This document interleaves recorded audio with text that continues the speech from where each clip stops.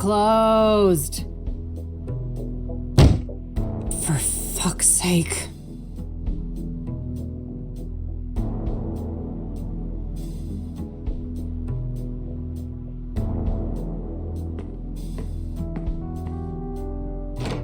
Hey, kid. Oh, Lucas. Gee, what happened to you? Looks like somebody's been through the ringer. You should mind your own business, old man, before I bring up your ex-wife. Hey now, I'm just looking out for a former student of mine. And you're always my business. Oh, I bet I am. That's the only way a has-been like you could ever stay relevant. Ha! Yeah, that must be it. Now, you gonna invite me in and just let me stand here like an asshole? Fine, come in then. You want some coffee? I got enough, old sis, thank you very much. That brew you make is rancid. Oh, I did that on purpose. I wanted to do detective work, not dumb chores like some airbrained secretary. Feigning incompetence, huh?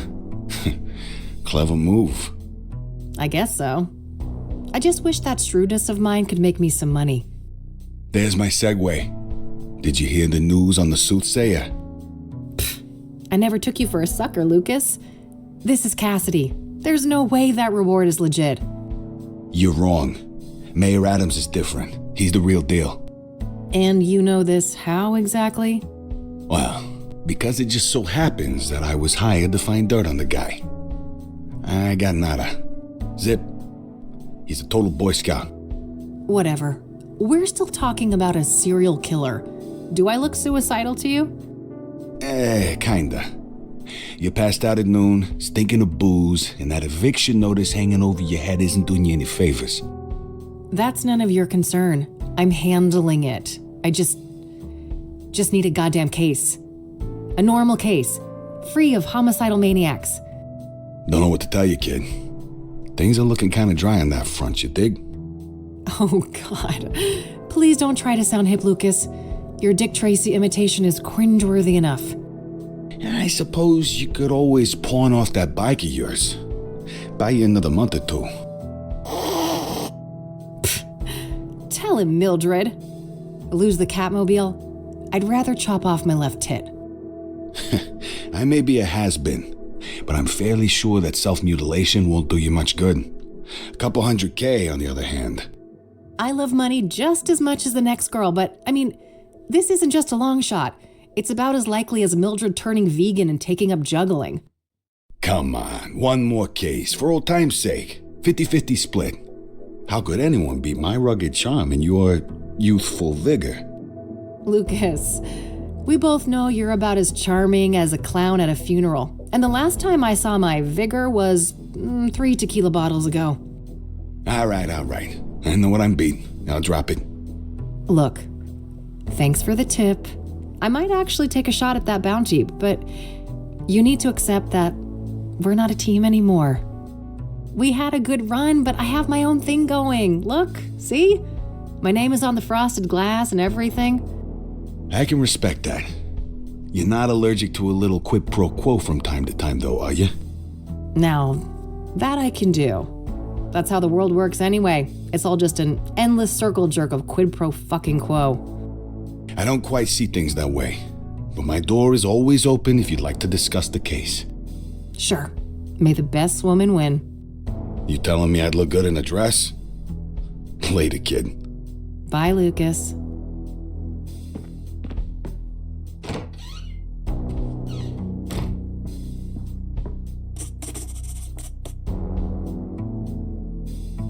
Well, it's not like I have anything better to do.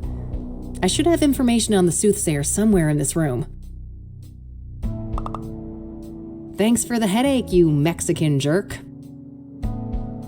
What bills? Never saw those. Nope, no siree. Yeah. Maybe there's something about the killings in these papers.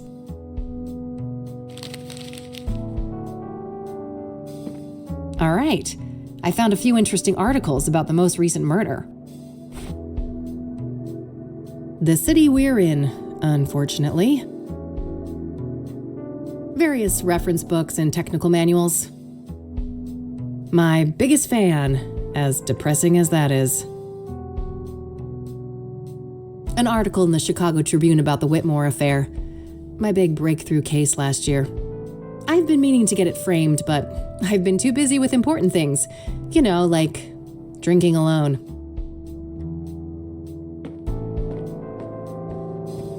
Thankfully, I don't need to make any calls right now. Every time I pick that thing up, I pray there's still a dial tone. Just outdated casework. Can't bring myself to take them down.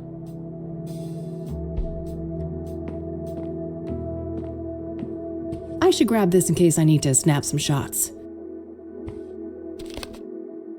It's a plastic laminator, a machine used to encase paper and other thin objects in transparent plastic. I mainly use it for fake IDs.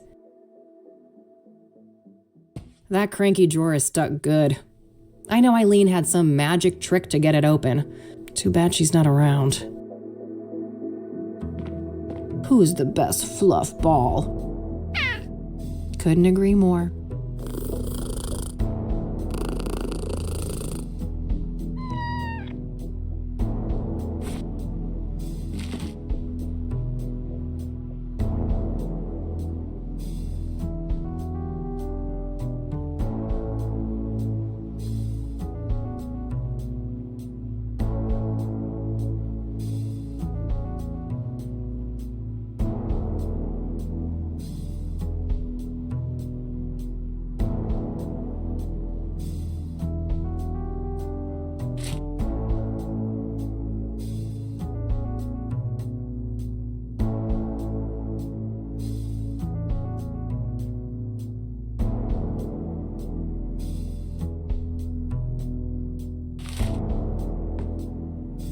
All right, I think that's everything I've got on Deborah in here. When I'm ready to leave, I should be able to learn more about the other victims at the library.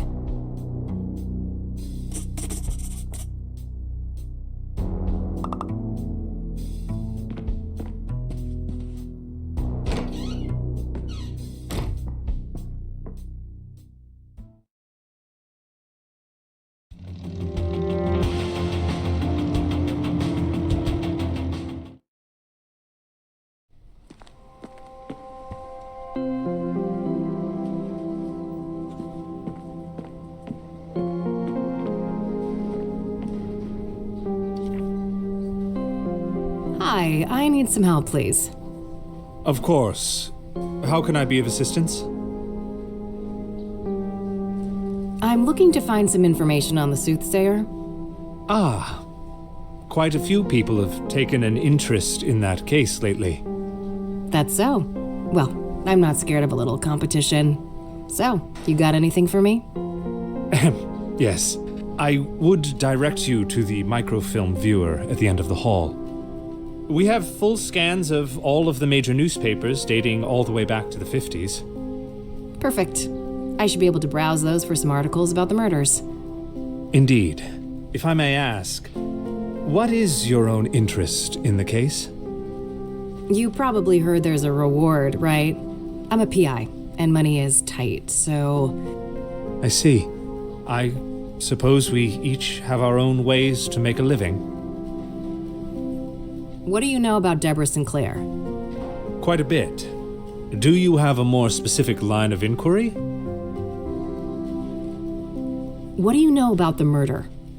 I believe she was killed at her writer's retreat, stabbed to death. The police say the MO was similar to the other victims, with the shattered mirror and all that. Where's this writer's retreat located exactly? There's an area called Bear Creek, just on the border of the national park.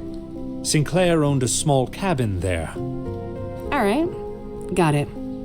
That's a decent drive, so I think I'll head out there tomorrow.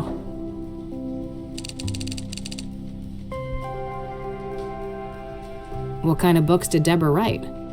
She dabbled in many different genres over the years, but her main bulk of work could probably be defined as horror, mystery, or a combination of the two.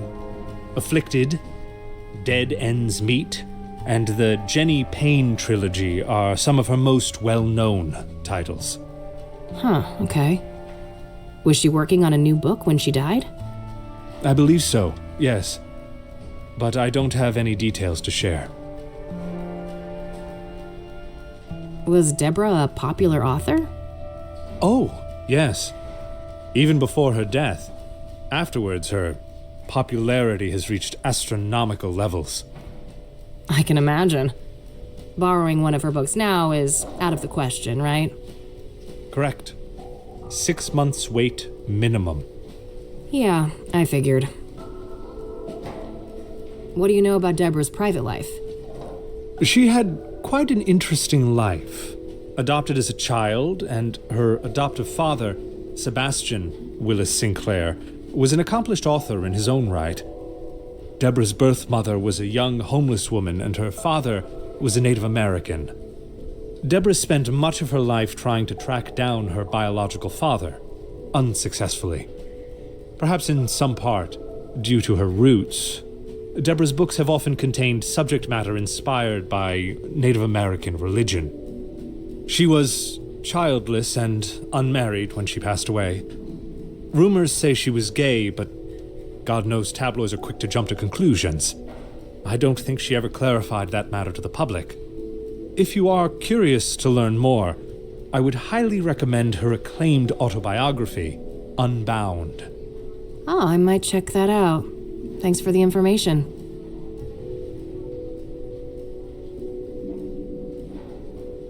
I don't see a reason to show him, though. Thanks. I'll come back if I have more questions. Very well. Good luck. You can rent one of those if you lack a fixed address. Let's hope things don't come to that. A bunch of magazines. Mostly celebrity gossip, it looks like. If I need a book, I should use the computer.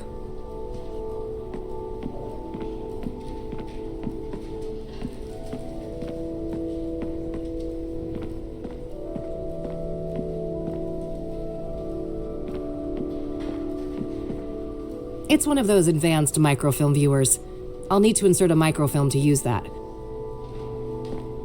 Microfilms containing images of scanned newspapers. They're organized by calendar date.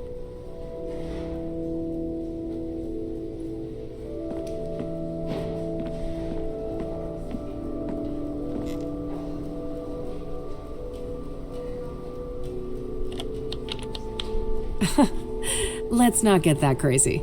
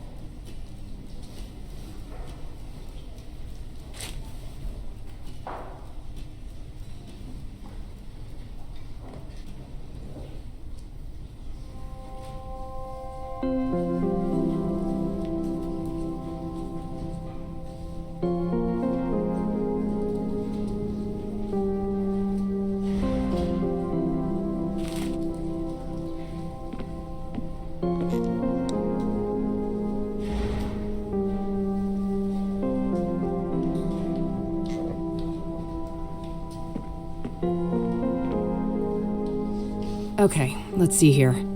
It would take ages to look through all the microfilms since the killings began, so maybe I can figure out on what date the murder prior to Deborah's occurred. Hopefully I can deduce the date of the previous murder from the articles I picked up at the office. When I have a good date written down, I can view the corresponding microfilm and look for useful information.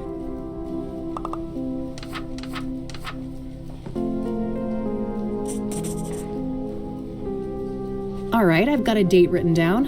I can use that to find the corresponding microfilm.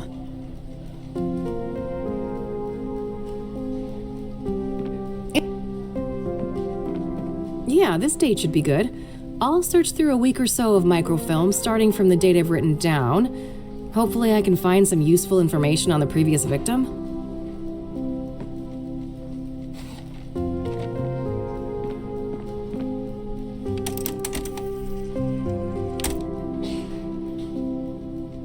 Yes, there we go. I'll have these printed.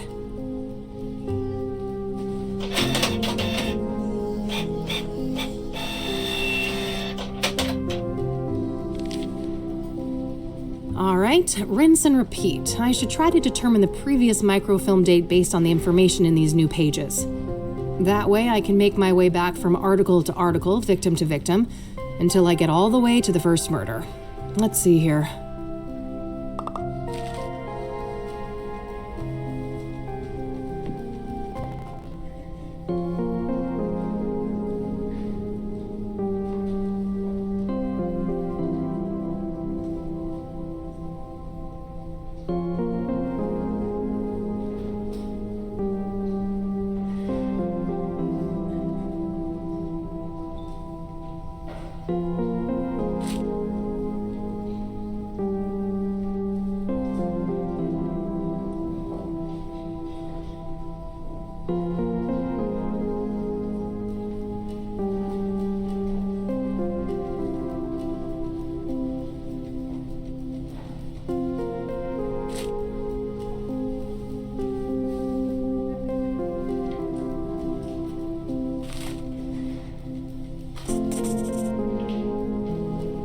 I know where Constance Hill is, but that's a fair distance from the city. Better save it for tomorrow.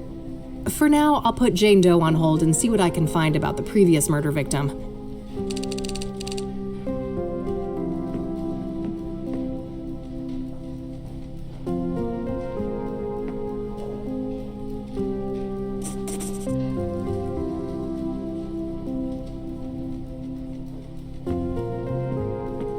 Yes, this should be the right date. Let's see here. Okay, let's have a look.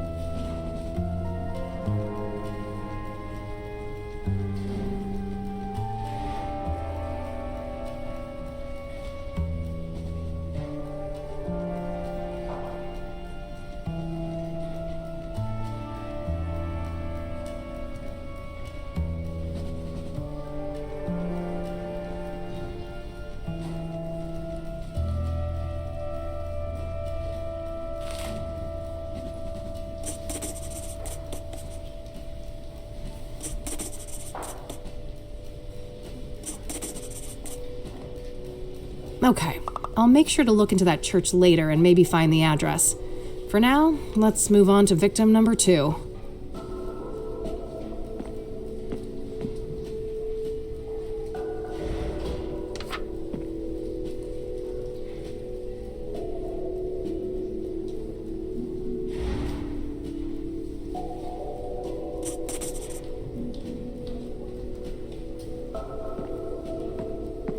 Yes, this should be the right date.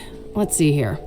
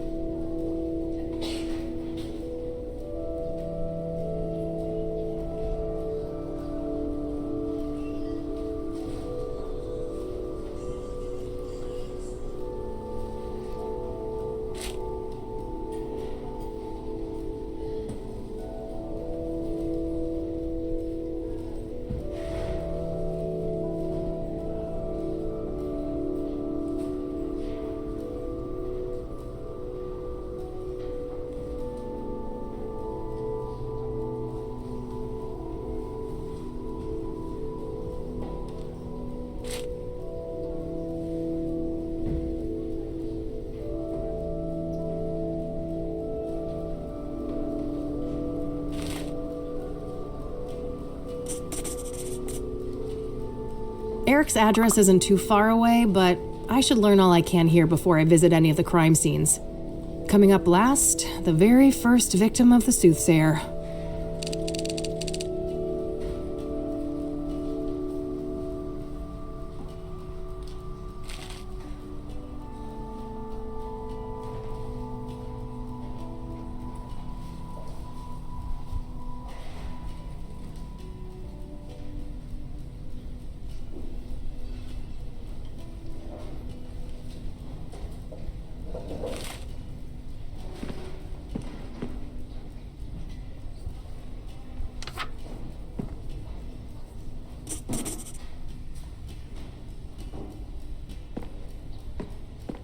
Yes, this should be the right date. Let's see here.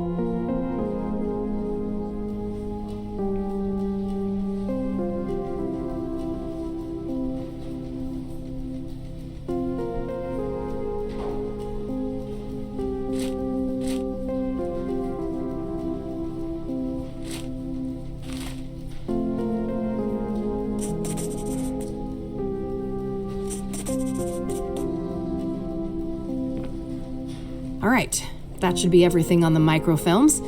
I think I'll continue to focus on gathering information today and then head to each of the murder sites tomorrow.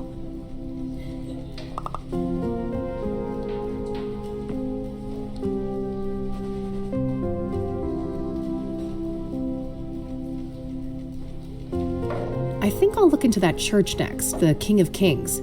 There was no mention of an address for it in the newspapers.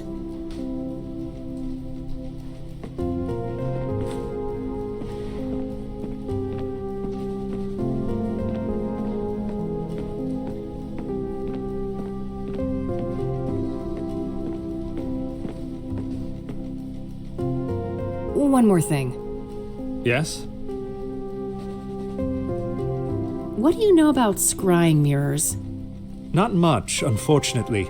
They're not within my area of expertise. Do you know anything about the King of Kings Catholic Church? I'm not familiar with that church, sorry. Thanks. I'll come back if I have more questions. Very well. Good luck.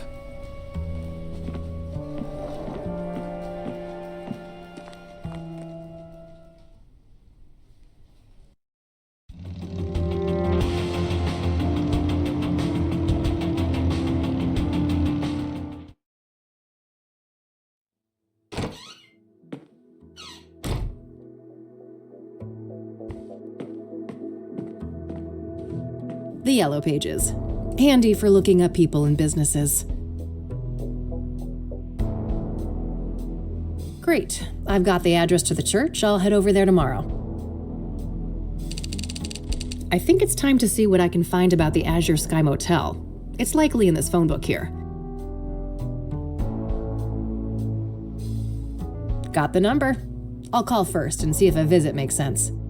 God knows I have to be careful with those last drops of gas left in the bike.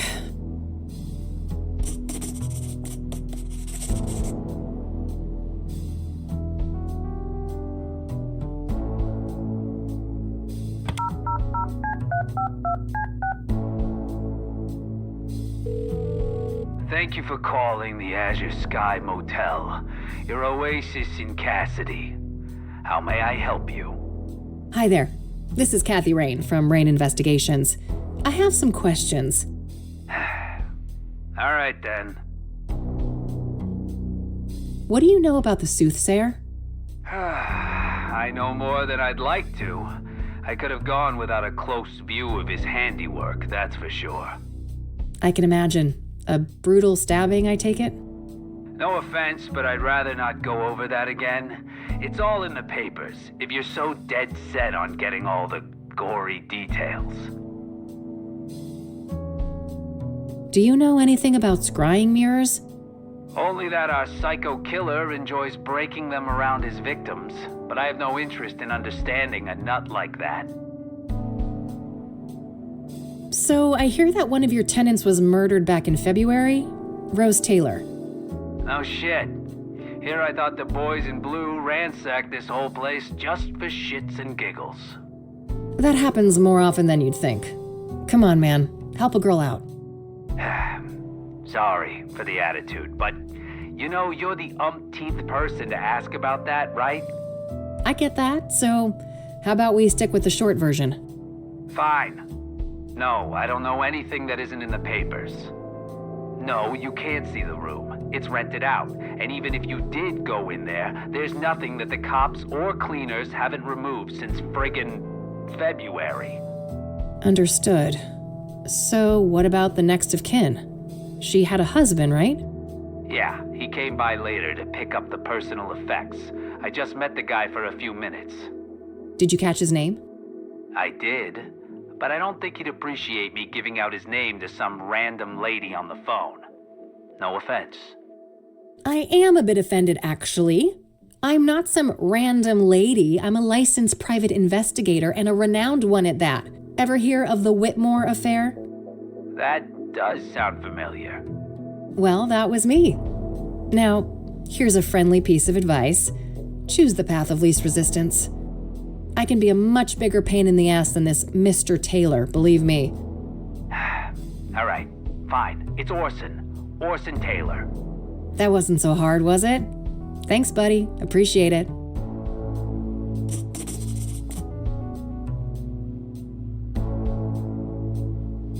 That's all, thanks. You're welcome. Have a great day now.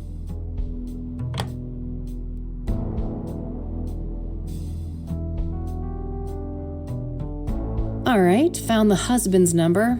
Here's hoping he's willing to talk to me.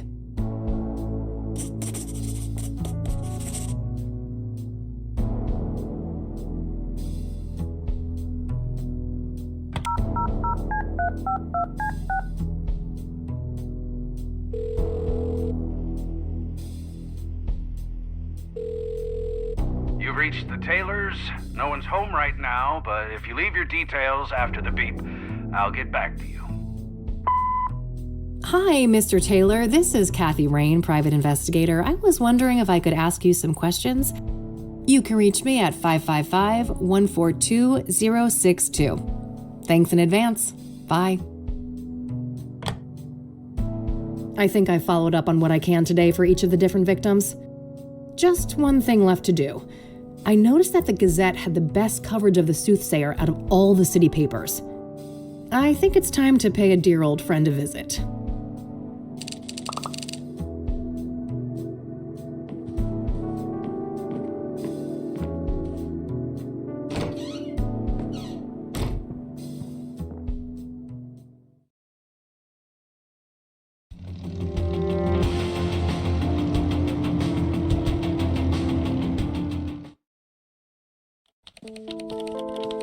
All right, here we are.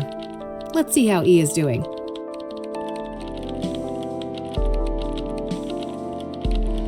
Looks like Eileen printed some business cards for herself. Nah, I'm not that desperate to get hydrated. Hey, Art, what's a synonym for A disappointing? few family photos. Eileen's got a big Christian family. Man, her brother is a hunk. Wouldn't mind getting some of that. Sorry, Summers couldn't resist. Oh, it says someone needs to rehome their cat. Disheartening. I'd be open to that, but Mildred would lose her shit. My fluffball needs her I'm Lebensraum. looking for a stronger statement. Nice view of the city from up here. Depressing, distressing, or maybe Cute little frog. E has had that thing as long as I've known her. Perfect. Thanks, Art. anytime, kiddo. Hello, sunshine. How's my favorite Christian reporter? Oh, what do you want, Kathy? I'm on a deadline here. No small talk, huh? Can't I check in on a friend? I wish, but We both know you only show up when you need something. Ouch. Well, I did have something I wanted to talk to you about. Let's hear it then. What do you know about the Soothsayer? The serial killer? But... Oh no, it's that stupid reward, isn't it? You betcha. Money in the bank, baby. Oh, brother. I'd say this is a terrible idea, Kathy, but it's not like you listen to me anyway. Oh, come on, Eileen. Don't be like that. No, don't even go there. Do you know how many times I had to go to HR to get people to stop quoting that stupid song? Poor old Johnny Ray sounded sad upon the radio. Art, make her stop. Why? It's not a half-bad performance. You guys are like peas in a pod. Ugh, well, now I lost my groove. I hope you're happy. Ecstatic. Are you done wasting my time now? Oh, lighten up, E. Aren't you thrilled about another big case? Teaming up, just like old times? You can't just pretend nothing happened, Kathy. You fired me, remember? I'll unfire you? Yeah, right. How do you even know you'll get that reward? This is Cassidy we're talking about. I was thinking the same thing, but Lucas did his homework. He says this new mayor is the real deal. That silly old man. He just wants one last case with his protege before retirement, even if it means you'll get yourselves serial killed. And I'm all here for it. Of course you are. It's not like self-preservation is anywhere on your hierarchy of needs. Can't argue with that.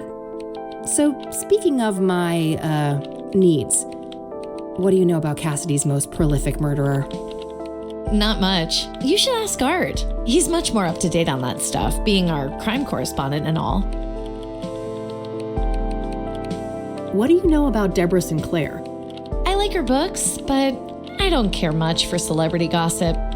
Awful thing that happened to her, though. What do you know about the woman who was burned alive by the Soothsayer? Oh, nothing. I hope that horrible demon is caught soon. What do you know about Benedict Townsend, the murdered deacon? I don't know anything about that poor man. Hey, you're a Christian. What does a deacon actually do? It depends on the denomination, but a deacon belongs to a church and can practically do the same work as a priest, with the exception of sermons and rites. Interesting, thanks. Are you familiar with scrying mirrors? I think so, yeah. You mean the black ones made out of obsidian, right? Yep. What do you know about them? Not a lot. I know they've been around since ancient times and that they're quite popular in New Age culture today. My friend Meadow is totally into that stuff. I bet she'd tuck your ear off about it. Oh? Sounds great. Where can I find her? Let me call her tonight and ask first, okay? She can be a bit peculiar about things. Sure, not a problem. Are you familiar with the King of Kings Catholic Church? I'm not. My family, we're Protestants. Do you know anything about Eric Holloway, one of the Soothsayer victims? Not really. I'm sure you know more about him than me. What do you know about Rose Taylor, the first Soothsayer victim? She worked as a nurse, I think. Other than that, I don't know much. Have you heard of the Azure Sky Motel? That's where one of those serial killings happened, right? Yeah. Thought it sounded familiar. I don't know anything else about it, though. I don't want to ask her about that. I'll let you get back to your work. All right, see you later.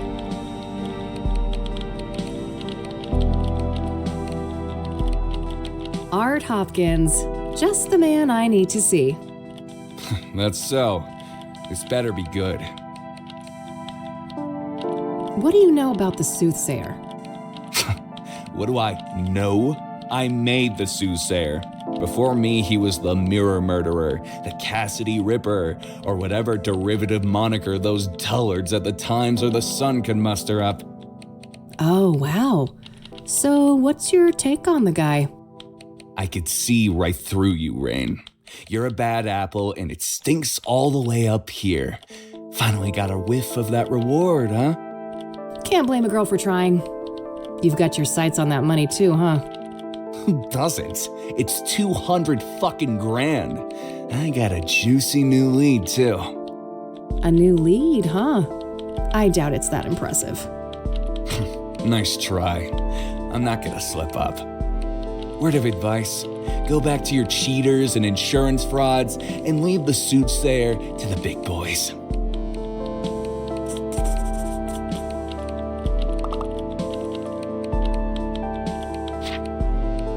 All right, that's all I needed. Okay then.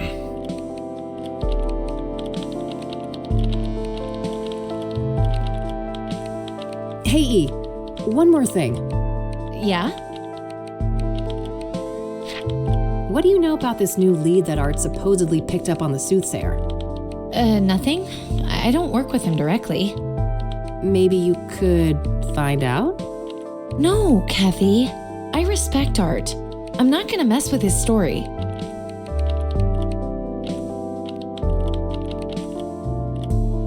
I'll let you get back to your work. All right, see you later. She respects Art too much to do a little digging, huh? That guy's a grade A asshole. It shouldn't take much to bring that out front and center.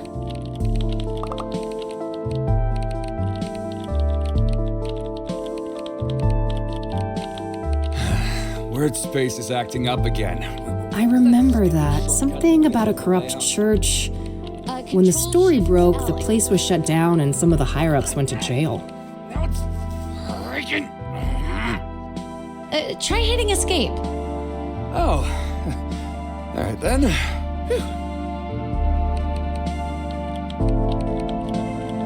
Can I pick your brain for just a few more moments? You're lucky I'm in a patient mood. That's quite the story you've got framed up there on that wall. Oh yes, one of my proudest accomplishments.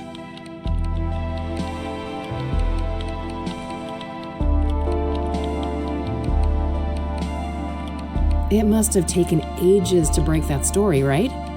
Half a year undercover. Now that's a proper investigation. Oh, God. I wouldn't make it 6 minutes, let alone 6 months among a bunch of embezzling Bible thumpers. That's why I'm the best. I do what it takes to get the scoop.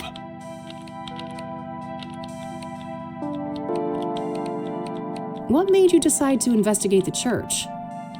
I had a family member in that parish. They told me some strange stories. Didn't take long for my reporter's instinct to kick in.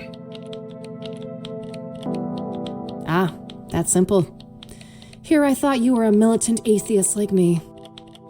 Don't project your own issues with religion on me, Rain. My goal was to bring those corrupt assholes to justice.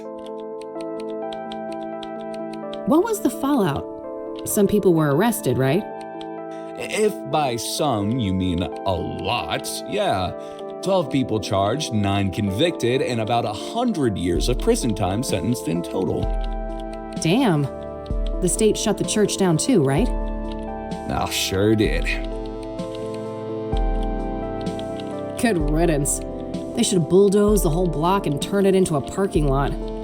Your words, not mine, Rain.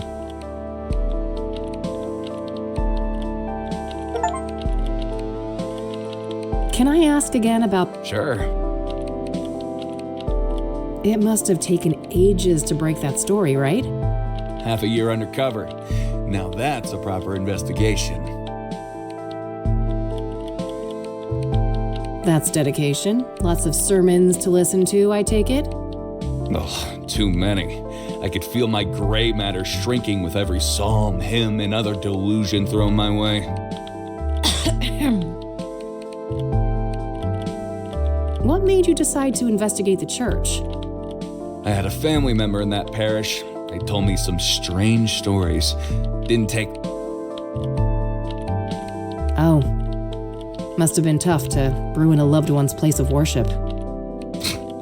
There They're better off, believe me. I'd prefer to keep them out of organized religion altogether, but at least now they're no longer associated with goddamn criminals.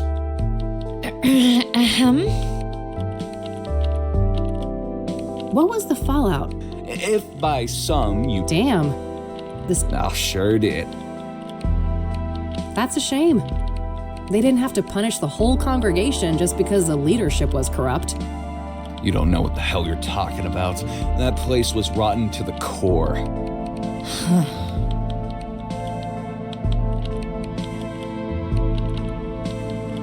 All right, that's all I needed.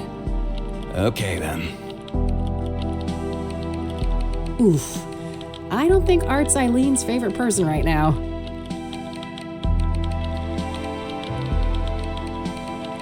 Hey, E, one more thing. Yeah? Man, I'm itching to know what Art's new lead on the Soothsayer is.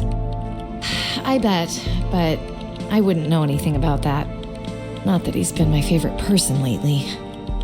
You could still find out, right? Don't you want to ruffle that arrogant prick's feathers a bit? Well, Pretty please.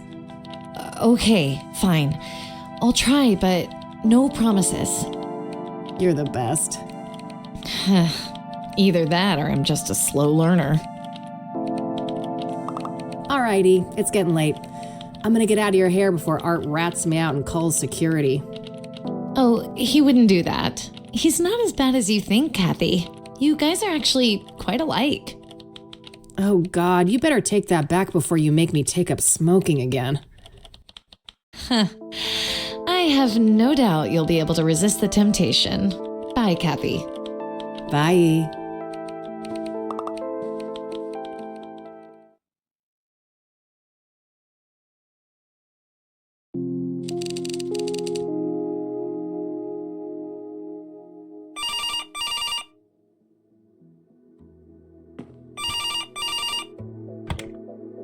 Rain Investigations.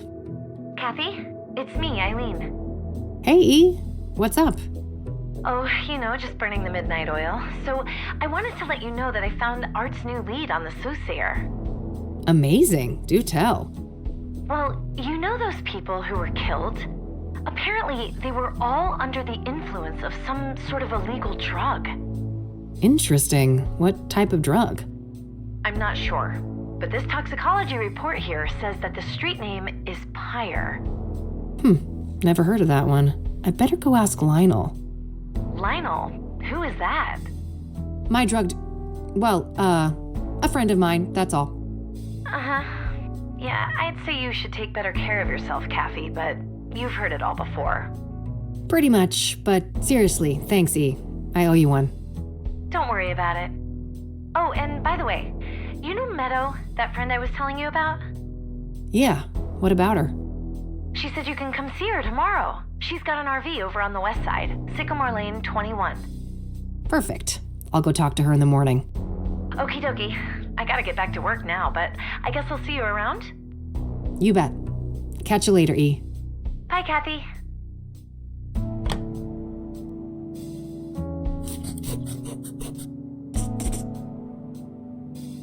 Pyre, huh? I better call the cop shop and ask Josh about that.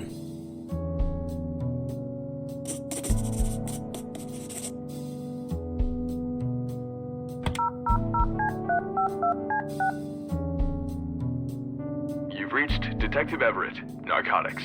I'm not available right now. Please leave a message after the beep. Hey, Josh, this is Kathy Rain. Been a while, huh? Let's meet and catch up. I have something I want to run by you. Hit me up at my work number, will ya? Okay, bye. All right, I guess that's that. Let's see if Lionel is at his usual spot.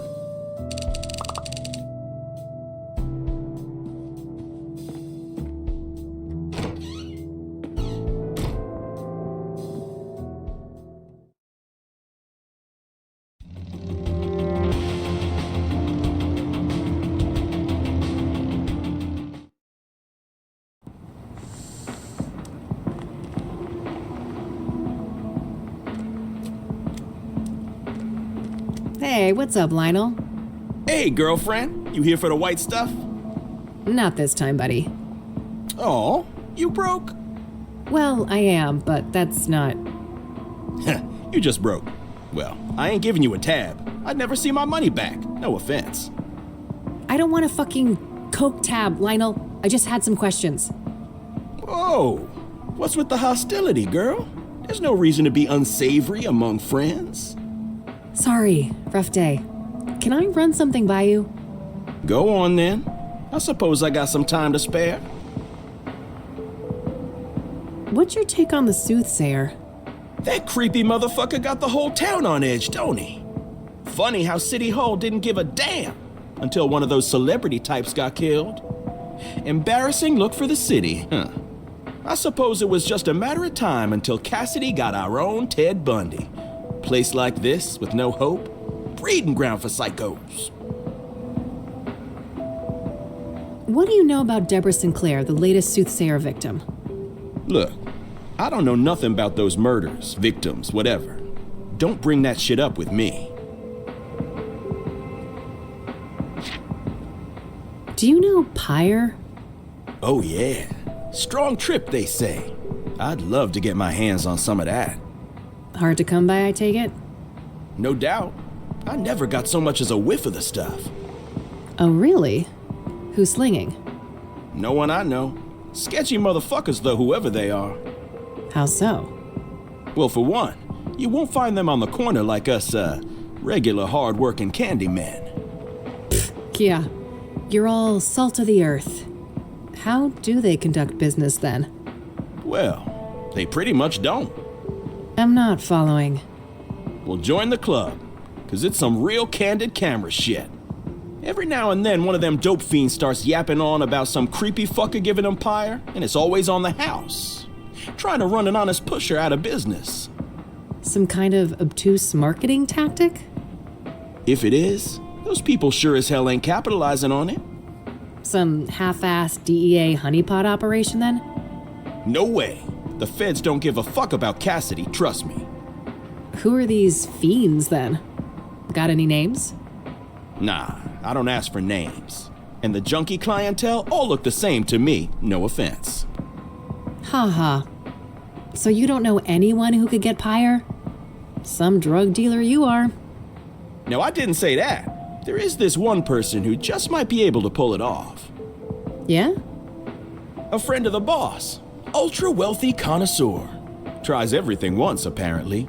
Rich. I mean old money rich. Deeply connected. Quite the sales pitch. Are you gonna give me a name or just leave a girl hanging in suspense? Now, let's not get ahead of ourselves. Surely a gumshoe such as yourself is well aware that information is a commodity. I told you, I'm fucking broke, Lionel. And I ain't deaf. We're talking a simple exchange. If you find out who's slinging Pyre, you send the Love Lion a word. Deal. Loaded guy's name, please. It ain't a guy, strictly speaking. It's one of those, transsexual types. Prefers to go by the name Hannah Verdue. Verdue? That rings a bell. Some French family, right? Mine owners? You tell me. Sounds about right.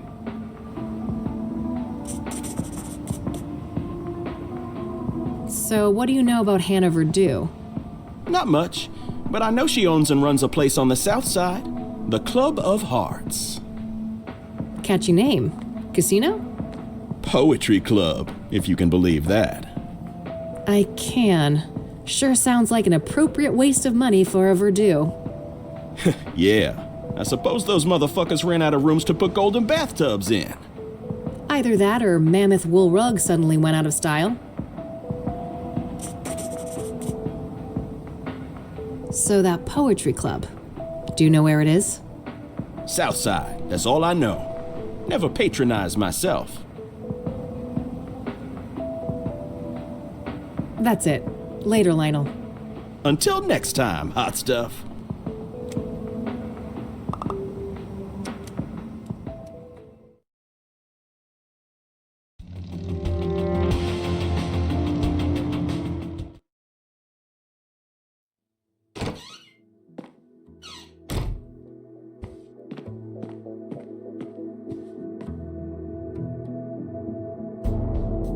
All right, found an address. They're not open until Friday night, though. Guess I'll have to wait a couple of days. Ooh, I'm beat. You want to hit the sack, girl? Come on, then.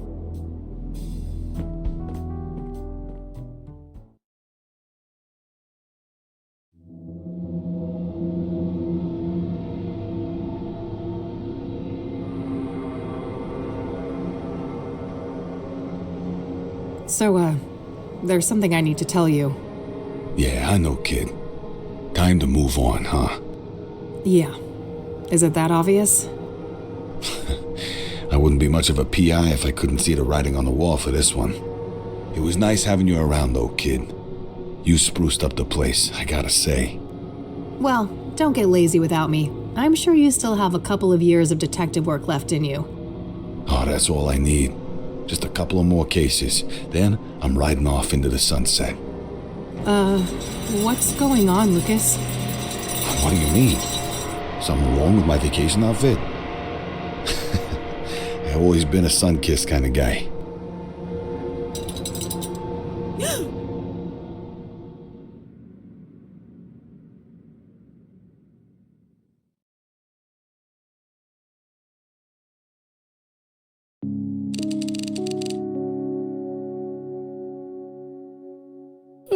Okay, Kathy. Enough loitering. Time to get back out there. You've got places to be.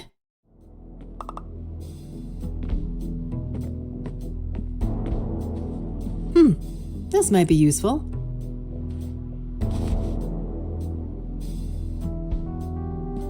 I wish, but if I don't shape up and get some work done, I'm gonna end up sleeping somewhere way less comfy.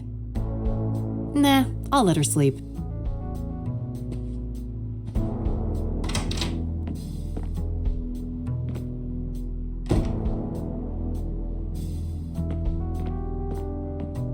Let's see here. This is Orson Taylor. I only have one thing to say to you. Eat shit and die. Yeah, you heard me. I'm sick of being harassed by vultures like you. Stay the hell away from me and my family. Yeah, I get it, bud. No need to be an asshole.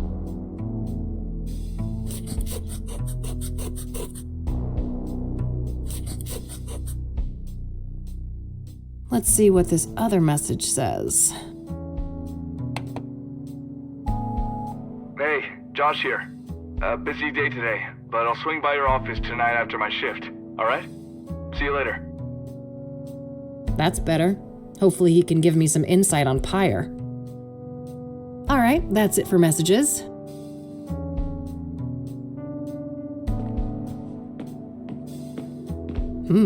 What's this? Pyre is the key. T. Damn. This T knows what I'm up to. The question is, are they friend or foe?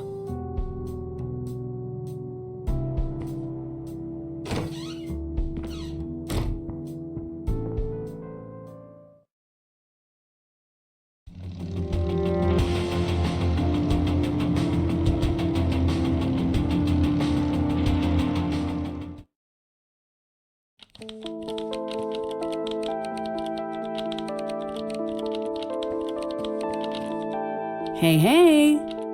Hey, Kathy. What's up? Hey, do you mind if I borrow some tape, E? Fine.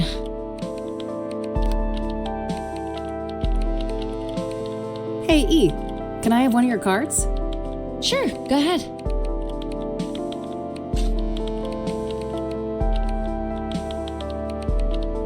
I'll let you get back to your work. All right, see you later.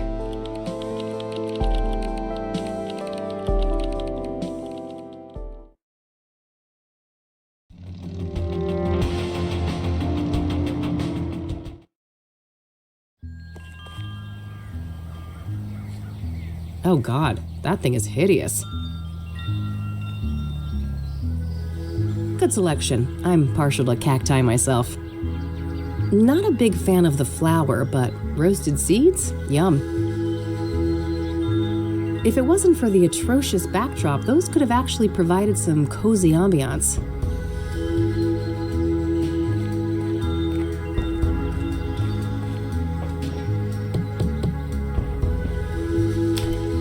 Oh, my lord. What? Did I step in something nasty on my way here?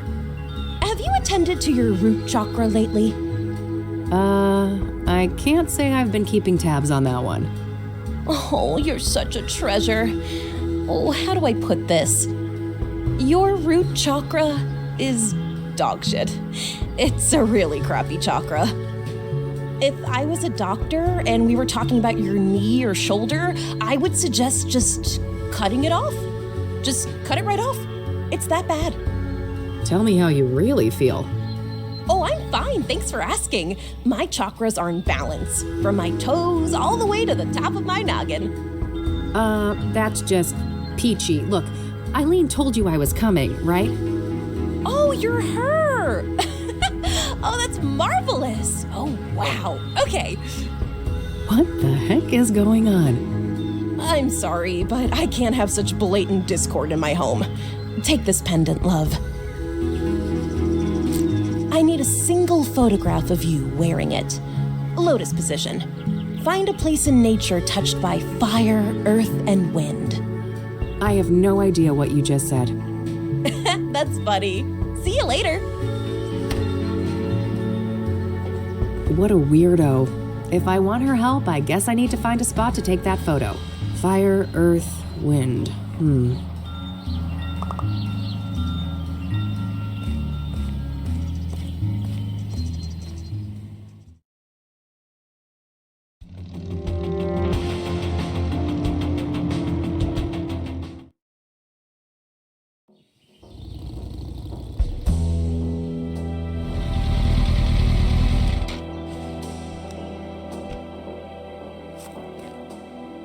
Here we are, Constance Hill. This better be worth the trip.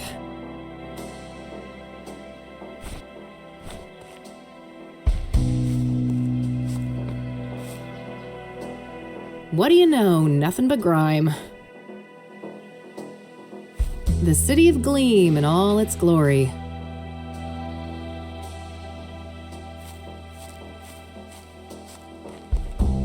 This must be it. This is where they found Jane Doe.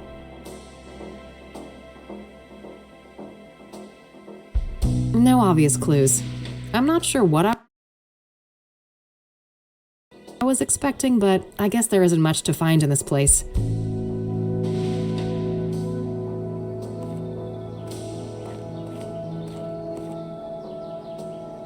Well, it ain't city concrete if it isn't covered in spray paint. Looks like this place was a party spot. Hey! You're not supposed to be here! It's a free country, nutjob. Step off before you get hurt. Your face is all wrong! Take it off!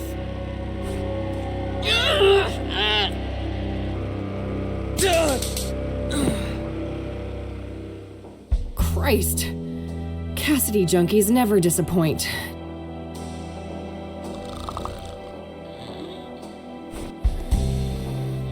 He's had enough.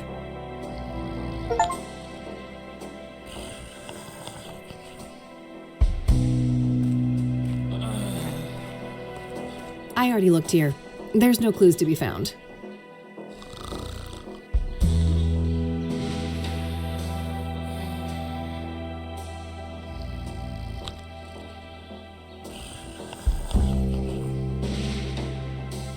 Not a bad idea, but I might want to put on the pendant first.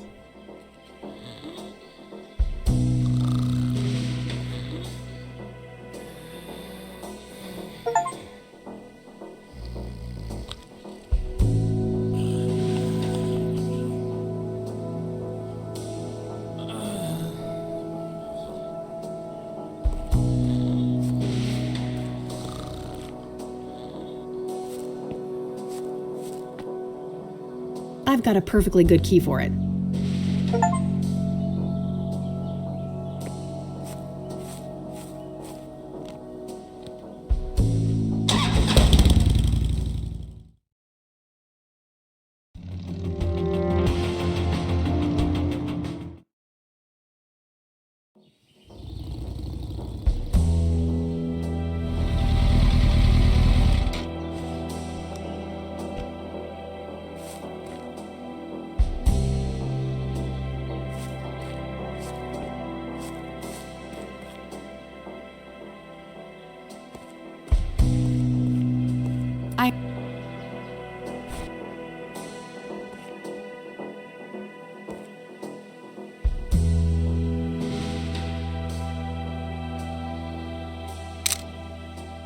I've got earth and fire present here, but I didn't quite catch the wind.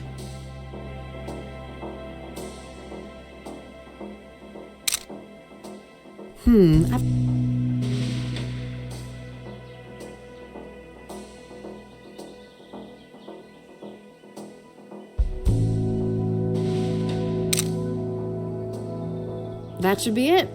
I better get this back to Meadow.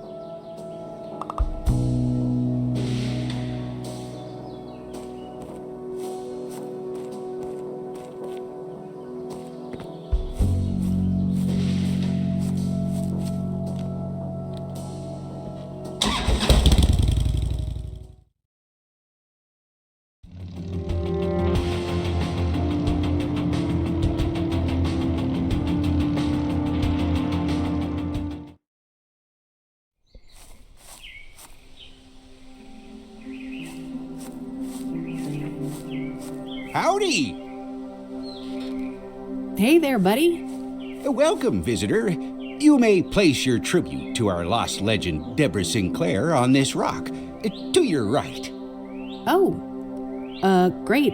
I'll get on with that in a minute. Who are you?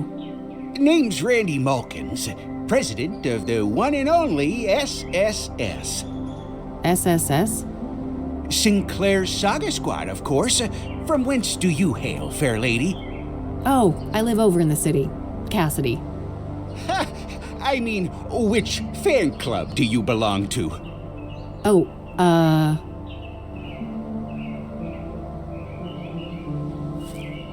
Dazzling Debbie's Chapter Chasers, of course. Never heard of it.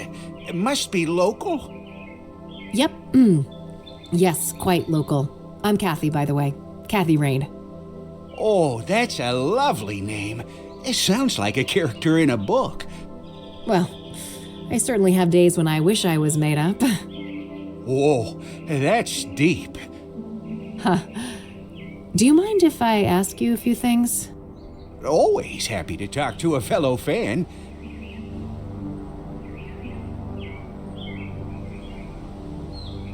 So, let's talk about Deborah. My favorite topic. Don't mind if we do. So, her death. Do you know what happened? Well, I follow the news like everybody else. I didn't think much of the killings. These things happen. But never in a million years would I expect poor Deb to become a victim. So, do you know the sequence of events exactly? Supposedly, some maniac came out here and stabbed her, right in this cabin. No sign of a forced entry, so either the door was open or she let him in. Any idea of who would want to do that to her? Did she have any enemies?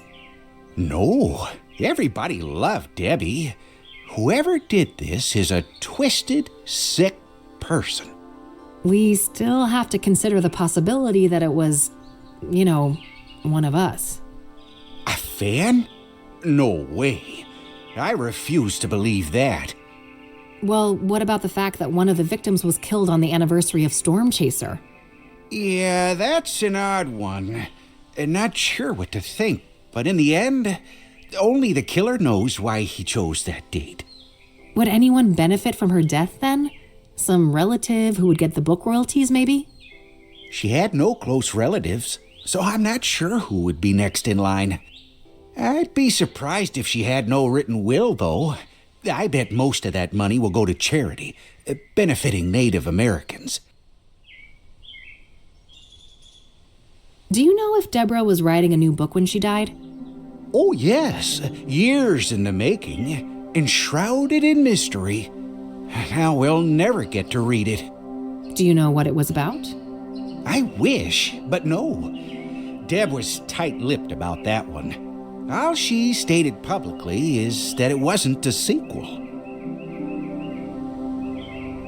Have you ever met Deborah in person? Oh, for sure.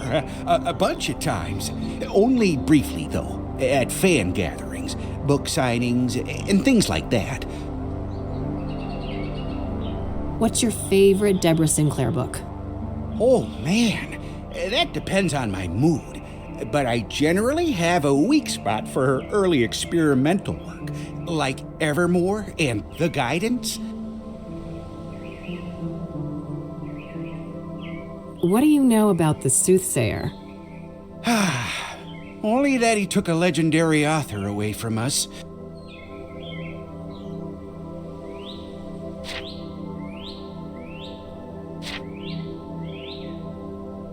So it would be pretty interesting to have a look inside the cabin, huh? Oh, I have definitely entertained the thought. Who wouldn't want a closer look inside the famous cabin of Deborah Sinclair? So why not? There's no one else here. I won't tell if you won't. That's so? I'm not sure your intentions are pure. Maybe if I knew you were a true fan of Deborah Sinclair. Oh, but I am. I told you. I'm a longtime member of Dazzling Debbie's Chapter Chasers. You know, the old DDCC. Uh-huh. Then I guess you wouldn't mind answering a few questions about our favorite author. Now, would ya? Of course not. That would be easy peasy for an avid fan like me. I'm glad. Let me just dig out this old beaut for you then. Behold, the official SSS membership application form. A written quiz? Are you fucking serious? You chicken. Yeah, I figured you were just a poser. Oh, shut up and give me that thing. There you are. Let me know when you're ready to hand it in. Yeah. I'll let you get back to your reading. Don't be a stranger. I guess I need to read up on Deborah. There's probably some useful information at the library.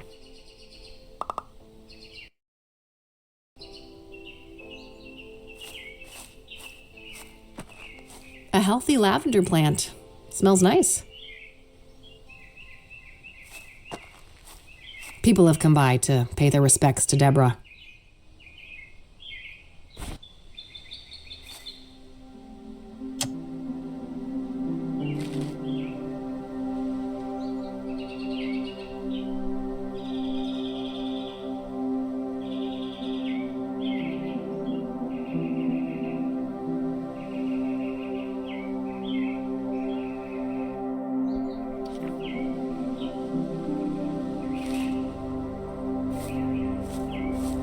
Here, I finished your stupid quiz. Uh-oh, not even half right. Yeah, there's no way a fan of Deborah Sinclair would be this clueless. Well, better luck next time, Missy. Keep the form if you want to retake the test.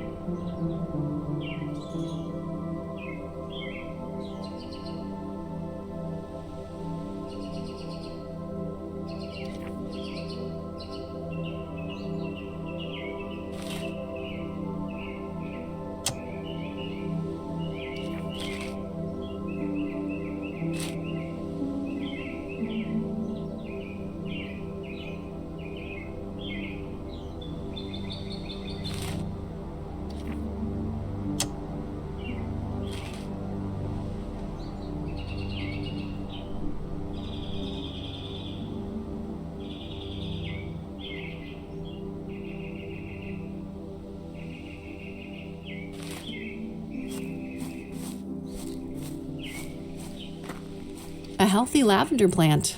Smells nice.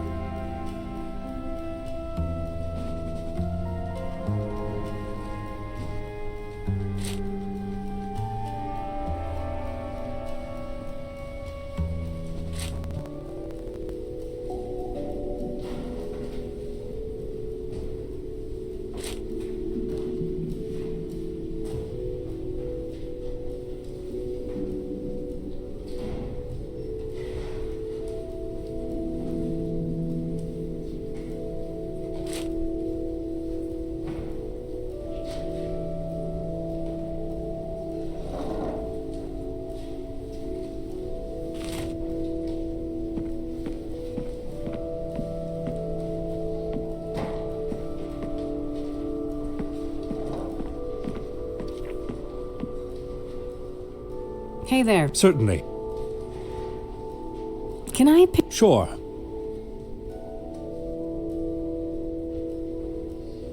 Was Deborah? Oh, yes. I can imagine. Correct. Yeah. What do you know about Deborah's? She had quite an interesting life. Adopted as a child, and Deborah, perhaps she, if you... Oh, I'm... Thanks. Very well.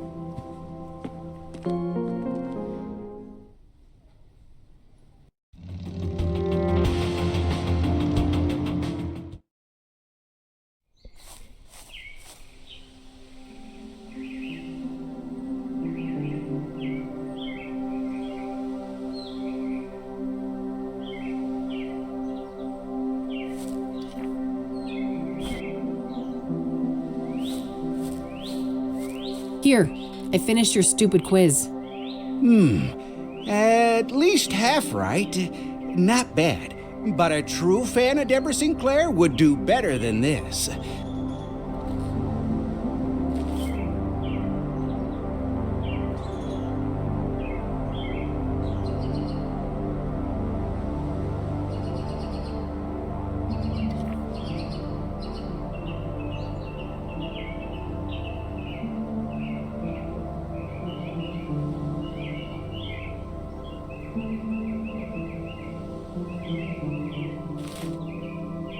Here, I'll be damned!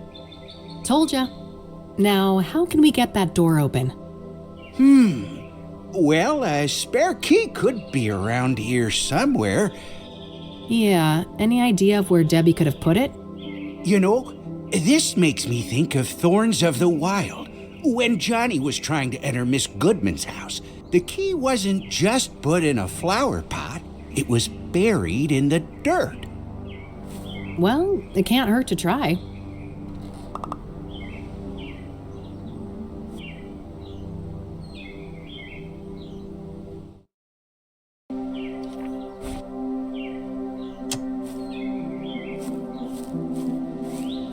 Hey, Randy, this is what I think of your fucking quiz. Holy shit! You incinerated an official SSS membership form? I sure did. What you gonna do about it? I only have one thing to say to you. That's brilliant! Bravo! Only a true fan of Deborah Sinclair would reenact a scene from one of her least known works. Yeah. Of course. That was obviously my intent. Consider yourself an honorary member of the SSS, fellow fan. Honored to accept. Now, how can we get that door open? Well, a spare key could be around here somewhere. Yeah, any idea of where Debbie could have put it? You know, this makes me think of Thorns of the Wild.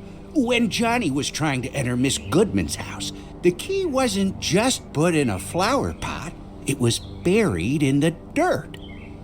Well, it can't hurt to try.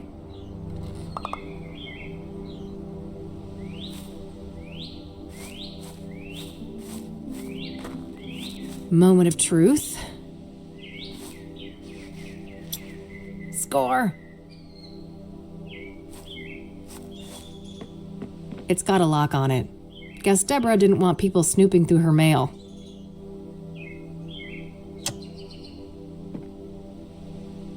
Checking the mail too, huh? Yeah, I figured there could be something useful in here. Good idea. I'll keep a lookout. You better share your findings, though. Yeah.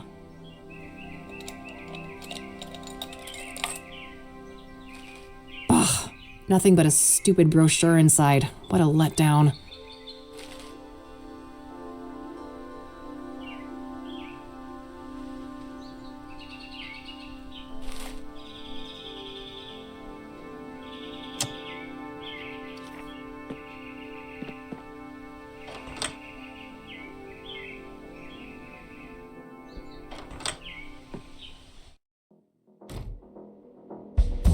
Just some old, dusty decorations.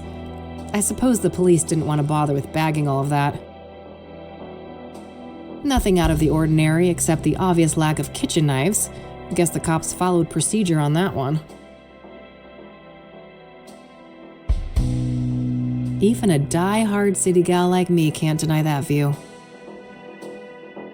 An author with a book collection. What a shocker. Nice little fireplace. This cabin might be quite cozy if it wasn't for the, bloodbath.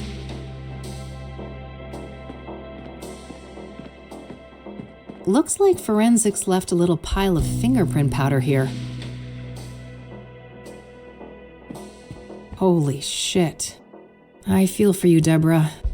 She was clearly stabbed when sitting here. The killer must have been showered in blood.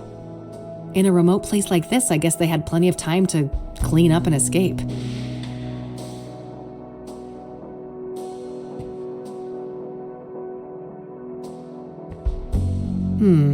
I can see tea stains from 2 cups on this table. Did Deborah have a drink with her killer?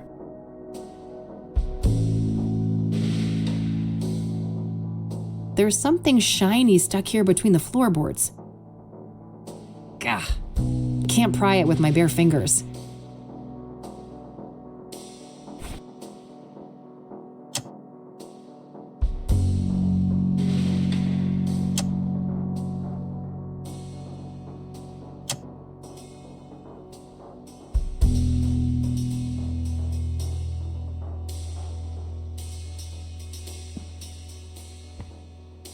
Way too clean of a workspace. The cops must have taken everything.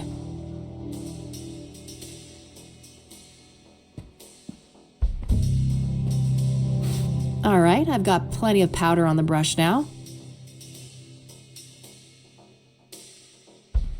I should have a closer look before I try and use any of my items with that.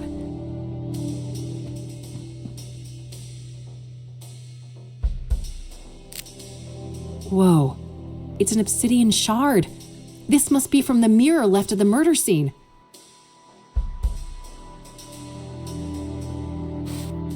Wow, there's an actual print. All right, gotta be careful.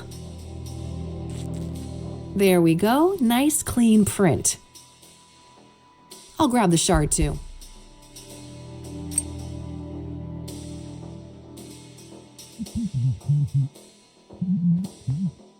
Oh, good day, officer.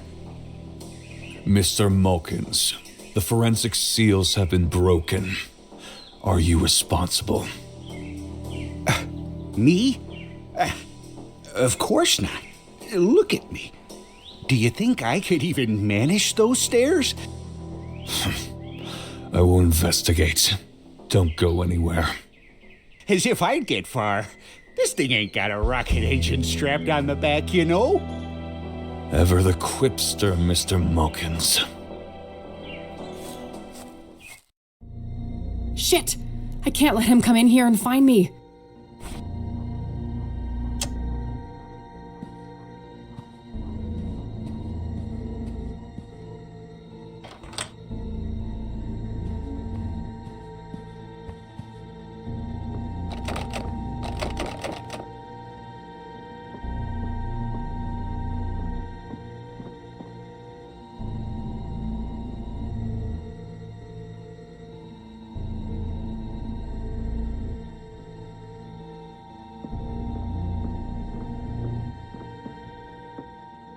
Phew, that was close.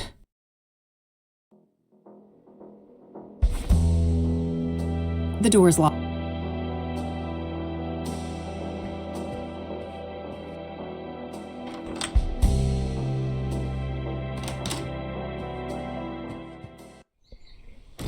Better lock this up. Close one, huh, Kathy? Sure was. Thanks for the assist, Randy. You're the man. Ah, shucks. Couldn't let a fellow fan get in trouble.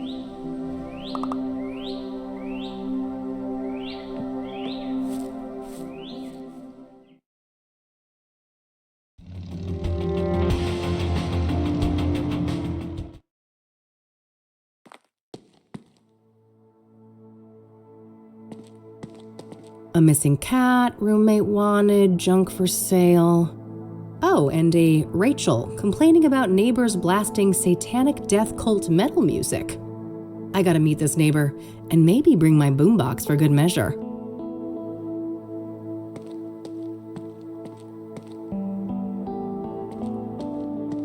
Nothing but overdue bills. I don't think that's worth tampering with. Notes left from friends and family. Nothing in particular stands out. The next door neighbor of Eric. No reason to bother them unless I have reason to believe they knew Eric well.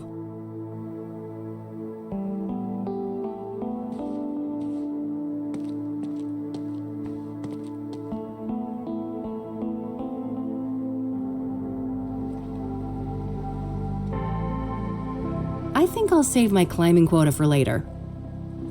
Frag. Boy, this person gets around. I've seen their work all over town. God, I wish my apartment building had working AC. Been nagging my landlord for months about it.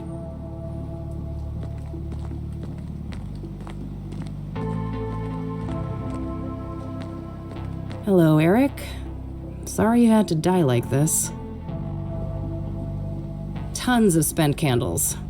After dark, this little shrine must have looked quite nice under candlelight. All dried up. No surprise, it's been months since the murder.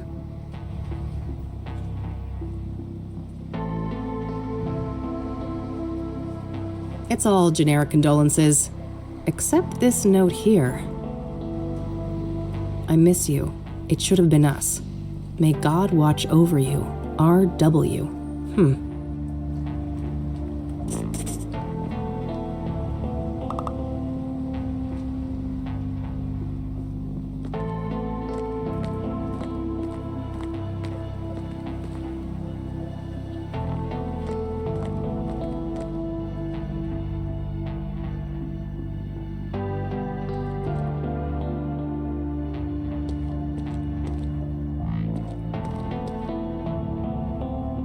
Hooked on Jesus, huh? Guess they'd get along with Eileen. Rachel Wang. Oh, that's R.W. Rachel must be the one who wrote that note on the roof.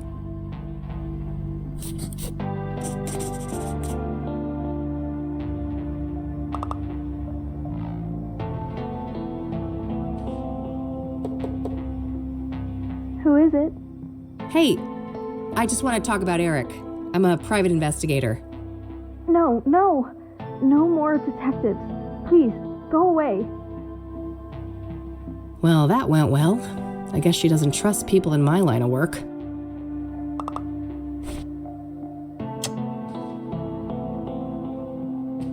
I better look at the card first. It's Eileen's business card. Eileen Summers, junior reporter. Her work number here might be useful. I'll add it to my notebook.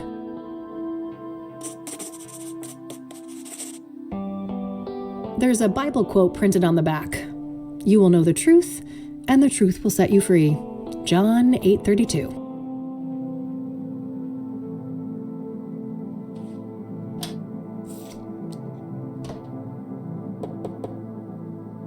Hey, it's Rachel, right? I dropped my card in your mailbox. I just want to talk.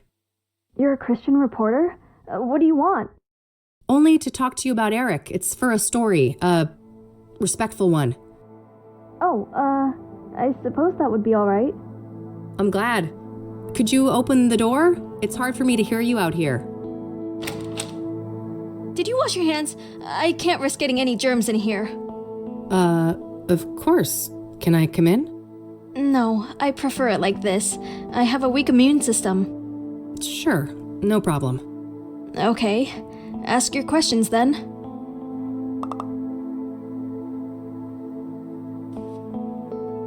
So, let's talk about Eric. All right, what do you want to know? What was Eric like as a person? Oh, he was just such a kind, loving man. Not a bad bone in his body. He had so much going for him. But then bad things happened, sending him down a dark path. What bad things?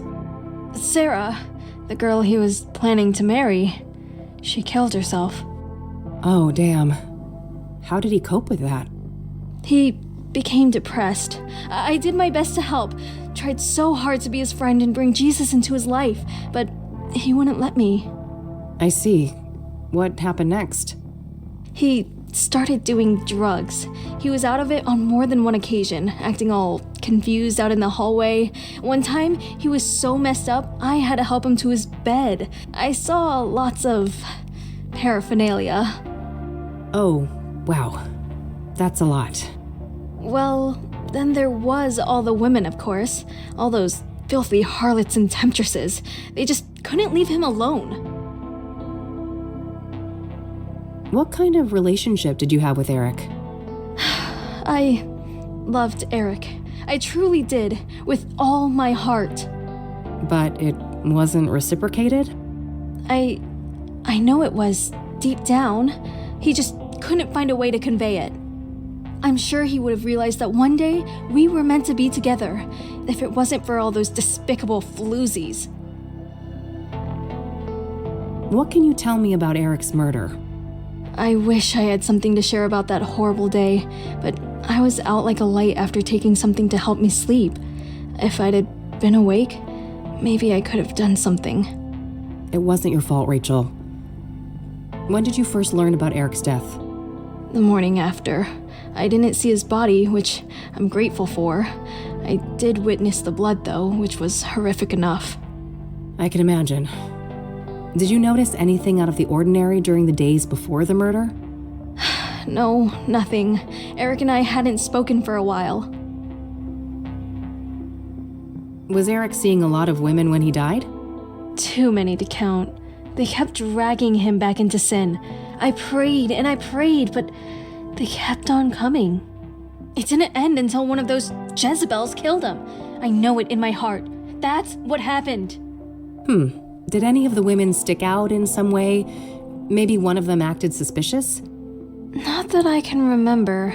I'd have to check my... no.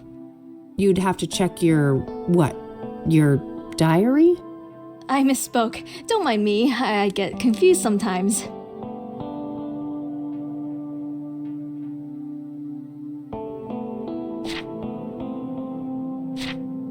That's all my questions. Thanks. You're welcome. Bye now, and God bless you. Yeah. You too. Poor girl, this Rachel. She seems to have quite a few issues. I'm not sure how reliable her information on Eric is. In any case, I think I'm done here for today.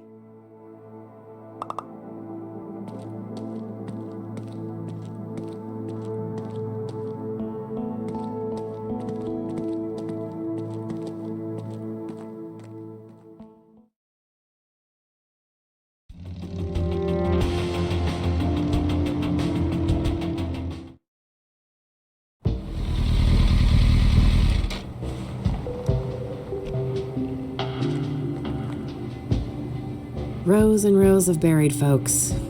Makes me think of Grandma. I'm glad I got a chance to reconnect with her a few years ago.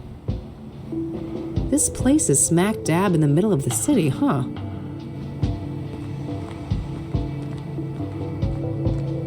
The King of Kings Catholic Church, established 1904.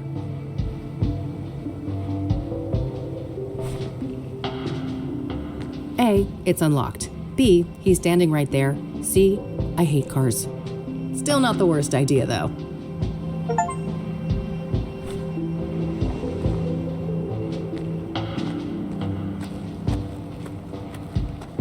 Hey there. How's it going? No time to chat, young lady. I gotta get this old bird up and running. You'll have to come back later. Engine trouble? Can I help? Maybe so. As long as you aren't a complete dimwit. See that toolbox? Yeah, what about it? It's real simple. I'll ask you for tools. You hand them over, one by one. No problem. Sounds easy enough. Good. Just don't hand me the wrong thing. That would be an abject disaster. I think I can handle it. I happen to know a thing or two about engines. That's so. There should be smooth sailing then. Let me know when you're ready.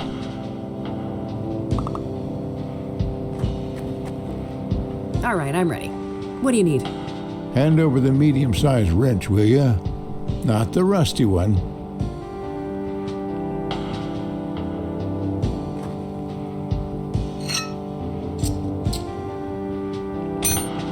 All right, now something to cut a wire and check the voltage.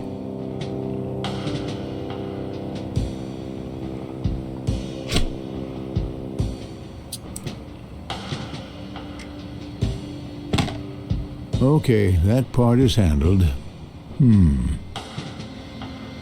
Give me the regular pliers and then the big Phillips screwdriver.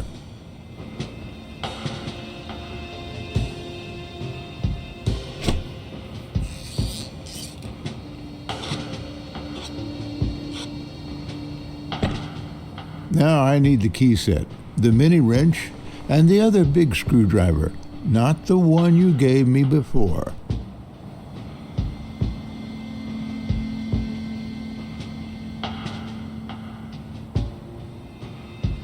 Can you repeat that? Now I need the key set, the mini wrench, and the other big screwdriver, not the one you gave me before.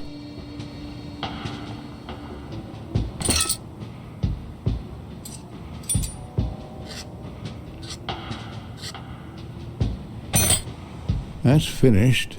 What's next? Hand over the rusty wrench, something to bash with, and the small flat screwdriver, will you?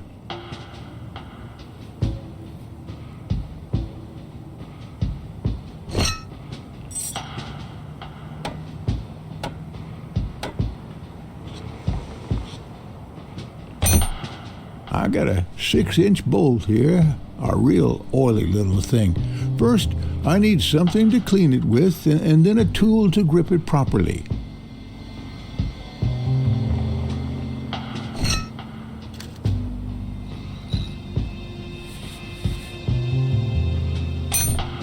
Hand me the other type of screwdriver. Same size as the last one you gave me. Also, I need a wrench 2 sizes smaller than the last fixed-size wrench.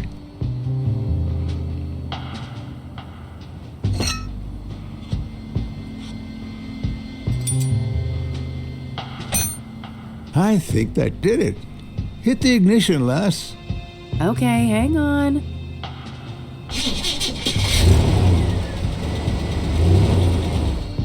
Praise the Lord. I prefer to go by Kathy, but thanks. I didn't quite catch that, young lady. Oh, never mind. Now I think I've deserved a little chat. You're Reverend Winters, right? Indeed. Hugh Winters at your service. And who might you be? The name is Rain, Kathy Rain. I'm a private investigator. Oh, I see. Another one. Very well, ask your questions then. So, the reason I really came here was to ask about the Soothsayer. Very well, go ahead. Were you the one who found the murder victim?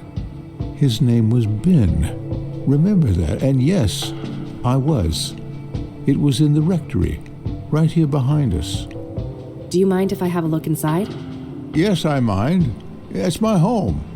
But the police already ransacked the place, and we had the whole room refurbished for the reconsecration. I understand. Can you walk me through what happened that night, then? Well, I came back late, after traveling. The front door was unlocked, which is unusual, but not overly alarming. I entered and kept quiet in case Ben was asleep, but it didn't take long for me to notice that his bedroom door was wide open. That's when my eye caught the shadow of his hanging body. I ran up to the doorway and saw him on full display, and, well, I froze from shock. It was immediately clear that there was nothing I could do. He wasn't moving. He wasn't making a sound, and his face was blue. The world didn't make sense until I got my bearings. Took a small step and heard the cracks of broken glass under my shoe. I saw the mirror shards and I realized that he didn't do that to himself. Someone must have done it to him. I carefully backed out of the room, called the emergency services, and they arrived shortly thereafter. Did you notice any other relevant details in the room? No, like I said, I was in shock. My friend was dead, murdered. I needed to get the authorities there, and I had to go pray. Understandable. Who do you think did this to Ben? I don't know. But he had plans to meet someone that night. A lost soul, he said. I never inquired in detail, saw no need to ask more. Now I obviously wish I had. Did Ben keep records of his meetings? He did, but none were found, so I can only assume that the killer disposed of them. Sounds likely. Was there anyone that he was seeing like this regularly? I'm sure. I wouldn't know any specifics. I haven't been involved in that work lately. I see. Thanks. If you don't mind me asking, what was Ben like as a person? I'm glad you asked, because these days most people know him as Ben, the murder victim. Isn't it a tragedy how a man's life's work can be so utterly overshadowed by his final moments? Tragic indeed. Perhaps you can help me get a more nuanced view? I'll try. Ben was a good man, a good Christian, and he always managed to stay optimistic despite leading quite a difficult life. Difficult how? I shouldn't say. He wouldn't want me to share all of his secrets. But trust me, he carried great pain. Fair enough. Did he have any immediate family? No, and he never married. He had distant relatives out of state, but as far as I know, they were estranged. Okay. Next of kin? Never came into play. He had a written will and left everything to charity. Got it. Thanks. Care to tell me about your church? Well, the King of Kings is a Catholic church with roots nearly as old as the city itself. These days, we're a fairly small congregation, around 200 active parishioners. I see. So how long have you been a priest here? Coming up on 30 years now. Oh, wow, that's a long time. I suppose so, yes. But I've been nothing but content here until the murder, that is. Things will never be the same. Yeah, I can imagine. All right, that's all. I'll let you get back to the repairs. Very well. Take care, young lady.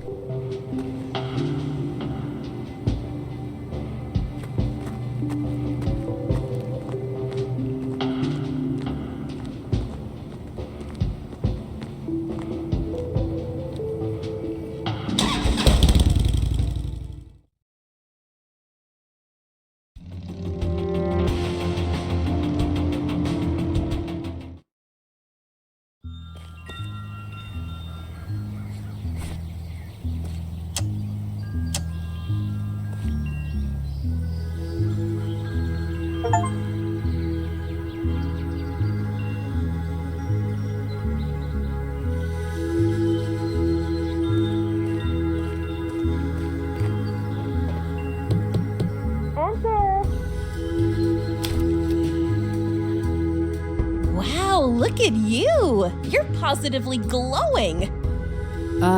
Thanks, I guess. I took that picture you wanted. Oh, that's okay. I can see that your chakra is well taken care of. Oh, aren't you supposed to have scars, though? Scars? What are you on about? I've got plenty of emotional ones, if that counts. Oh, never mind. I must be confusing you with someone else. Have a seat, love.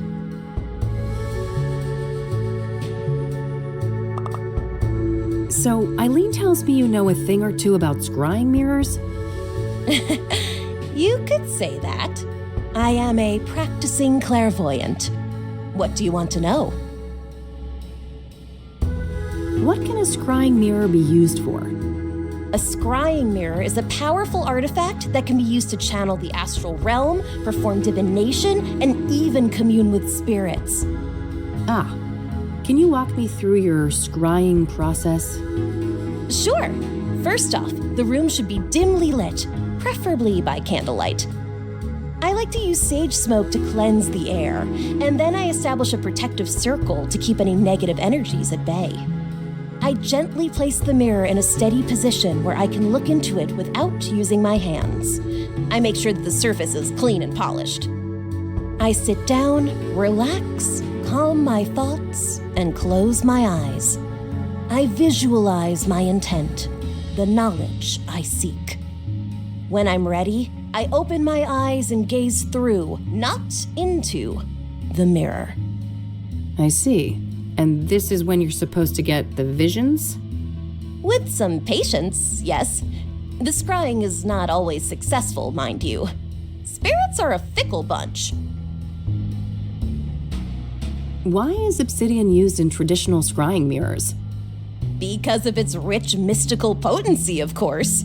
Obsidian is strongly grounded in the astral plane, which makes it ideal not only as a vessel for divination, but also for protecting the scryer and cleansing any negative energies. So it's pretty much spiritual duct tape? Spot on, sister. Where can I get a scrying mirror? You're in luck. I have a spare one right here. Someone I don't like left it after a botched divination, so I'm totally fine with giving it to you and pretending I never saw it. Sure. Thanks. Oh, and just so you know, this is just made of painted glass. All serious practitioners use obsidian mirrors, so don't expect too much, okay? I'll try to keep my expectations in check. Can we do a scrying session together? Sure. I charge $250 per session. I can pen you in next week? I think I'll pass on that one.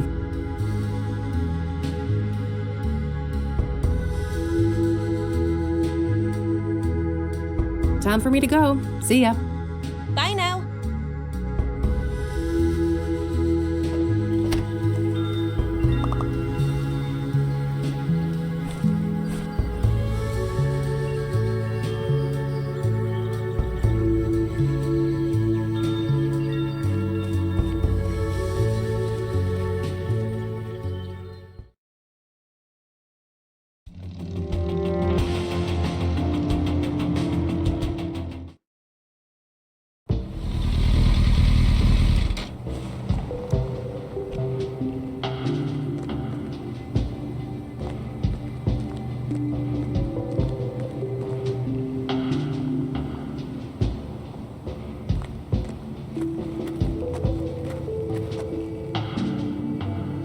I have more questions, Reverend. By all means. Care to tell me about your church? Well, the King of Kings is a Catholic church with roots nearly as old as the city itself. These days, we're a fairly small congregation, around 200 active parishioners. I see. So how long have you been a priest here? Coming up on 30 years now. Oh, wow, that's a long time. I suppose so, yes. But I've been nothing but content here until the murder, that is. Things will never be the same. Yeah, I can imagine. Forgive my ignorance, but what is a rectory exactly? A rectory houses the living quarters for the serving pastor, me that is. And it also contains office space and guest rooms for other important members of the congregation.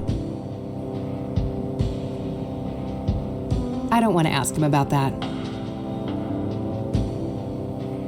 I don't want to ask him about...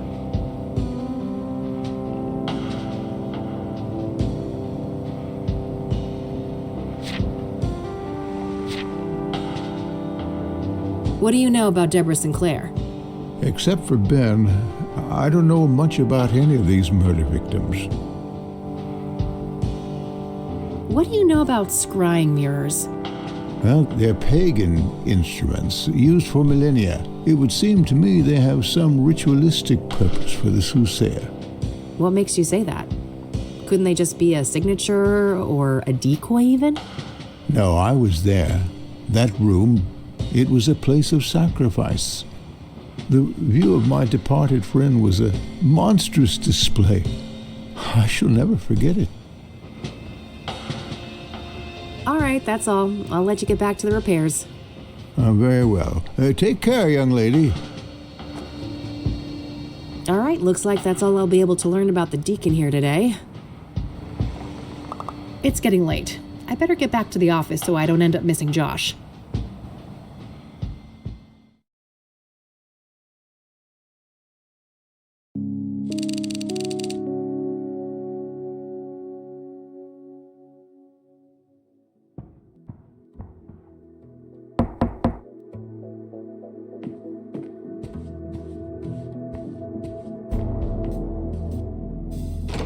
Hey, gorgeous. Oh, hey, Josh. Come on in.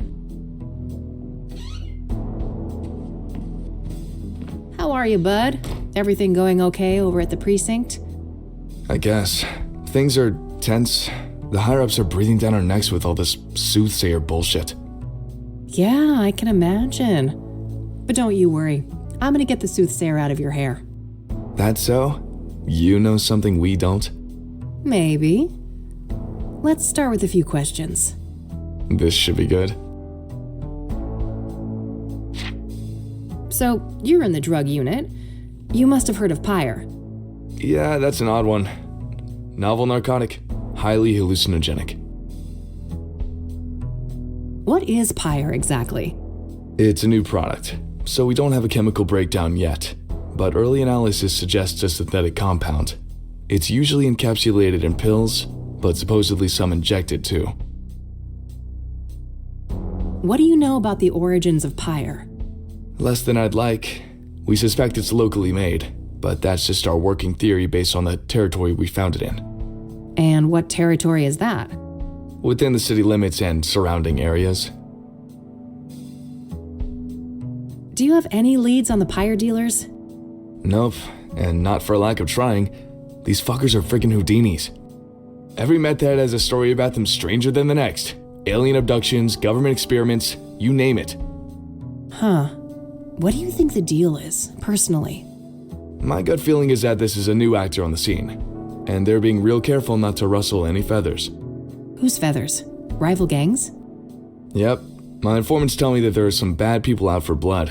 They don't like competition. Interesting.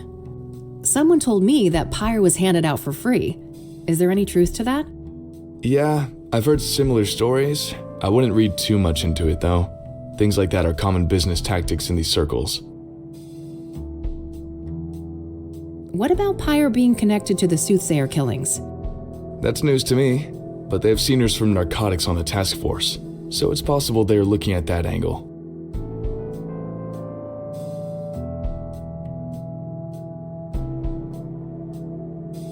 I need to ask you a favor.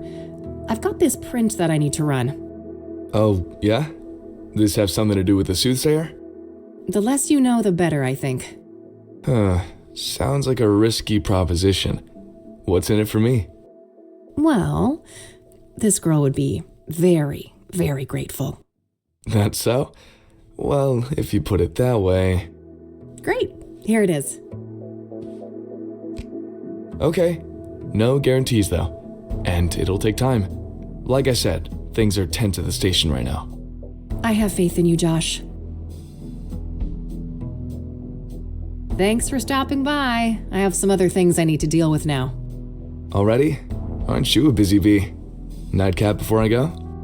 Oh, I wish, but one drink turns into multiple, and this gal ain't got no time for that. You're no fun. Well, later, babe. See ya.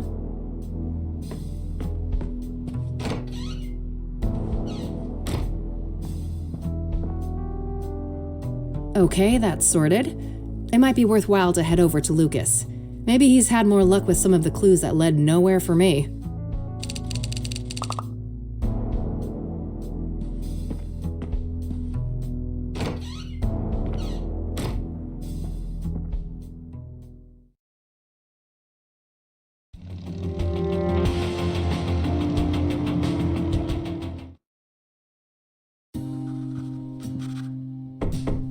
Come on in. Hey, kid, solved the case yet? I wish. I just, happened to be in the neighborhood. Thought I'd stop by. Uh-huh. Make yourself at home. Let me know if you want to discuss the case. Sure thing, will do. Nope. I've messed around enough with fire and flammable liquids to know that's a terrible idea.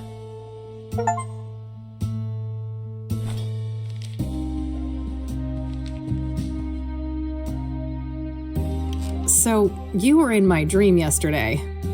Oh, my condolences. Yeah, it was creepy as hell. You kept ranting about your retirement and turned into a zombie. Ha! Sounds like every other day at the office. You sure you were dreaming, kid? Huh, yeah. I guess it could have been real life. Anyways, wanna discuss the case? You bet. What you got? So, Rose Taylor, the first victim, I hit kind of a brick wall there. Yeah, been a while since that one. The husband wasn't very agreeable, I take it. He told me, and I quote, "Eat shit and die." Ha. Well, I caught the guy before he got fed up with us. He had some interesting things to say. Oh, do tell. Now, quid pro quo, remember? What do I get? Not sure. Let's keep talking. Maybe I know something you don't. What do you think of the pyre angle? The what angle? Oh, wow, Lucas. Am I ahead of you already? Looks that way. Perhaps it's time for a trade. How about Rose's husband? Sounds like he told you something juicy. Sure, that's a fair trade. Ladies first? If you insist. So, apparently, there's this new drug on the street called pyre. And the Soothsayer victims all had it in their bloodstream when they died. Whoa, if this information is good, it must be part of the Soothsayer's MO. Yes. It could also explain why some of the victims didn't resist, right? Pyre is a powerful hallucinogen, so they probably didn't even realize what was happening. Not a bad theory. What else do you know about the drug then? Your turn first. Orson Taylor. Fair enough. So he and his wife, their marriage was a train wreck. They were going through a divorce. Just like every other marriage in '98. Did he tell you why? No, but I can read between the lines. Infidelity on her part. Got anything concrete on this supposed lover? Nope, and not for a lack of trying. I suspect the guy probably doesn't want to deal with the publicity after the murder, even if he had nothing to do with it.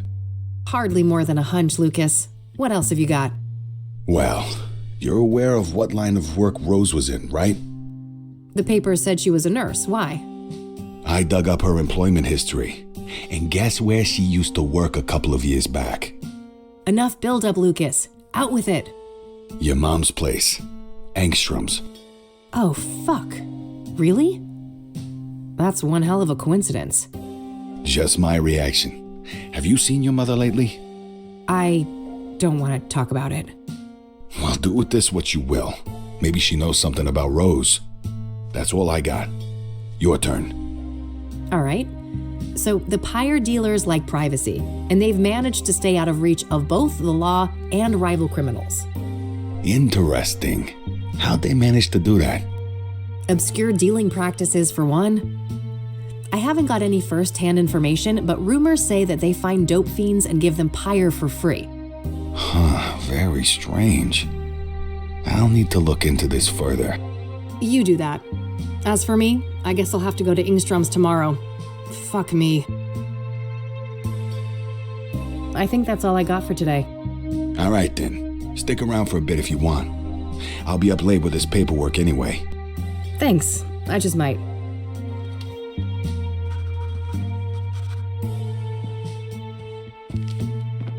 I just got here. We still have things to discuss.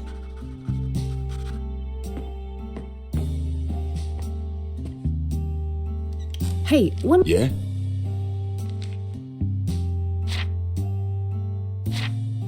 What's your take on the scrying mirrors?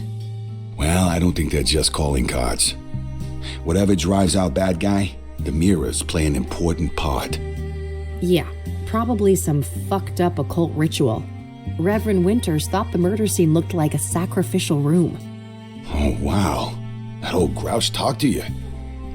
He wouldn't give me the time of day. I'm impressed. What can I say? I'm a people person. Ah, fuck off. The Soothsayer is turning out to be quite an absorbing case. Uh-huh. Are you sure it's the case? I can see those dollar signs in your eyes. Oh, don't get me wrong, I am itching for that money, but I mean, it's not every day we get to investigate a serial killer, right? It's definitely a first, even for this old-timer. Anyway, I haven't found any solid links between the victims, have you?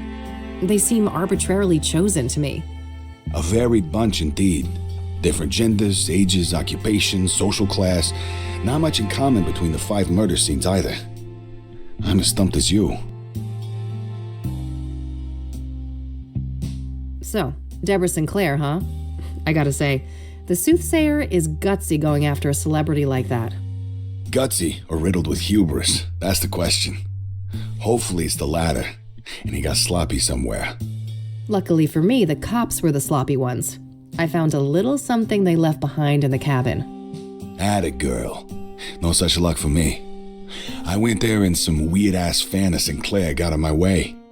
Oh, God. Bested by Randy? You're losing it, Lucas. Bah.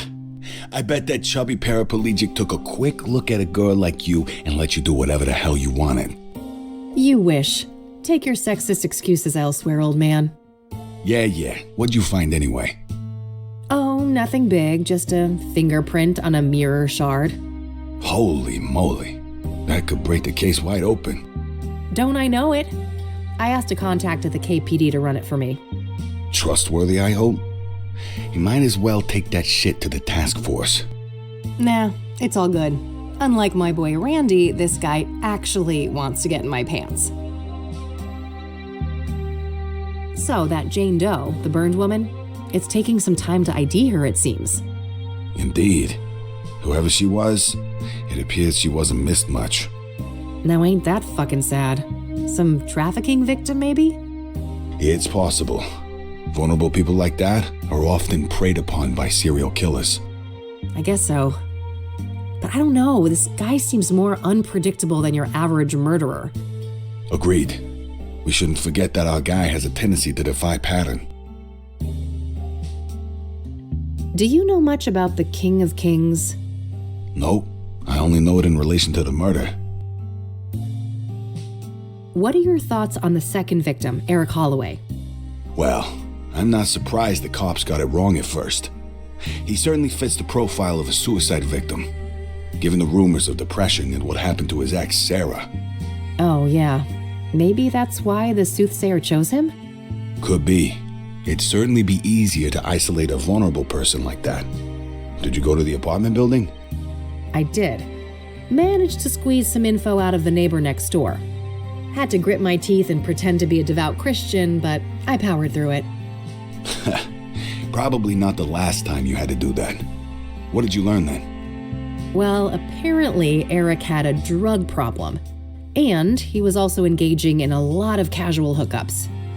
Interesting. I suppose it's not uncommon to get caught up in addictions after a trauma like that. Let's talk about Deacon Townsend. Sure. What do you think of that one? Well, I wonder how the heck the Soothsayer managed to convince him to hang himself. That's the question, isn't it? Every source I talk to paints the deacon as nothing but a devout Christian. Maybe he wasn't as devout as he led people to believe. For all we know, he could have been a willing sacrifice. I don't think so. My gut says he was betrayed by our bad guy. Your gut, huh? We should probably trust that. It's pretty sizable after all. Oof. Low blow, kid. What do you know about the Azure Sky Motel? Well, we both know that the first killing took place there. Other than that, I don't have any interesting tidbits to share. Seems like any other motel. Yeah, that's my take too. Do you know who Hannah Verdew is? Nah, should I? Not really, just curious.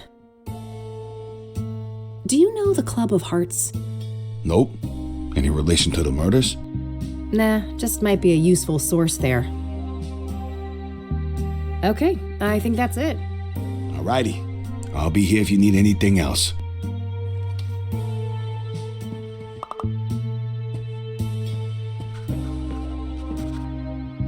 Thanks, Lucas. I need to get some sleep now. Talk another day, yeah? Sure. See you around, kiddo. See ya.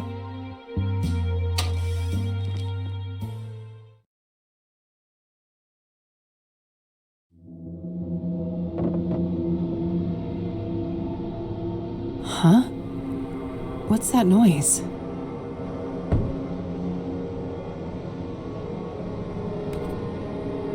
Oh, ew, Mildred, gross.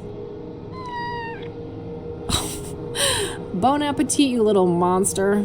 I'm going back to bed.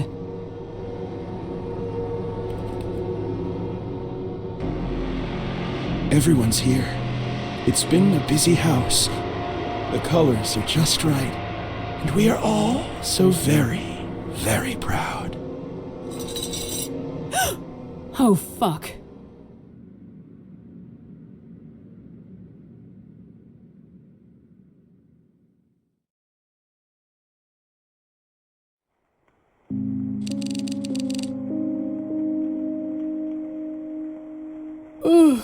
Okay, Kathy. Time to get out there and confront the rain. And Mom.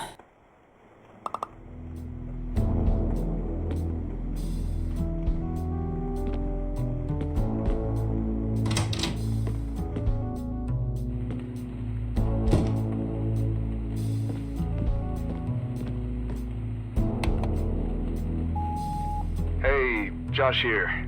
So, that print you asked me to run, apparently it belongs to an old lady called Tabitha Caldwell, 73 years old.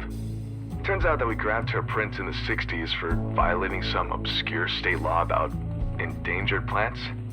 Apparently she owns a small flower shop now, Tabby's Garden.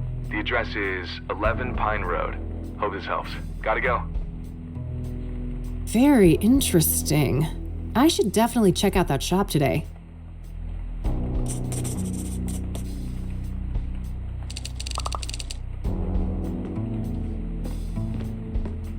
Another one of these. The Queen King of Two Suits longs for human connection and non-conformity, yet is caught in a painful loop of self-destruction. T. What is this cryptic nonsense? Somebody is messing with me.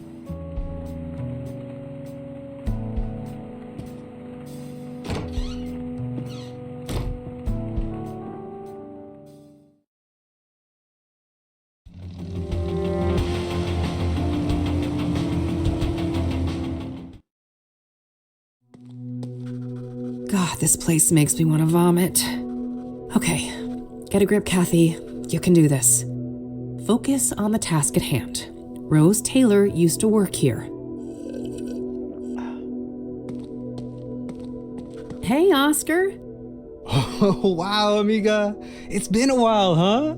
I like the new hair. It pops. Thanks, bud. They've got you on desk duty, huh? Yeah, just recently. I don't mind. Got me addicted to crosswords, though. Huh. I guess there are worse vices to succumb to. So, how is she? Better. New meds, and she's moved down a security level, so, progress. All right, that's good news, I suppose. You want to see her? I can buzz you in. Maybe in a minute. I actually wanted to speak to you. Sure. Happy to chat. What do you know about the Soothsayer? The killer? Man, nothing. I don't care for all that morbid stuff. What do you know about Deborah Sinclair? Writer, wasn't she? Murdered by that killer? Yeah, that's her. Well, that's all I know. I haven't read any of her stuff. What do you know about Jane Doe, the fourth Soothsayer victim? I don't know anything about those killings, chica. Are you familiar with scrying mirrors? Nah, I'm Catholic. That's Diablo shit, amiga. I'd be disowned by my family if I touch any of that. So, I hear that a certain Rose Taylor, the woman who was killed by the Soothsayer, used to work here? That right? Yeah, that's public record. She was employed here a few years back. All right. Did you know her? Why'd she leave? Look, I can't go there. Company lawyers ain't messing around. They rip me apart if I leak something like that. Come on, Oscar, how would they know? Don't go too far, chica. I like you, but I like this job more.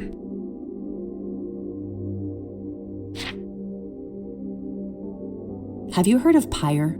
Nope. That a band or something? Not quite. It's a street drug. Oh, that ain't my thing. A little Mary Jane on special occasions, maybe, but I don't touch the heavy stuff. Do you know who Hannah Verdew is? No, I don't know her.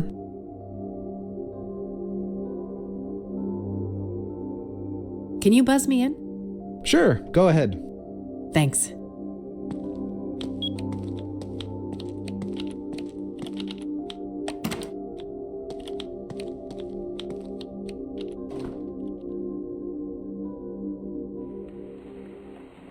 $326 days, Catherine. I know. It's been a while, Mom. 326 days and 22 hours, to be exact. I heard you. It's not like you make it easy to come here. Oh, you're the victim, are you? Boo-hoo, my mom won't treat me like a princess when I bother to show up. I'm not doing this again. Can we have a normal conversation? You know, act like we're family for once? Fine. No reason to squabble. I see that you changed your hair.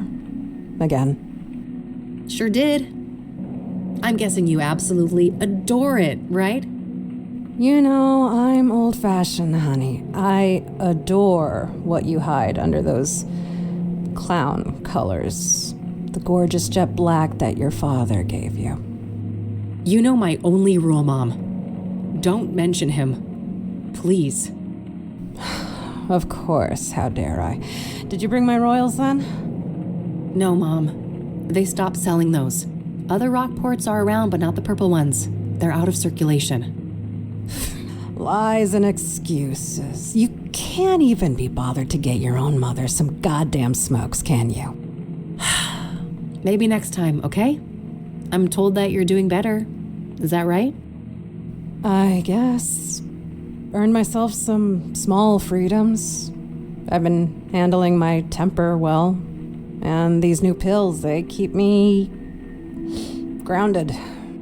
That's great, Mom. You'll be out of here one day. One day. One day. One day. Yeah. Hey, Mom. Can I ask you about some other things? Huh? Sure. Go ahead, honey. Have you been following the news about the Soothsayer killings? Not in detail. We've got enough misery in here to worry about. So, I hear that a woman by the name of Rose Taylor used to work here?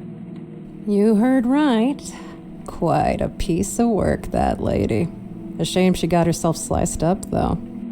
Quite a piece of work, was she? How so? Oh my, I recognize that tone of voice. How we come across the real reason you're here, Yeah, Mom. You're right. You caught me. Are you gonna help me or not? That depends. Are you gonna be a good girl and get me my fucking royals? Jesus, Mom, relax. I told you they're discontinued. I can't give you cigarettes that don't exist. Doubling down on that horse shit, are you? I've had enough of this. You know my price. Get me my smokes. Then we'll talk about Rose.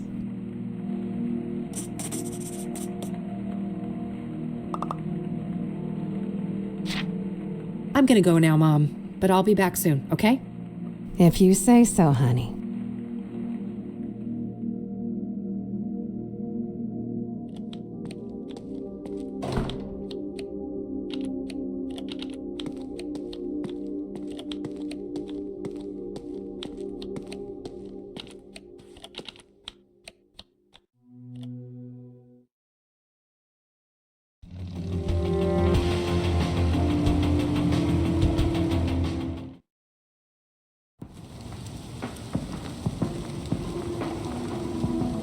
Surprise, surprise, all out of Rockport Royal. Not a shocker. They've been out of circulation for a while now. I'll take a pack of Rockport White, though. Maybe I can get it close enough to fool Mom.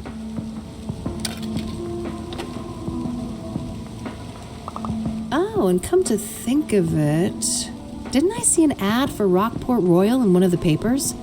Maybe that can help.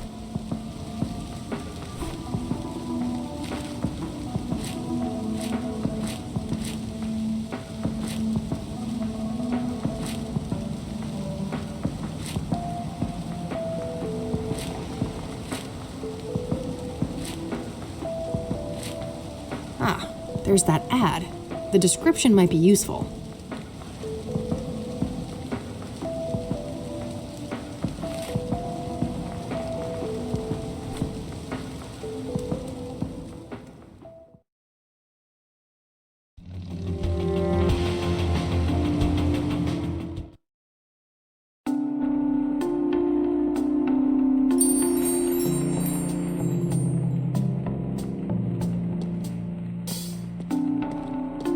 Holy shit.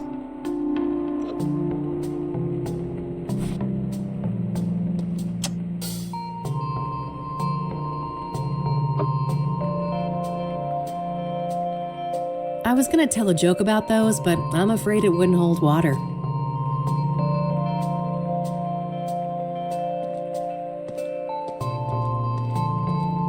Various seeds for decorative and edible plants. I'm sure a few little leaves won't be missed.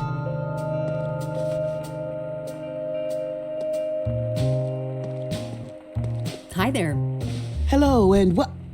Wait, you look familiar. Have we met? No. I'd remember that. Oh, never mind then. What can I do for you, young'un? What do you know about the Soothsayer? Child, don't you try and rile up this mama with all that nasty business. I'm too old to stay up to date with this latest newspaper boogeyman. Boogeyman, huh? You think the Soothsayer murders are blown out of proportion? Well, child, how many stiffs we talking about? 5, I think. So far. Nothing but a bad weekend in the projects. When our boys drop like flies, you can bet those hysterical ink slingers ain't nowhere to be found. What do you know about Deborah Sinclair, the latest Soothsayer victim? Young'un, I'm a florist. I know nothing about those poor people. I see that you have scrying mirrors for sale. Ah, yes. Those are always popular. High quality, exquisite design, made from genuine, locally mined obsidian. Ah, cool. You sell a lot of these then? Well, this ain't a big business. Maybe a dozen a month or so. Things have picked up lately, too. Not sure why. The Soothsayer uses scrying mirrors, doesn't he? That might be why? Oh, really? I suppose that would explain things. Have you heard of a street drug called pyre? Lord have mercy. Why you asking an old black lady about drugs? I look like a banger? Oh, of course not. Well, then you better change the subject. Do you know who Hannah Verdew is? No, I don't know nobody by that name. You're Tabby, right? I am. Tabitha Caldwell, but everybody calls me Tabby. Flower Tabby. I see. Have you had this place long? 40-something years. Why? You looking to enter the business? Oh, God, no. I kill everything I touch. That would be an abject disaster. No such thing as hopeless. And you better believe my precious nephews tried to prove me wrong. Do you know Rockport Royal, the cigarettes? I'm familiar. I prefer my own roll-ups, though. Oh, neat. So you grow your own tobacco? Of course. Anything Flower Tabby can grow herself, she does.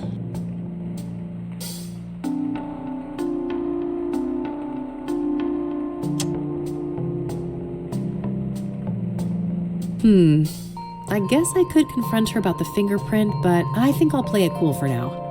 Tabitha doesn't know what I'm up to yet. I should use that to my advantage for as long as I can.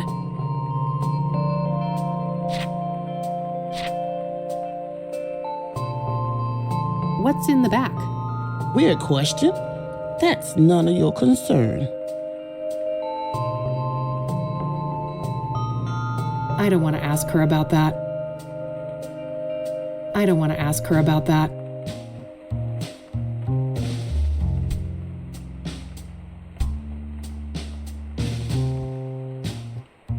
Thanks. I'll go browse some more. You do that. I'll be here.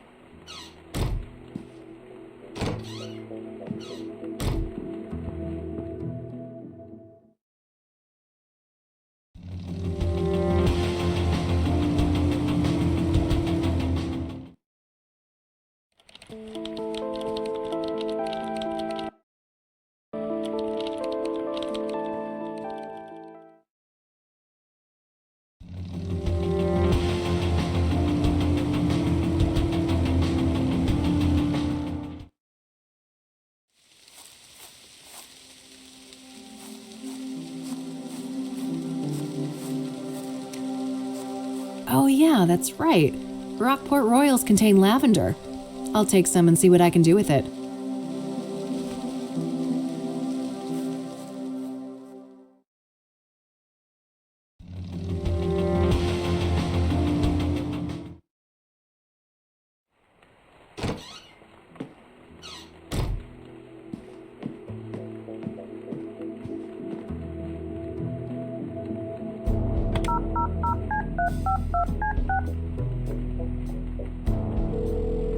Eileen Summers. Hey, Kathy here. Hey, what's up? Hey, you know that stupid drawer in my office? How do you open it? Oh, just hold it up to the left, tilt the cabinet slightly towards you, give it a good shake, and then pull out the drawer quickly. Easy peasy. All right, then I'll give it a try. Thanks, E. All right, that's all. Okie dokie.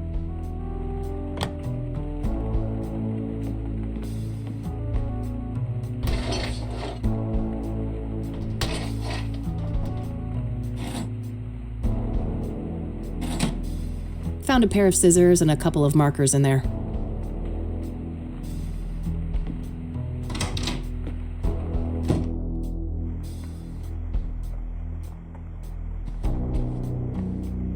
This cinnamon might come in handy. Got it. Standard electric oven. Barely used. Lavender collected outside Deborah's cabin. That doesn't make any sense to me. Not a bad idea. The flavor would fit Rockport Royal, but the ingredient is too damp. The smokes would get all soggy if I did it like this.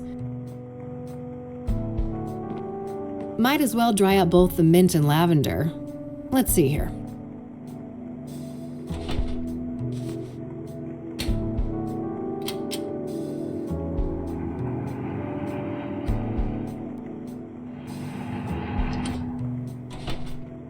All right, nice and dry.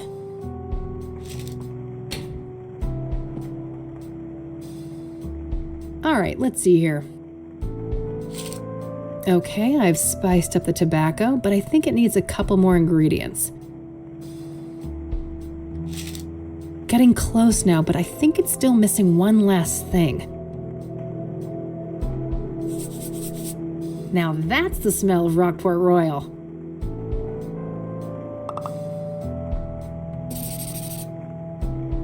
I think I've got the shape of the coloring close enough, but the hue isn't quite right. Should be close enough. Let's just hope Mom isn't wearing her reading glasses when I get back. Yeah, as far as I can tell, this is exactly the same type of glass.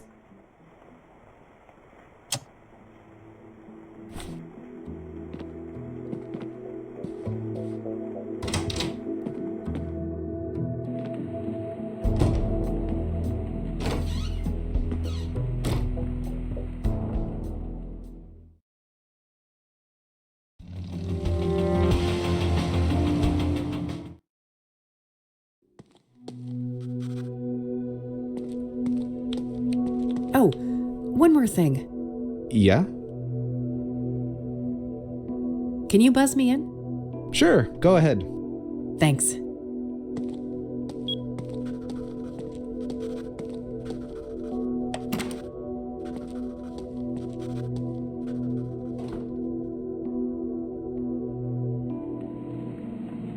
Back already. Ain't I spoiled? I was expecting to have to wait another year to see my only daughter again. Nice to see you too, Mom.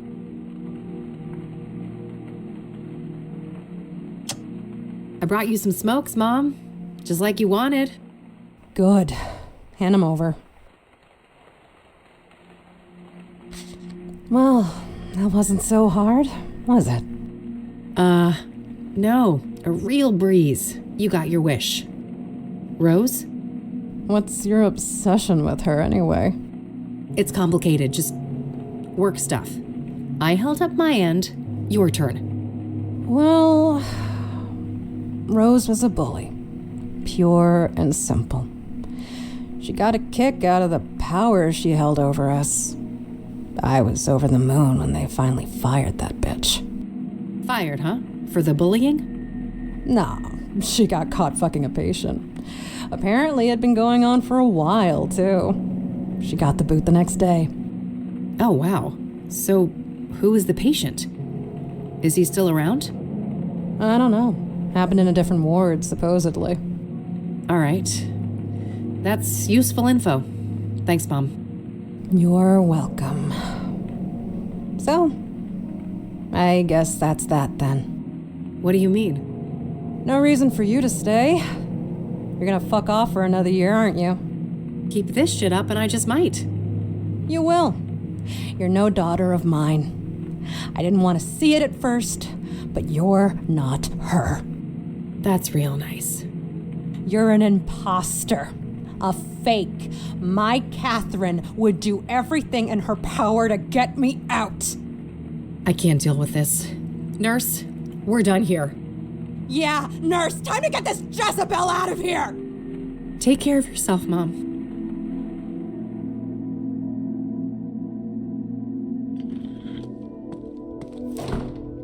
Christ. She had me fooled for a while, but it's still the same old Mom.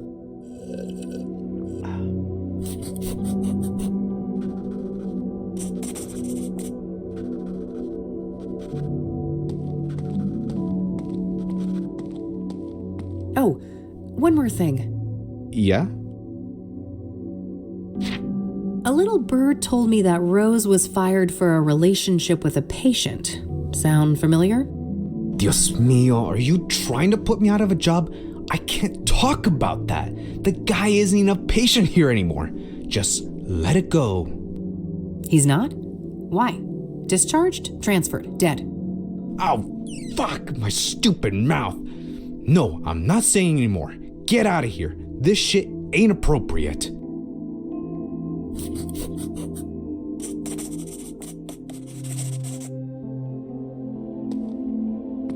Well, I guess that's that. It's getting late. I better get back to the office and have something to eat before the club opens.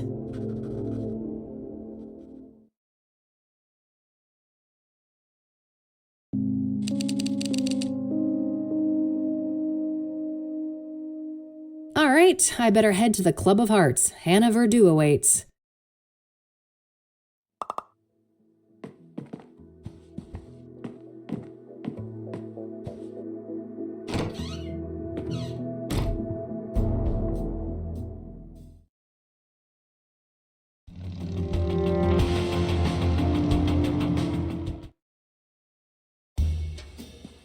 Membership card, please.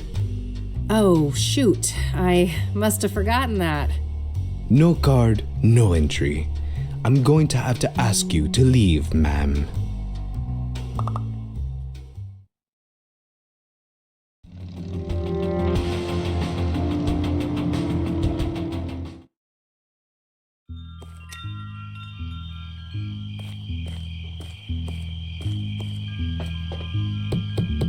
Enter!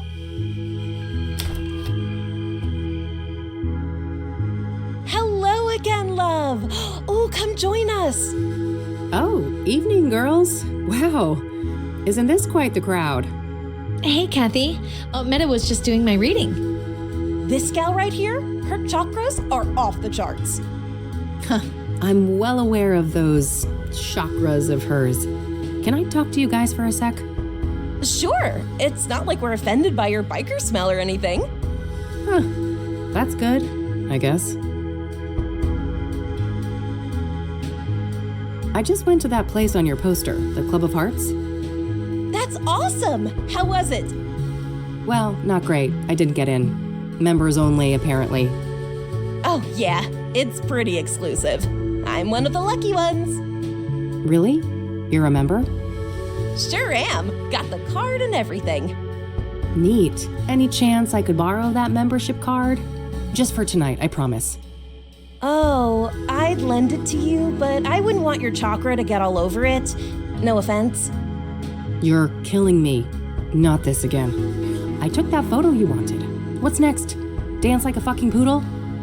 Oh, wow. So much rage. This is the root of your problem, love.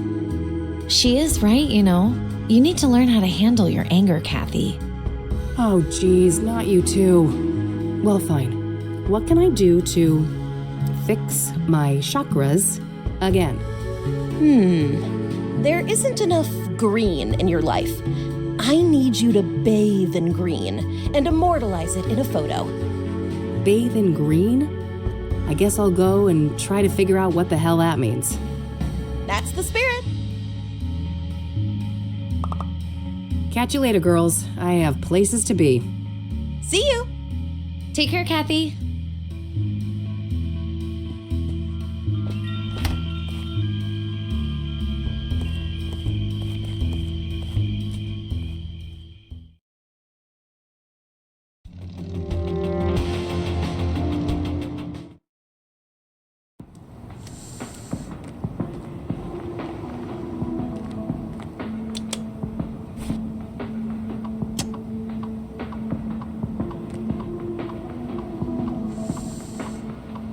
What the hell is that, girl?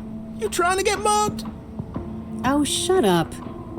I'm just doing this to get this weirdo to give me a thing. A thing? Uh-huh. I think someone's got the hots for a hippie. Oh, for fuck's sake. It's all good, girlfriend. You're hardly the first to humiliate yourself for some Class A poontang. Jesus Christ. Oh, I think my boy JC will stay clear of this one. I doubt he'd like the thing very much.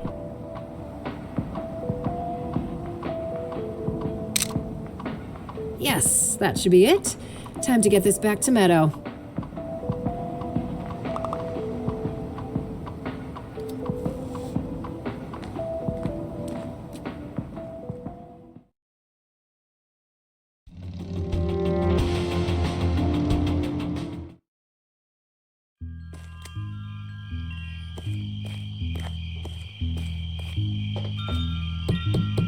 Enter.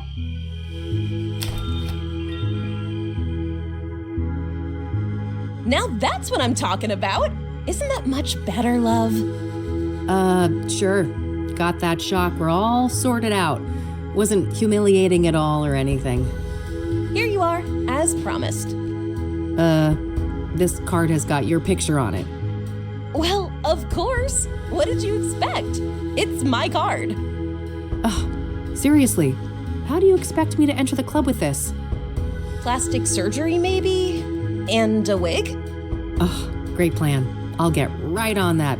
Maybe start by sticking my head in the oven to melt my face off. Now, I'm sure you'll figure something out. Catch you later, girls. I have places to be. See you. Take care, Kathy.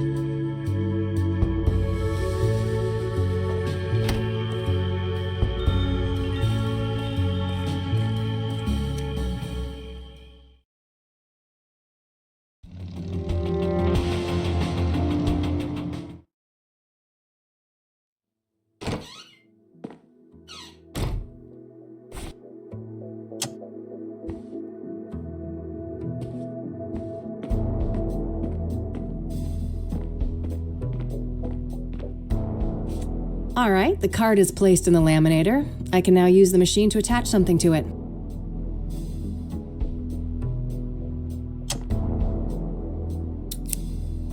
All right, I've cut my face out of the photo. Now what?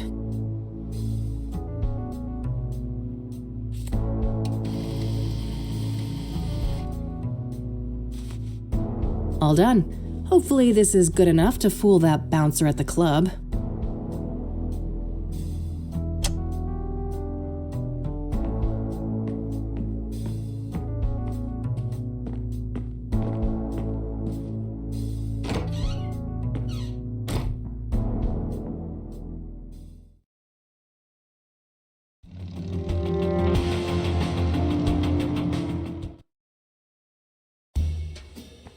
Membership card, please. Here you go. Thank you. Enjoy the Club of Hearts.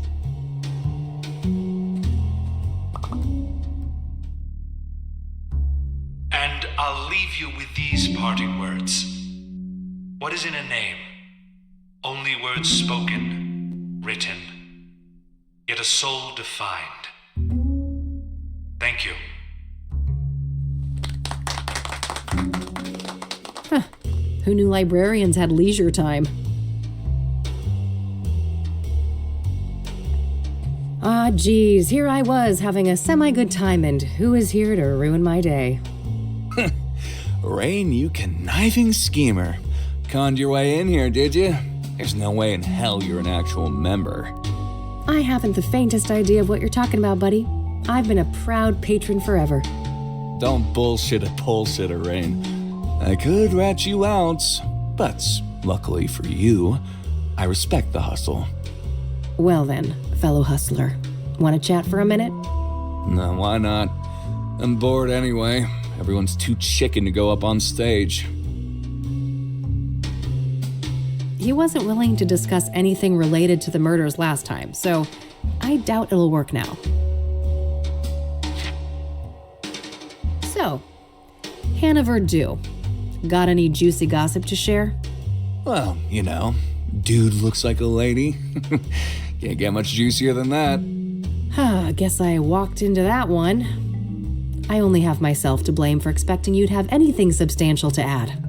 Sucks to be you, Rain.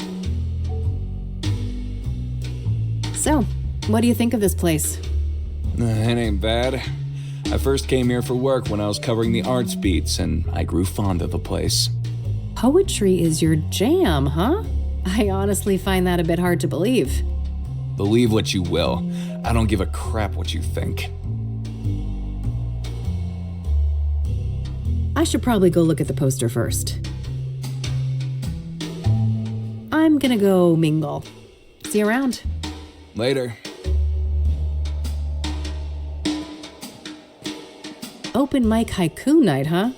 Looks like anyone can go up on stage and perform. Hey, one more thing. Yeah? Open mic tonight, it seems. How does one write a haiku anyway? Well, lass, Mr. Hopkins is about to teach you a little something about poetry. 3 stanzas, 5 syllables, then 7, then 5 again. Rain is a dummy, whereas art is a shrewd man. Universe aligned. 5, 7, 5. All right, let's see. Receding hairline, arrogance personified. It's Art Hopkins, folks. 575. Yeah, you got it. You should definitely go up on stage tonight. I could use some schadenfreude. I'm gonna go mingle. See you around. Later.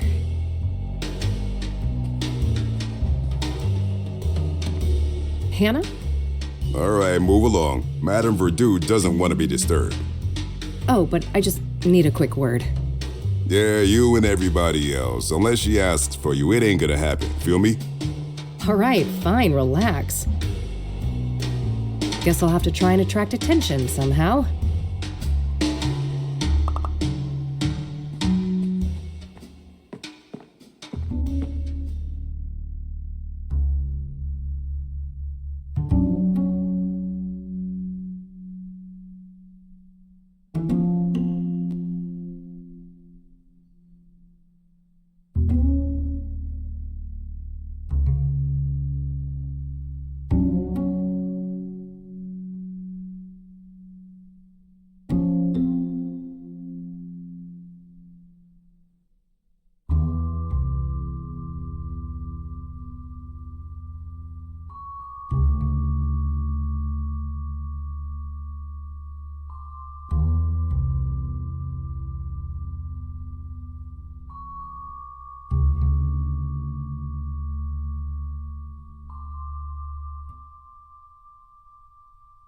Skin on skin. Burn bright. Trapped in a maze. Nothing's right. Freedom. Justified. Oh, just lovely. It had it all. Indeed. Felt that one. Who is she? Get her up here. For sure, boss. Hey, you. Yes? Madame Verdu would like to speak to you. Have a seat. All right, great. Thanks. Hello, darling. Why, aren't you a doll? I might be a doll, but don't you get any ideas about playing with me? Oh, what a breath of fresh air. This place usually reeks of sycophancy. It gets tiring, you know. I can imagine that. Anyway, I just wanted to say that your performance was nothing short of divine. Well done. Thanks. I've never written a poem before, so there's that. Incredible. And you went up on stage just like that. Well, I needed to get your attention. I've been told you have information I need. That's so. A woman on a mission, are you? I'm eager to learn more. What do you know about the Soothsayer? I don't know much about the murders, but as a person with an ear to the ground culturally, I've noticed a shift. Yeah? In what way? People are more nervous, distrustful, on edge. The subject matter expressed on stage has been darker, too. Yeah, I can see that. Serial killers tend to put a damper on things.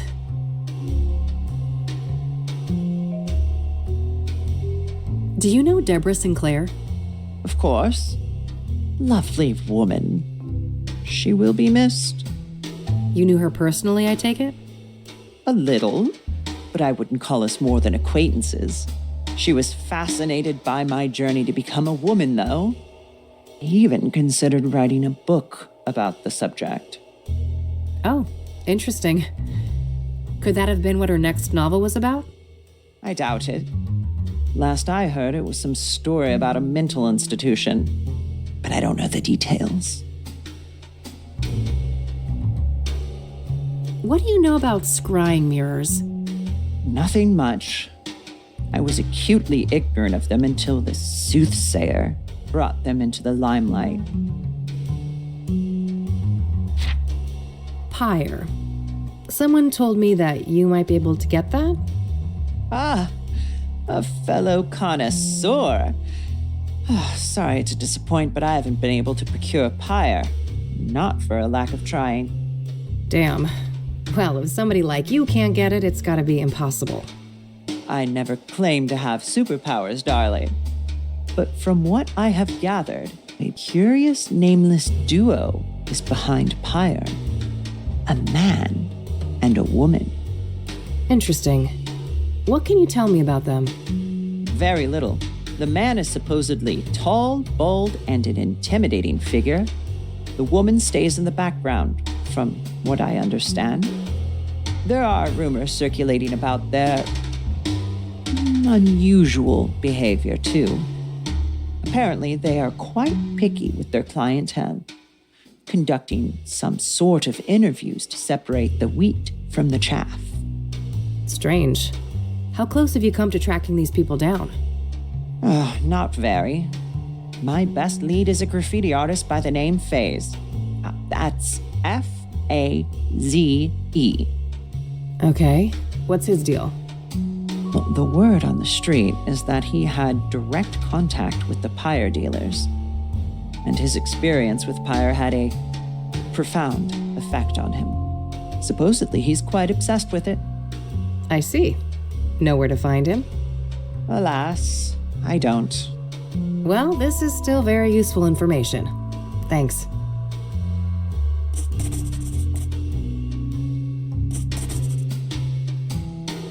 All right. I have places to be. See you around. Enjoy the rest of your night, darling. All right. I think I've got what I needed from here.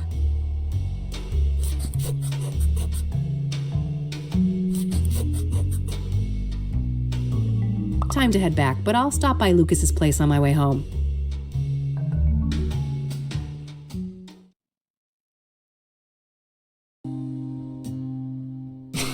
Wish I could have seen that performance. Never figured you for the artistic type. When there's this much money on the line, my type tends to be of the flexible variety. Wow, sounds like it paid off. This Verdú person give you some good info, right? Oh, you betcha. Let's talk. So, Rose Taylor, I've made a little progress, but I was hoping for more. All right. If you want, we can try to untangle it together. Well, okay. Apparently, she was fired for screwing a patient, but that person is no longer at the facility for reasons unknown. That would explain the failed marriage. She's caught in the act, they fire her, the husband files for divorce? Makes sense. And then sometime after that, she's murdered in the azure sky by this lover of hers, possibly? If the husband was cleared, this paramour, if released at the time, would certainly be a prime suspect, yes. Surely the KPD must have been swarming him like flies on a turd then. Indeed. My source at the KPD said no arrests yet. So either patient X isn't our guy, or he's a slippery fuck, and they simply don't have enough on him. Okay, good to know. This pyre business is just getting stranger and stranger. Yeah? How so? I learned today that the dealers don't just give out the drug for free. Their clientele has to pass some sort of test first. Yes, I've heard those rumors too. The drug dealers quiz the junkies before they get a fix. Bizarre. Bizarre indeed. This is looking more and more like organized experiments. I agree. It seems like these dealers are carrying out a deliberate plan. The question is, was murder always part of that equation? Yeah, that's the million-dollar question. Have you been able to learn anything about the people behind Pyre? Nada. They're a fickle bunch. You? I did hear that it's supposed to be a man and a woman working together. Small progress, I suppose. Does the name Phase mean anything to you? It does, actually. Do you have his real name? Nope. I just found out that he existed an hour ago. Then I'm one step ahead of you on that one. Quid pro quo? Maybe. Let's keep talking and we'll see. Do you happen to know a lady by the name of Caldwell? No. Should I? If you're interested in solving the Soothsayer case, yeah. Bold words. Care for a trade? How about Caldwell for Phase? Deal. You first. Fine. So there's this old African-American lady, Tabitha Caldwell. She owns a flower shop, Tabby's Garden. She was fingerprinted in the 1960s for some stupid, harmless crime. Now get this. Her prints ended up on an obsidian shard that I picked up in Deborah's cabin, right next to where the last murder occurred. Holy moly, is our killer an old lady florist? Sounds pretty far-fetched. But maybe that's how she's been able to evade the authorities. My thoughts exactly. Well, don't leave me hanging. Have you followed up yet? We'll get there. Your turn. All right. Phase's real name is Corey Finnegan. He's one of those underground anarchist types. A junkie graffiti artist with no fixed address. His name kept popping up when I was doing research on Pyre. Supposedly, he's met the dealers in person. Nothing new to me except his name. Surely the bombshell I just handed you is worth more than that. I'll tell you what. I got a few contacts looking for Finnegan. If I hear anything about his whereabouts, I'll let you know. All right, Tabitha. I went to her shop, and I shit you not, she's got actual obsidian mirrors for sale right up front. Whoa. Either we found the most arrogant killer of all time, or... These were accidental prints left on mirrors that the Soothsayer bought from her at some point. Did you confront her?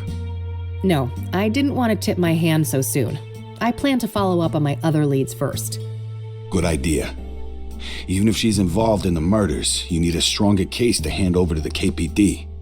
Lots to think about.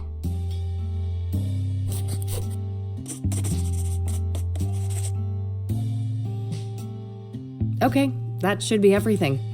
Understood. I'll be up for a while longer if you come up with more things to discuss. Great, I'll keep that in mind.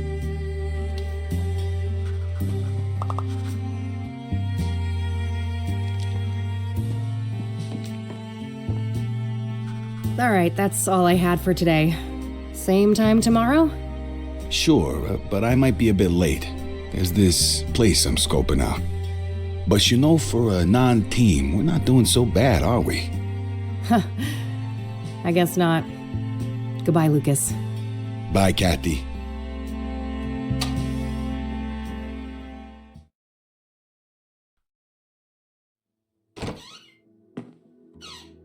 Hey, you little menace. Miss me? You better.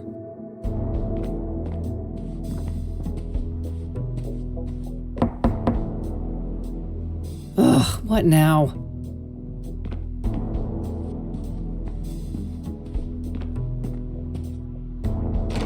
Hey, how about that drink? Beautiful. Jesus, Josh, buddy, it's late. Maybe another time, all right? You know what I fucking think? No, but I have a feeling you're gonna tell me. There's never gonna be a fucking another time, is there? You'll just keep squeezing whatever you can out of people. It's what you do. Let's talk about this when you're sober. You need a bed, Josh, not more drinks. Why? You got one, yours available? It's the least you could do, seeing as what your little fucking stunt cost me. What are you babbling on about? The fingerprint thing? Yeah, they suspended me. Why do you think I'm shit-faced like this? I aced up my ass, and those bastards want to make an example out of me. I could lose my job. Shit, that sucks.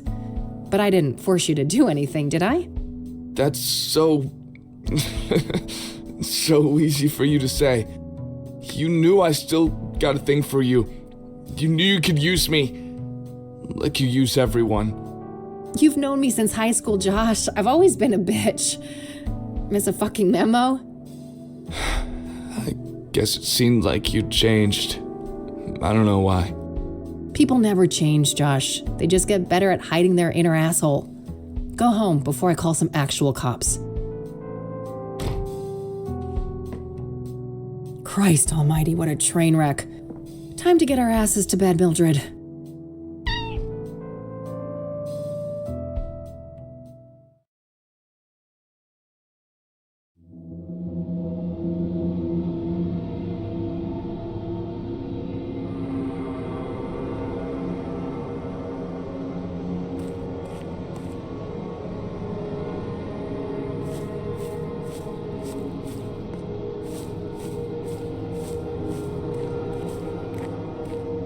Ugh, what's burning? It stings my eyes. My name is a room. Oh my god. Are you Jane Doe? That's not my name. My name is a room. I don't understand. You will. When you reach our house, you will.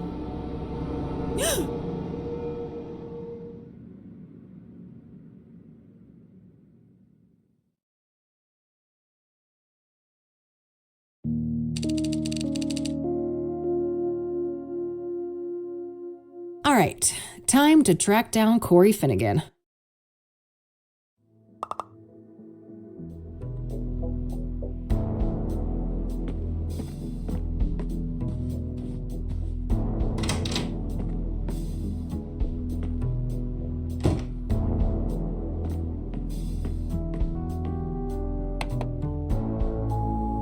Hey, it's Lucas. I just heard back from an informant of mine. And apparently, our boy FaZe was sighted downtown this morning. You know, near the pawn shop. All right, kid, we're even. Perfect. I gotta head there right away. Maybe the guy's still around.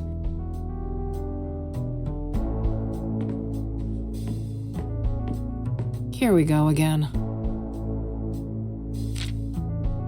Pattern. Stab, fall, hang, burn. Mirrors are portals. Inception occurred in 1995. T. 1995? No, it can't be. Is this all connected to what happened in Conwell Springs?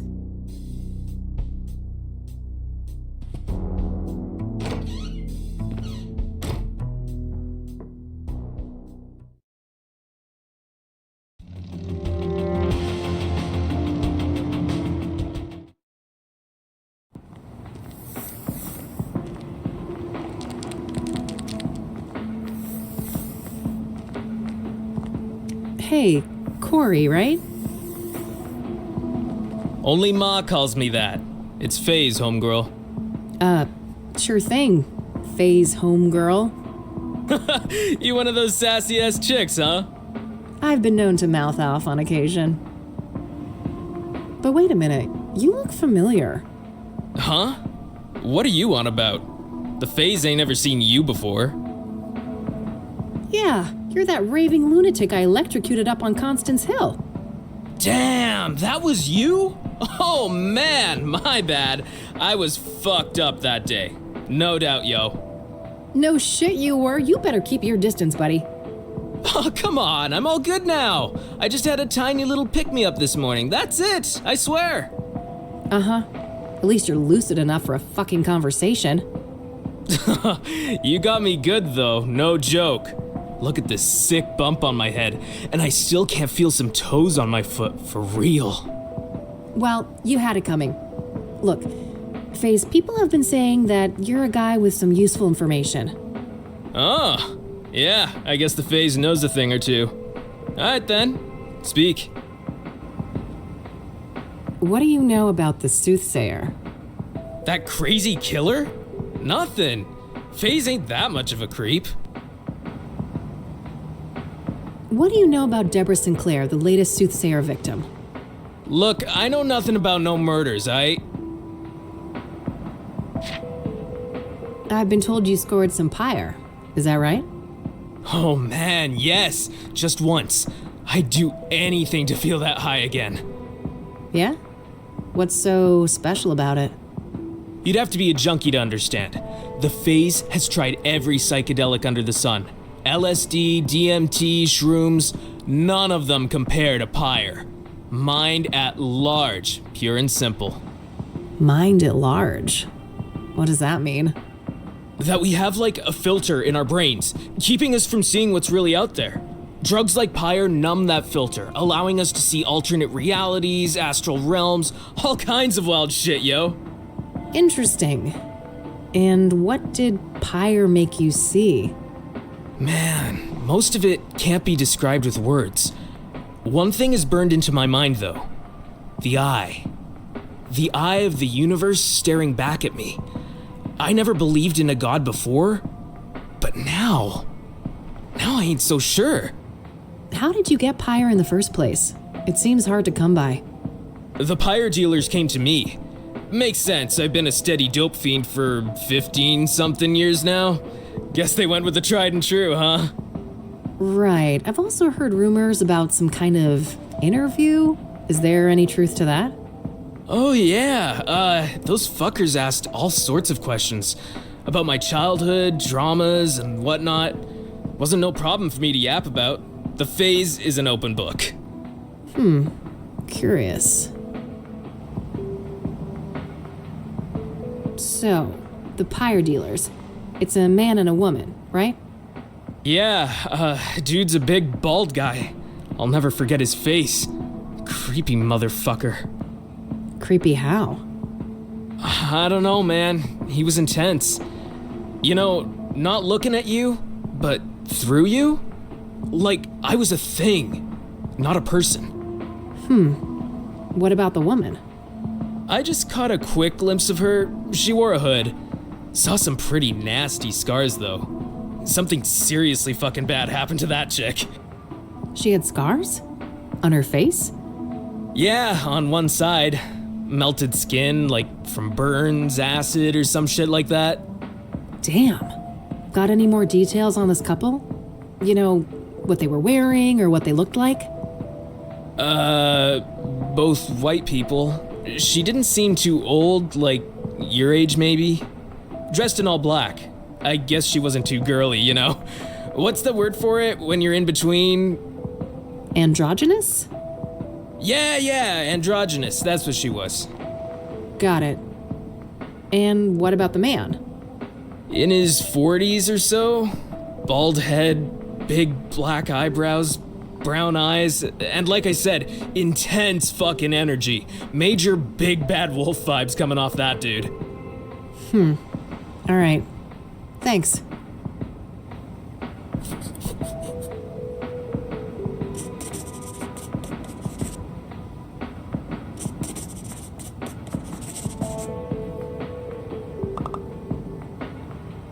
Hey, have a look at this.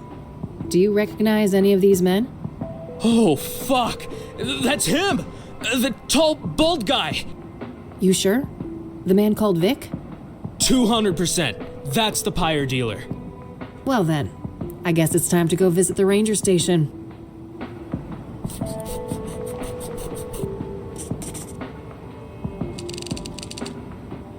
I'll let you get back to your tag. Peace out. All right, I think that's everything he knows.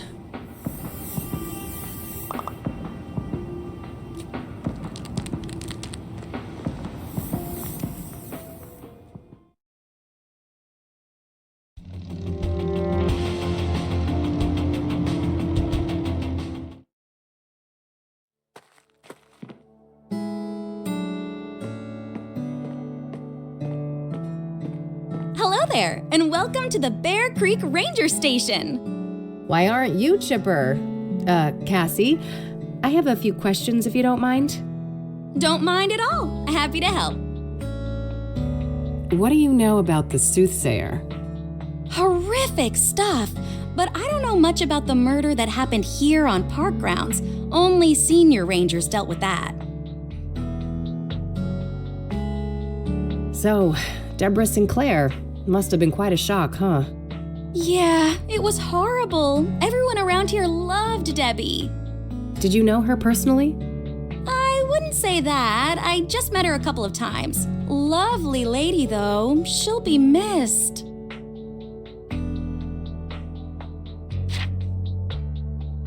Do you know what pyre is? You mean like a fire? No, this is an illegal drug. Oh, I must have missed the memo on that one. So I saw in this brochure that a park ranger called Vic works here. Is that correct? Sure. Ranger Cooper is one of the rangers assigned to this district. Ranger Cooper, huh? But what's his full name? Can I talk to him? It's Victor Cooper, but he's off duty right now. Off duty? For how long? Why? Oh, shoot! I don't have any of those details. Well, what about a phone number or an address? I'm not allowed to give out that information. Sorry. You'll have to run it by the chief. Well, fine. Let's talk to the chief then. Oh, double shoot! He's not here on Saturdays. He'll be back on Monday morning. Well, all right.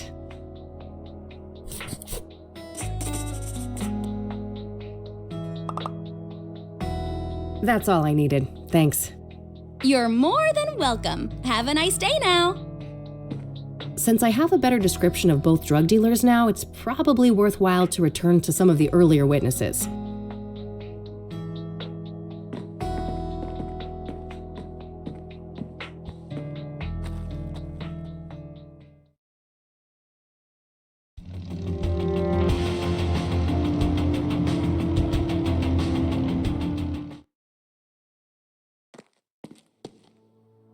Huh, aren't those Rachel's?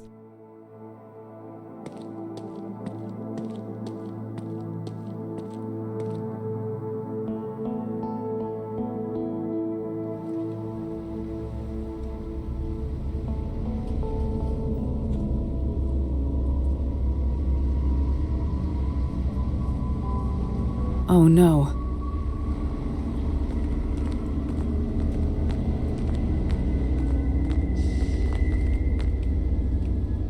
Hey there, Rachel.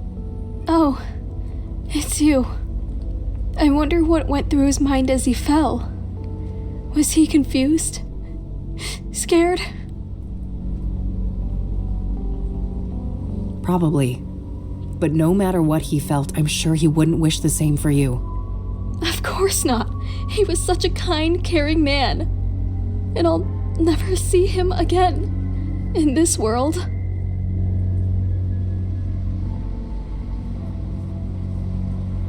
Why do you think you'll see Eric in the afterlife? Because we're supposed to be together. I know it in my heart.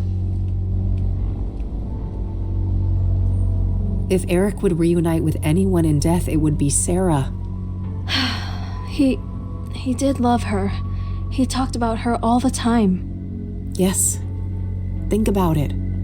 What started Eric's spiral of destruction? Sarah's death. She's the one he always wanted. Everything he did was to try and distract himself from that fact. You're right. What am I doing? This can't be God's plan. It can't. God wants something better for you.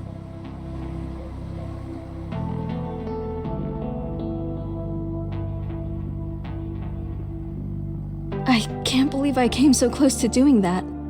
You didn't go through with it, and that's what matters. You need to promise you'll get some help, though. I will. Promise. I suppose you had some questions for me, though, since you came back here. Oh, I guess I did. I almost forgot, given everything that just happened. Okay. What did you want to know? I'm looking for a young woman with some kind of facial scars. Can you recall a person like that? Oh, yeah. Her. Looked like burn scars to me, but she wore a hood and wasn't facing me, so I couldn't tell for sure. Wow, really? Tell me more, please. She was one of Eric's girls, I think. I saw them a few times out of the hallway. A real harpy, that one. Yeah? Why do you say that? This is off the record, right? I could get in real trouble for what I'm about to tell you. Of course, you have my word.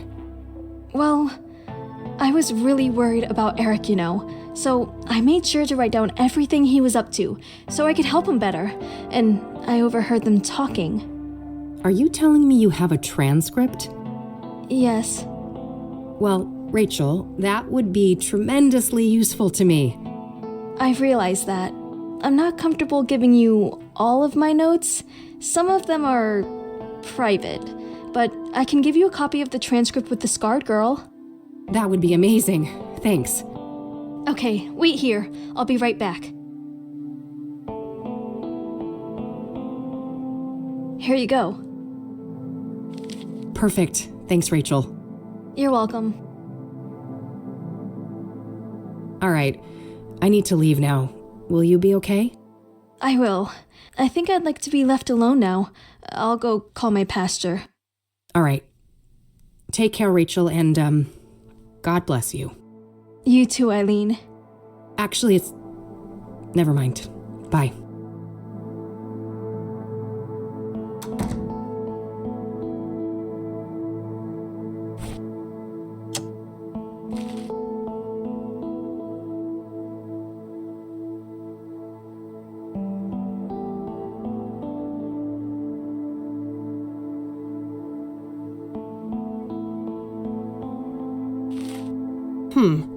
Rachel seems to think they were talking about Faith, but I think that's actually her name.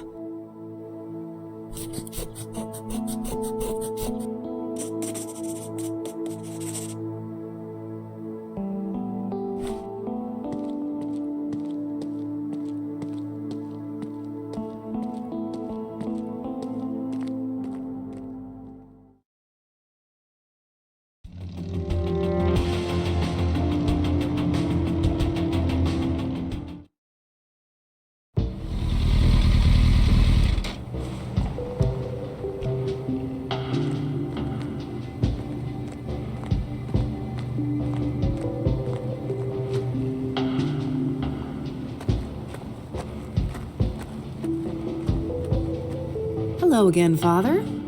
Welcome back, my child. What can I help you with? So, I'm looking for a young drug dealer, a woman with facial scars. I believe her name is Faith. Ring a bell? I happen to recall a person like that.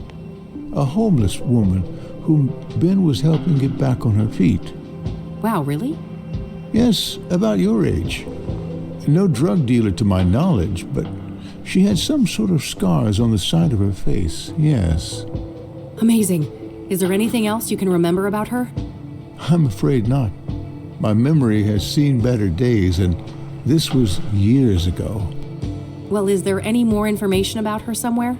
Maybe in Ben's records, if he had any. Give me a moment. I'll go look at the files. Yes, there was a Faith Cyrene.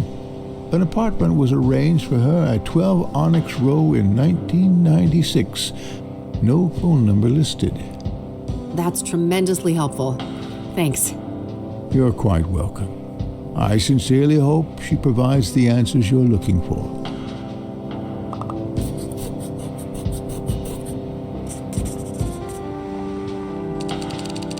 All right, I'm heading back out. Goodbye, young lady. That's my best lead yet, but it's getting late. I better swing by the office and grab a bite to eat before I check it out.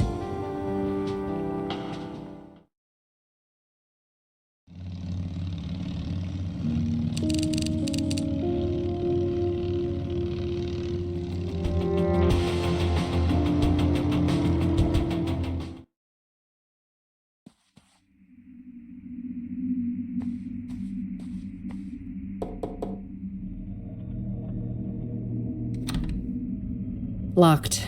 Guess no one's home.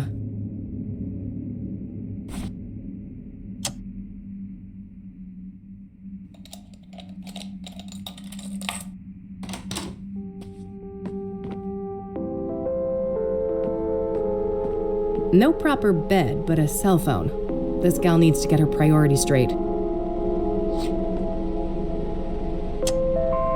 Password protected, of course. I'll see if I can crack this later.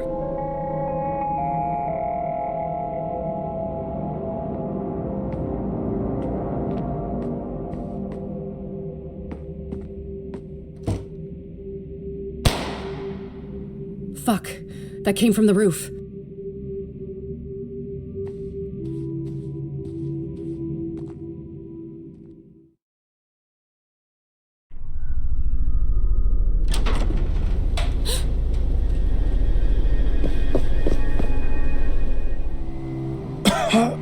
The alley. Watch out. It's fine. She's just trying to get away. We need to get you to a doctor. Too late. I won't.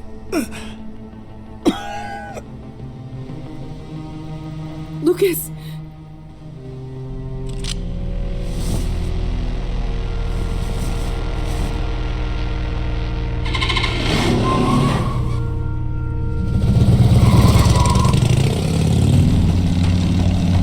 No.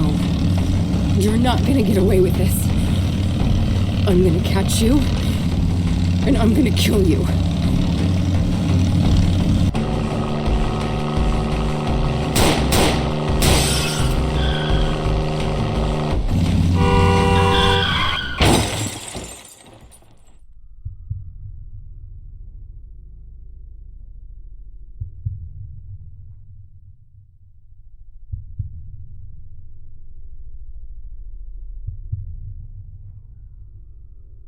Come on, kid. Time to get back up. Lucas? Who else? Your mother? Wait, you didn't bleed out? Passed out from the pain. Didn't bother to check my pulse, did you? That doesn't... I'm dead, aren't I? Ha! Yeah, I see how that could make sense. Maybe you cracked your skull on the pavement and this is our last tango. That'd be pretty funny. No, I can't be fucking dead. I'm supposed to avenge you. Avenge me? An alcoholic has-been? Wife and kids who loathe him? Please. You should be concerned with whomever is willing to avenge you. I I don't think anyone would do that for me. Anyone alive, that is. No argument there. You haven't been making friends lately, have you? I guess not. I'm sorry, Lucas. I should have been there for you. Why should you? You're too good for that. You're new blood, and I'm just a fossil. That's not...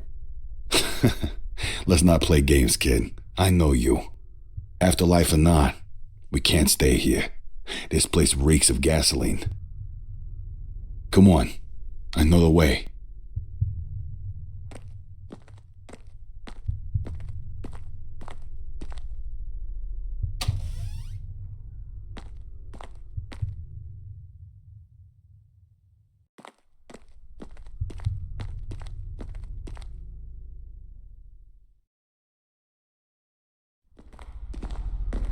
Hey, wait up.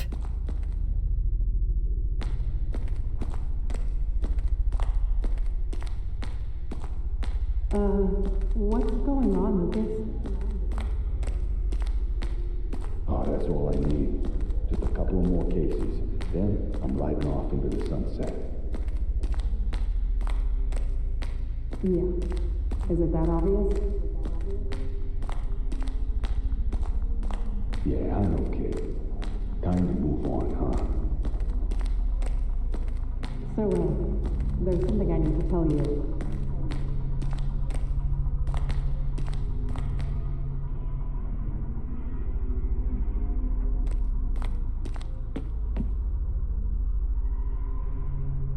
Lucas? Here's Kathy Rain! What the hell is this? Who said that?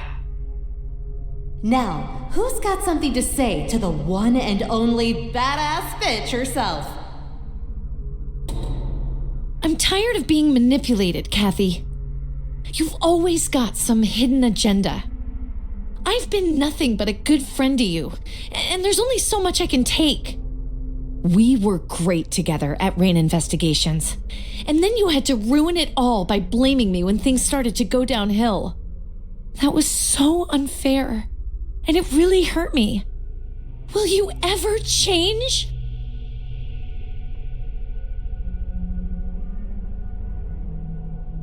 I wish I could become the friend you deserve, but I'm broken. When we were young, you used me and threw me away. That really fucked me up. And now you're doing it again. Have you ever thought about why you're alone?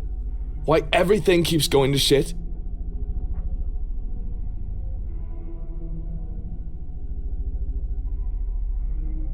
People like me are just meant to be alone. I'm damaged goods. It's better if you all stay away. Who are you? And what did you do to my fucking daughter? I'm right here, Mom. Ready to take out the trash. Hallelujah! Uh-oh, somebody's out for blood. Time to bash some sense into you, bitch. Can't. Yes, bash her brains in. Finish her. Me, was it? I want to wake up. There's pain. You leave. God, what a nightmare. Good girl. Let's go back to sleep. What's that, honey? We got a rat in here?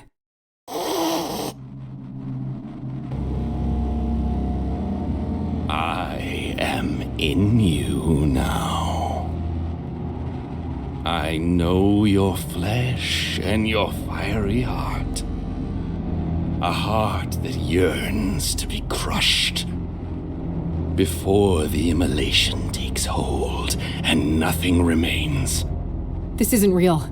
I destroyed you. I destroyed the place you came from. There is no death, only change.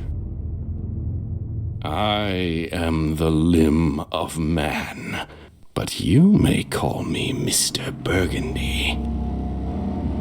Now, let the liturgy commence.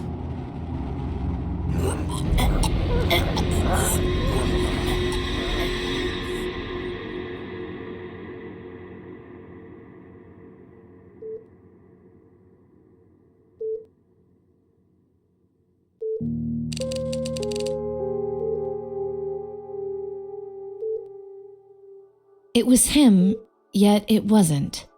He realized that he had to be the one to pass through the threshold. He had to be the one to take responsibility. Ugh. Kathy?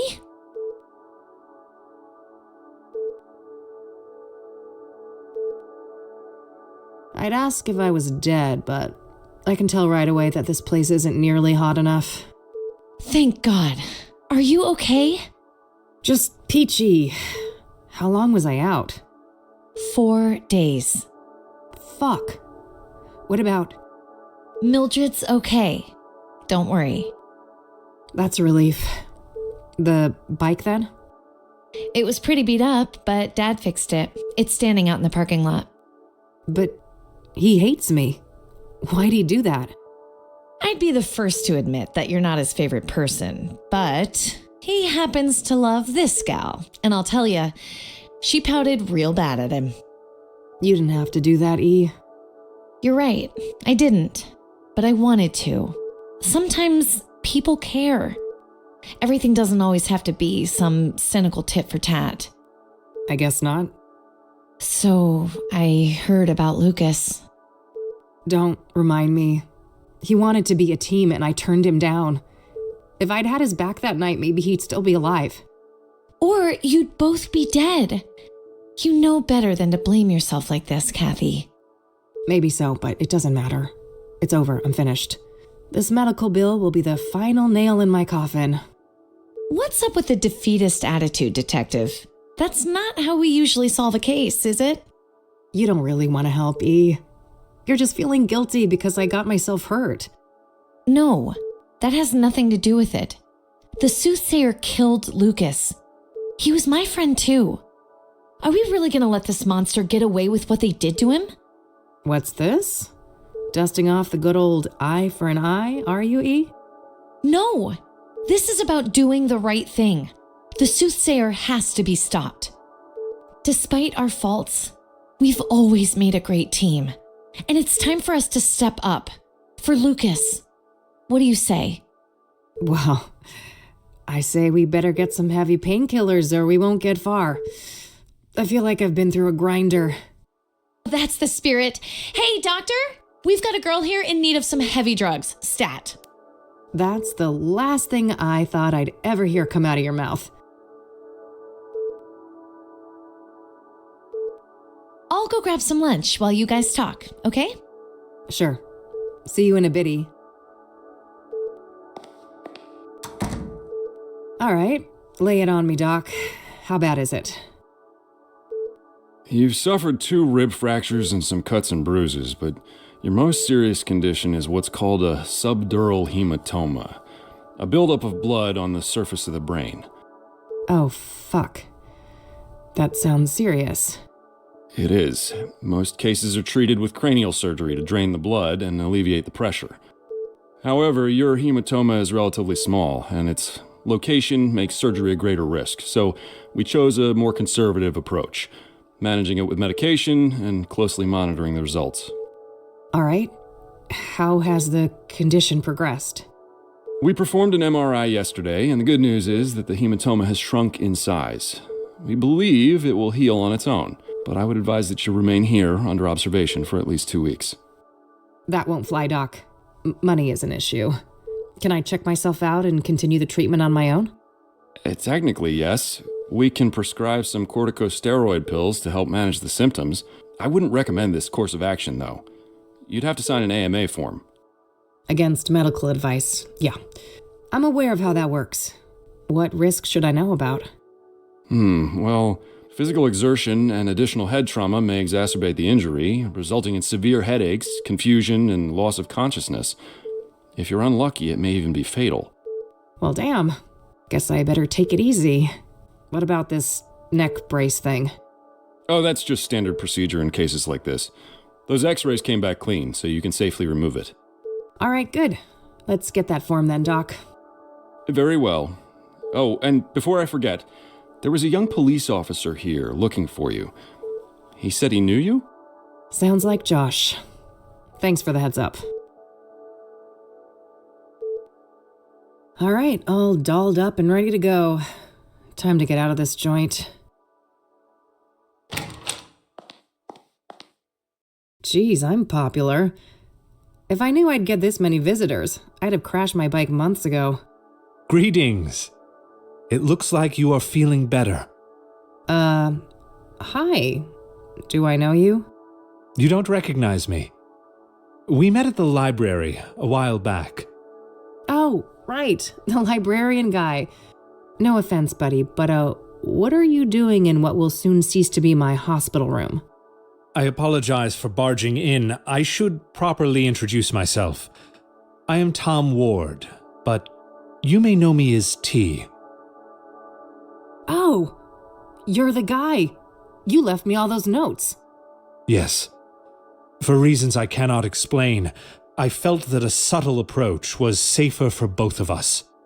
However, given what happened to you and your late friend, the stakes are getting too high, so I'd like to propose an alliance. An alliance? Why? Who are you? Have you been stalking me? Who I am is not an easy question to answer, but I'll say this. Much like yourself, I have a score to settle with the Soothsayer. That's so? What kind of score? An immeasurable one. Everything was taken from me. My life was destroyed. I was enslaved. Enslaved? Were you tied up in a creepy serial killer dungeon, or what? Not quite. There is a malevolence hiding behind the Soothsayer. This evil found me at my lowest point, forcing me into bondage. Are you saying that the Soothsayer is doing the bidding of someone else? Yes. I also believe that the conjunction tomorrow will be instrumental to their plans. Huh? What plans? What conjunction? As for their plans, I don't know for sure, but I'm certain that the murders serve a specific purpose. The conjunction I speak of is when Saturn and Venus meet in the sky. It's the first such occurrence in over 80 years. Some believe that this event is charged with, esoteric potency. Uh-huh. I think I've heard enough. You don't believe me. I feared as much. Very well. I will pursue the Soothsayer on my own. Perhaps our paths will cross again. Yeah, you do that. See you, buddy. There was something really off about that guy. Hey, what'd I miss? Who was that man? No one, just some creepy weirdo. Huh? Don't worry about it. I'm ready to head out. Let's go. Okie dokie.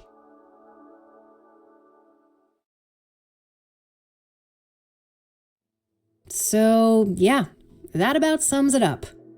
Wow. What a wild case. What will you do next? The Chief Ranger should be back now, so I think I'll go talk to him about Cooper. Yeah. It must be dangerous to confront Cooper himself, though, if he is who you think he is. Yes. Before I go anywhere near him, I should retrieve Lucas's gun. I wasn't kept under police surveillance at the hospital, so the cops couldn't have found it yet. It must still be somewhere around the crash site. Then there's Longhorn PI, right? Maybe Lucas left some things behind? Assuming the cops haven't ransacked the place, yes. But good idea. I should check there sooner rather than later. How can I help with all of this then? Well, there's this cell phone that I found in Faith Cyrene's apartment. Passcode protected. Maybe you could do something with that? You bet. I'll have that cracked in no time. Great. Guess we have a plan then. Meet up here tonight? Okie dokie.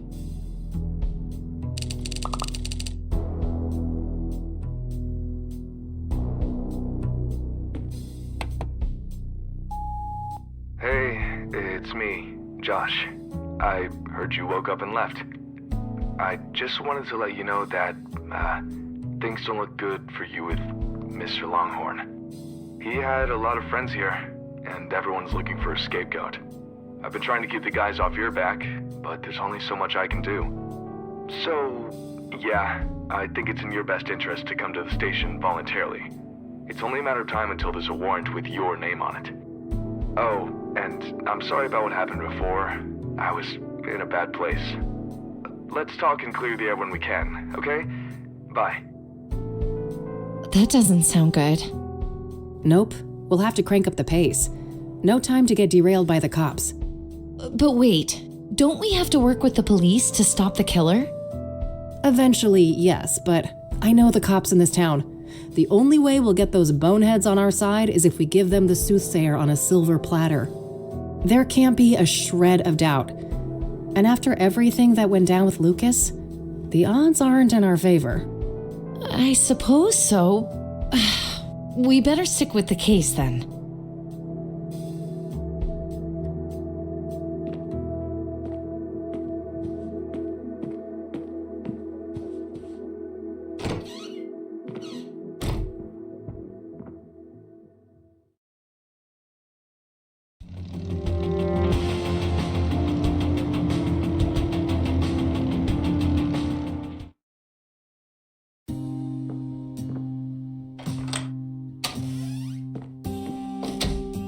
Good thing I still had my spare key.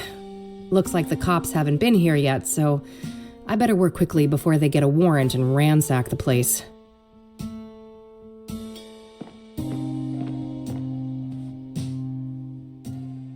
The Longhorn boys, Lucas and his sons. This photo must be several decades old. Lucas's address book. I can cross-reference it with my notes.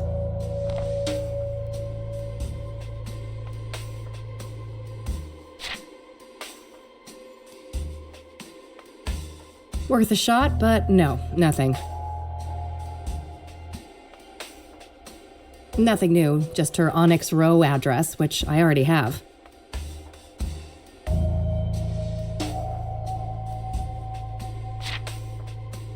I don't need to look that up.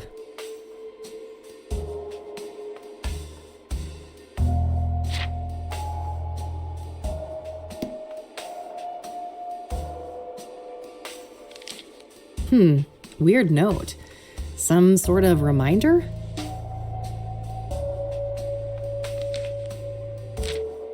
All right, so this is what Lucas was up to this month. Hopefully I can find some useful clues in here.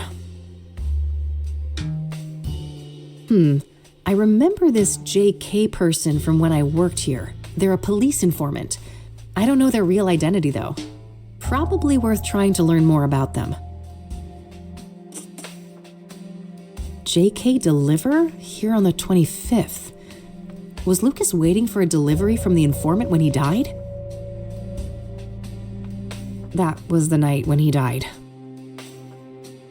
Looks like some meeting related to Lucas's ex-wife. I doubt that's relevant to me. That's the day when Lucas came to me to ask to team up. I wish I'd taken him up on it. Looks like Lucas had a meeting with JK here on the 18th. That's a few days before he approached me about the Soothsayer. Dog watching, huh? For whom, I wonder? This must be that thing Lucas mentioned about digging up dirt on the mayor. Shouldn't be relevant to me right now. I guess those bad fillings are the least of your worries now, buddy. Jackson is Lucas's youngest son. Must be his birthday that day.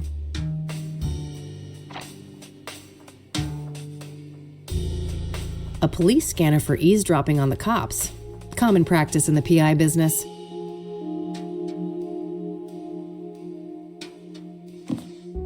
Standard KPD radio manual. Lucas probably used this to decipher police communications.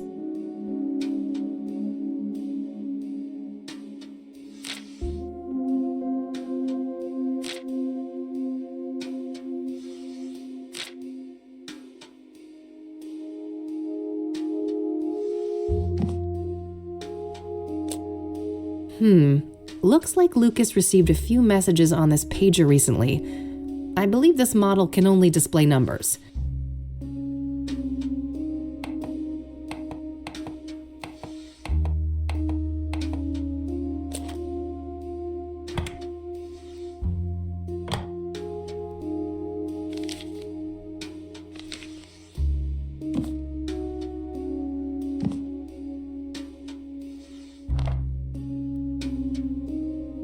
Still just the initials, but a number for JK is listed here. I should give them a call.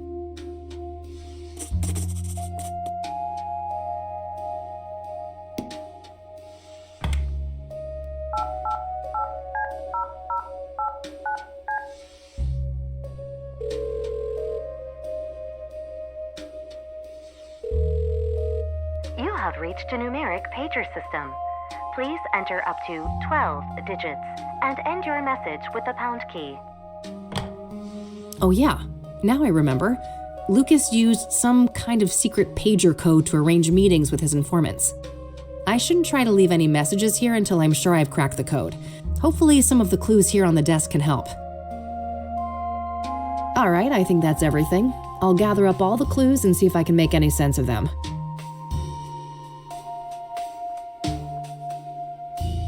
All right, so I know that Lucas used some sort of pager code to set up meetings with his informants, including JK. My objective should be to crack the code and then send a message to JK, posing as Lucas. All of the coded messages seem to begin with 1011. I should start by figuring out what those numbers mean.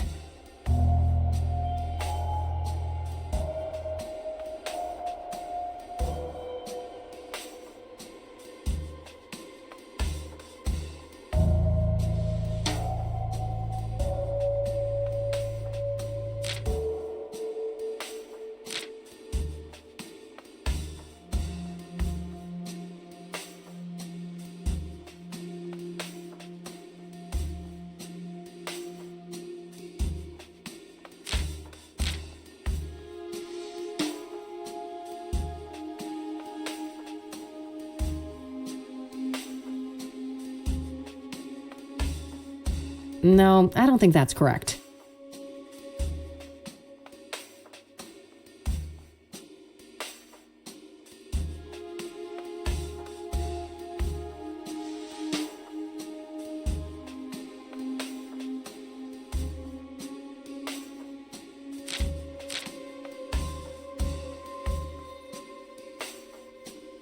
No, I don't think that's correct. These all share the 1011 prefix. I should start by figuring out what that means.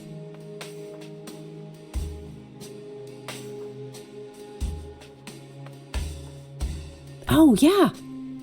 10 and 11 match the positions for J and K in the alphabet. That can't be a coincidence.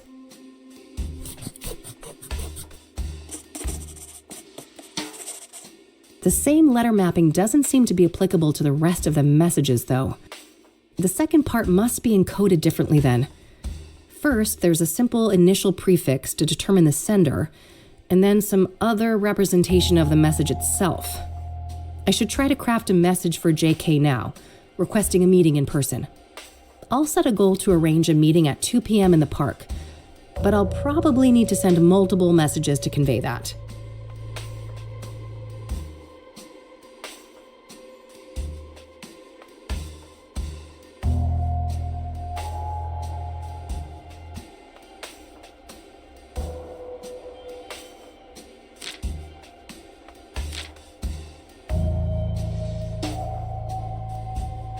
Sure, the incoming messages start with 1011, but I'm not sure Lucas would use the same prefix in his responses. I know Lucas had multiple informants, so surely they each had some unique identifier? Otherwise, it would be impossible to determine the sender of each message.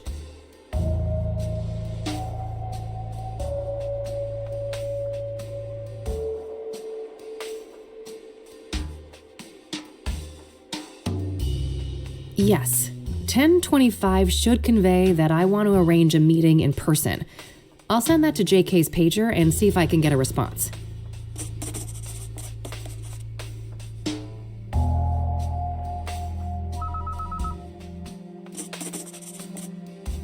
Got a response. 10-4. That must mean acknowledged.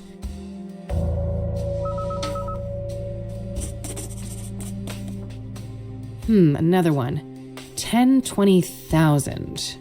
Not sure what to make of that one, but I have a feeling that they want me to respond.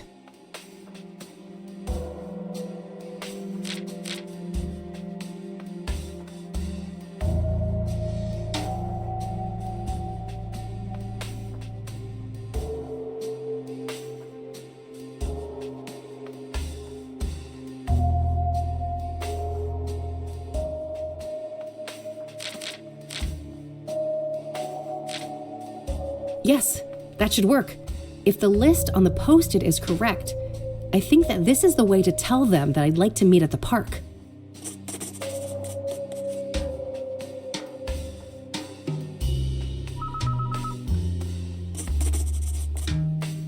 Good. Another acknowledgement.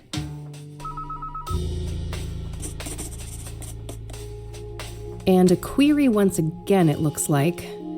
If we've settled on the park as a location, what's this now?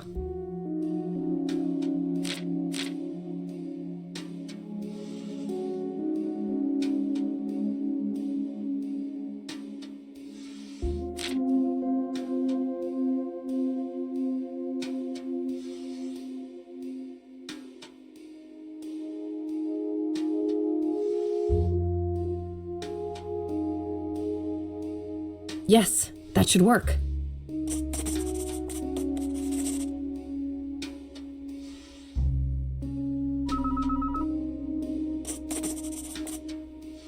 $10.76. IE en route. Perfect. I should head to the park and try to find JK.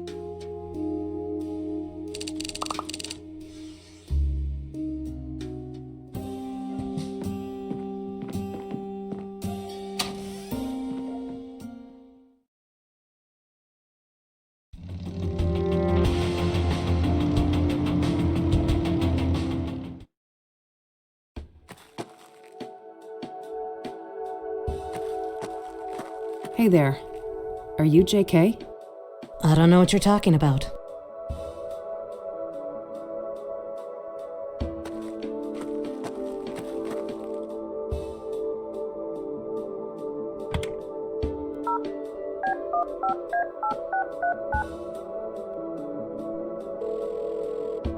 You have reached a numeric pager system. Please enter up to 12 digits and end your message with the pound key.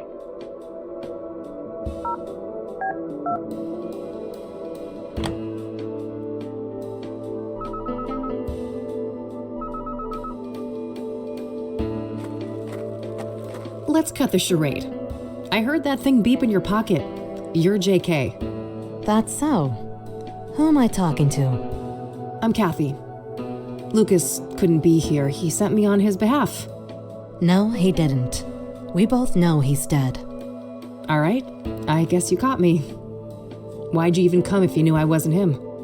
Wouldn't you? Part of me wanted to believe the poor bastard faked his own death. I wish. I was there when he died. A suspect, killed him and I nearly caught her. She? It wasn't Andrea Hall, was it? No, at least, I don't think so. This woman used the name Faith Cyrene. Who is Andrea Hall? A senior at KCU. Lucas asked me to trace a motorcycle for him and... And what? No. Damn it. I've already said too much. We shouldn't be discussing this. Look, the damage is done. You already gave me a name. If I wanted to rat you out to the chief or whatever, I could. Oh, honey. I'm not trying to protect myself. I'm looking out for you. Me? You don't even know me. Why do you care? Because Lucas did. He stood up for me when no one else would. I owe that man a great deal. If anything, he'd want me to solve the case and destroy that harpy for what she did to him. No, I don't think so. He loved you like a daughter. You know that, right? Fuck off. Don't tell me that. Don't you think I feel bad enough already? That's what grief is supposed to feel like, hon. You're in a bad way, and I won't help you get yourself killed. Now go on. Get out of here. This lady can go to hell. She doesn't know Lucas. She doesn't know shit.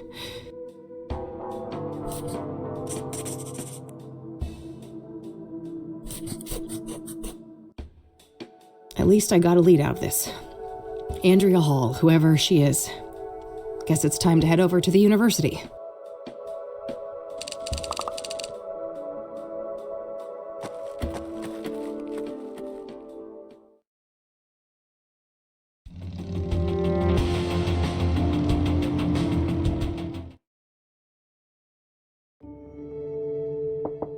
Come in. Yeah. Hey there. I'm looking for Andrea. Is this your idea of a joke? No? Why do you say that? You don't recognize me, do you? Oh, wait. You came to my office a couple weeks ago, didn't you? Uh-huh. I needed your help with my missing roommate. You can probably guess her name. Oh. Small world, eh? Better late than never. I still can't pay your greedy PI fees, though, so you might as well fuck off again. Sorry about that, but I'm running a business. Another case led me here. I'm not looking to get paid. I just need a few moments of your time, if that's okay.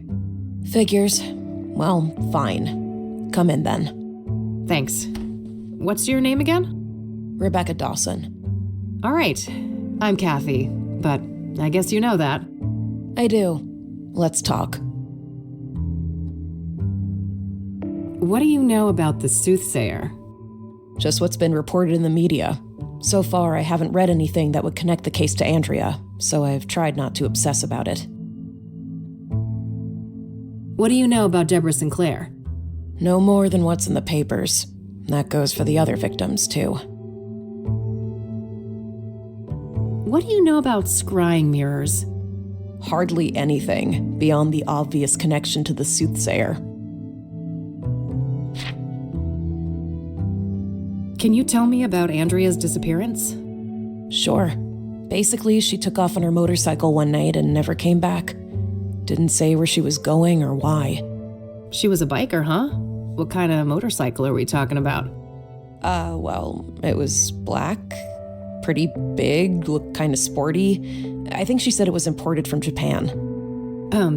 Got it, yeah. I happened to see one just like it a few days ago. Please, continue. Yeah, so, at first, I wasn't worried about Andrea. Suddenly leaving for a day or two wasn't unusual for her. After a week, though, I felt that I had to file a missing persons report. Total waste of time, that was. I can relate. Cassidy cops aren't a reliable bunch. And then you reached out to me? Yes. Tried every PI in town. Maybe I was naive to think I could afford any of them, but I felt I had to do something. That plan obviously didn't pan out either. Weeks passed, and after a certain point, I had to let things go. There was only so much I could do. How long has Andrea been missing? About a month, I think. Wait, so she disappeared around the end of April? Sounds about right. Why? That's when they found Jane Doe, one of the Soothsayer victims. Oh, yeah, I read about that, but the age is wrong. Andrea's 22, and the paper said 18. Rebecca, there's a margin of error. The later paper said early 20s. Oh, no. How could I be so blind? It's her. It's gotta be her. We don't know that for sure, but yeah, things don't look great. Andrea is not a local, is she? Far from it. She came from Australia. That would explain the lack of dental records, too. Fuck. We need to tell the cops all of this, don't we? We do, but let me handle that, okay? I have more evidence to share with them. Okay. God damn it, Andrea. What happened when you filed that police report? Well, they didn't take me seriously at all. I told them the truth about Andrea, and they immediately dismissed her as voluntarily missing, like she was some stupid teen runaway. They never even bothered to come and look at her stuff. So Andrea has had a tendency to disappear from time to time? Yeah. She's been known to hang out in some sketchy circles. People who like to party hard, if you know what I mean. Ah, drugs were involved? Yes, all kinds. Who were those sketchy people then? Got any names? No, I didn't want anything to do with that crowd. So, Andrea had a drug problem, did she? She used drugs, yes. She wouldn't call it a problem, though. She'd say she was in full control and that narcotics were tools like any other, or instruments to improve performance and expand the mind. And do you agree with that? For a superwoman like Andrea, maybe. She seemed to have a handle on it. But I mean, she had a whole circle of junkie friends, and I have no idea what messed up things they were doing off campus. And you don't know anything about these junkie friends of hers? No. I tried to keep a healthy distance from those people. If you know so little about them, how do you know they were even junkies? Trust me. I grew up in Cassidy. I've seen meth heads on the street since kindergarten. Yeah, point taken.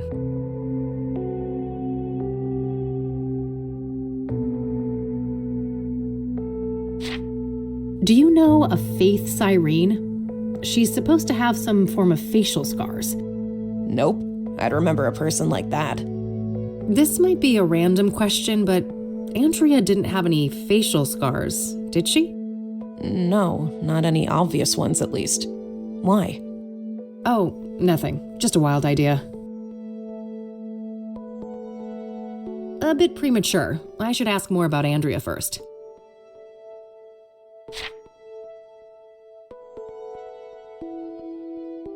What was Andrea like? She was brilliant. A born engineer, obsessed with technology, computers, and tinkering with all of her little gadgets. But she wasn't weird or awkward like so many smart people are, you know? She understood people. She could explain the most complicated things so anyone could understand. Sounds like a woman with a bright future ahead of her. I have a feeling it wasn't all sunshine and rainbows, though? No, she had a self-destructive side, too. I think she saw herself as a thing to push to the limit, just like her machines. Okay, can you elaborate? Well, she didn't care much for her health. It felt almost like she found it insulting to be limited by a human body with all of its inconveniences. Experimenting with drugs was a part of that, I think. I see.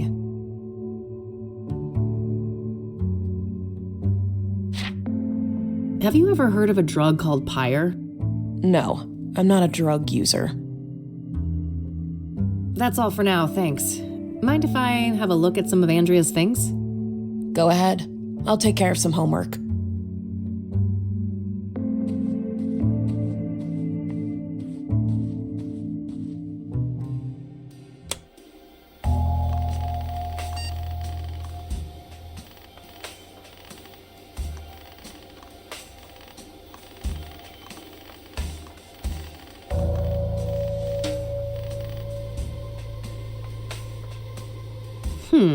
This looks like some serious encryption.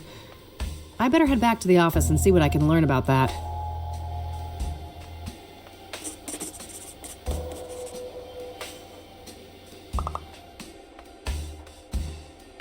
Looks like Andrea was taking something apart here. A hard drive, I think. I hear magnets like these are quite strong for their size. Might come in handy. Got it.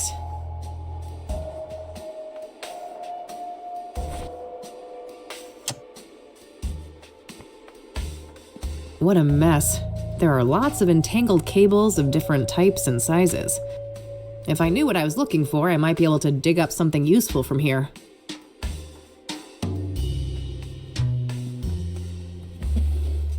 There's a spool of metal wire here. I could probably find a good use for that.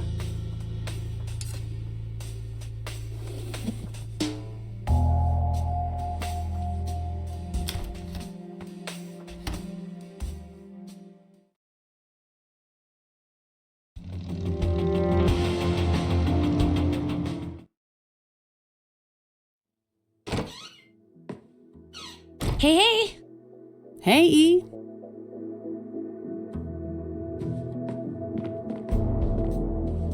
Can I talk to you for a sec? Sure. What's up? Do you know anything about hard drive encryption? A little, I suppose. What are the specifics? Basically, the whole computer is encrypted and it prompts a password when I boot it up. Is there any way to bypass that? Oh, that's tough. Maybe the computer book I bought for the office last year could be useful? Oh, right. Remind me, where did we put that? It's on the shelf behind you, Kathy. All right, that's all. Okie dokie. Ah, here's the book Eileen mentioned. Excellent. There are a few pages about the type of encryption I saw at KCU.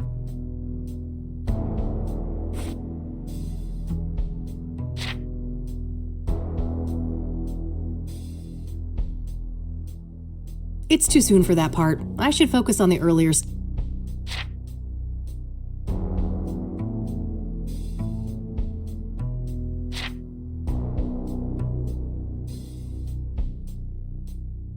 This should be useful. First things first, I need another computer.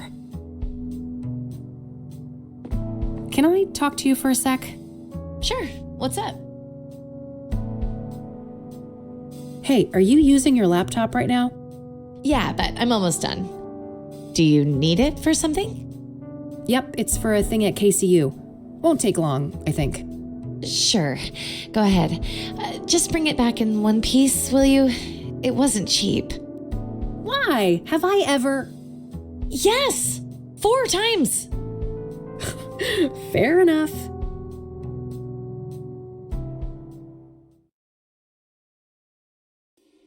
All right, there we go. I've got the laptop set up.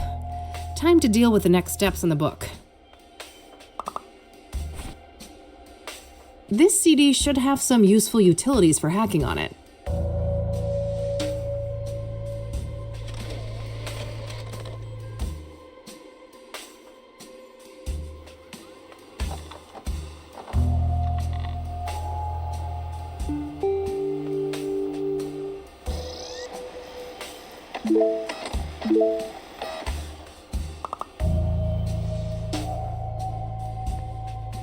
Ah, here's that type of cable that was mentioned in the computer book.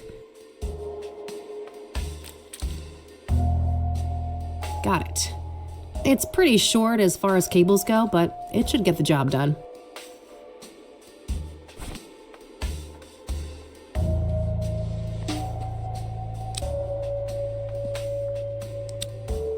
All right, all hooked up.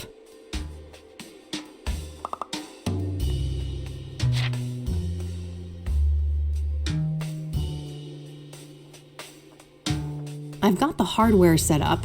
Now I just need to change the right BIOS setting on Andrea's PC. I should look for something that says DMA.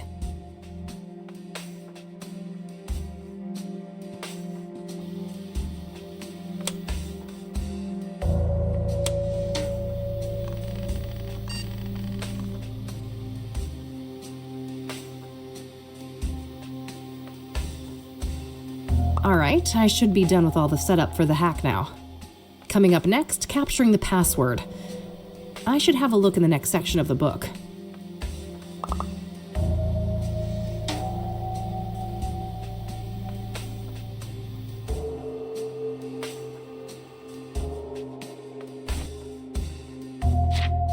I'm done with this part. Alright, so I need to assemble the memory signature following the format outlined in these pages. I think I can find all the information I need on Andrea's computer, despite the lack of a password.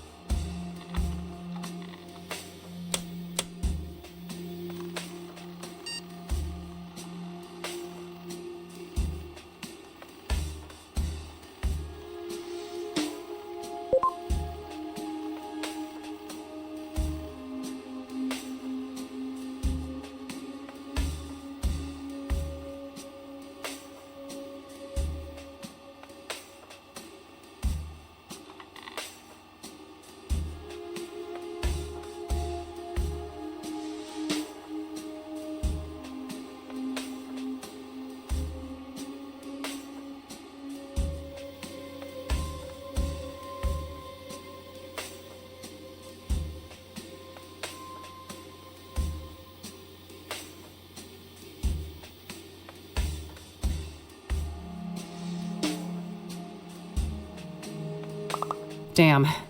The decryption isn't an automated process. I still have to try different passwords against the encryption hash. After each attempt, the utility will spit out some information about how close I was to the right password, though. We're dealing with a 7-character password, including a mix of numbers, lower and uppercase letters. I should have a look around the room. Maybe I can find some 7-letter words to put me on the right track. I already looked in there.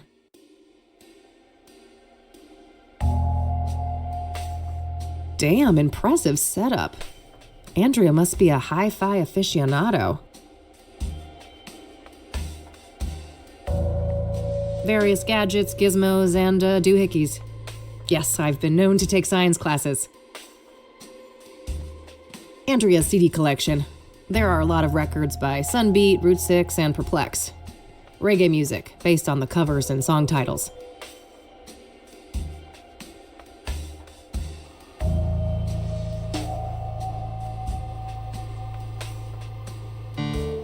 Close. Maybe Andrea just obfuscated it a little bit.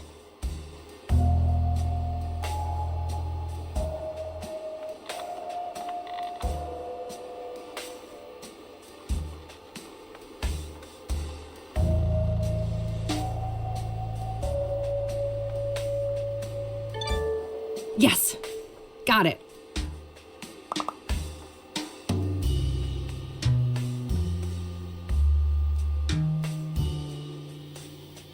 Moment of truth.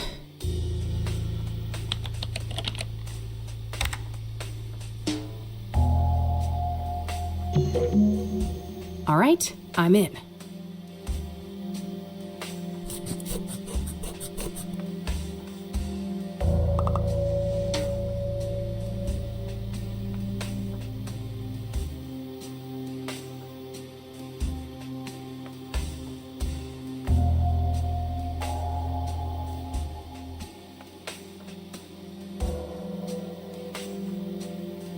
The old mines, huh?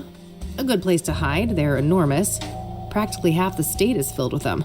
I'll need more specifics to track down a site like that.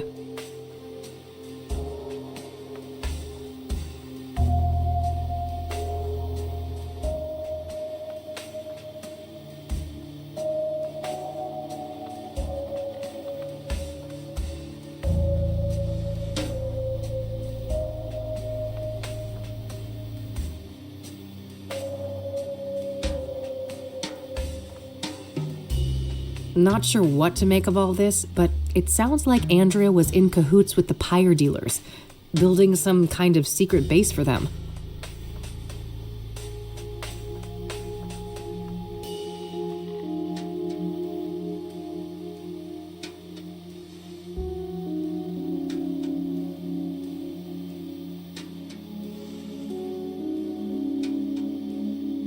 Well, that removes any shred of doubt. Andrea Hall was Jane Doe. Sounds like something about pyre scared the shit out of her. Did that have something to do with her death?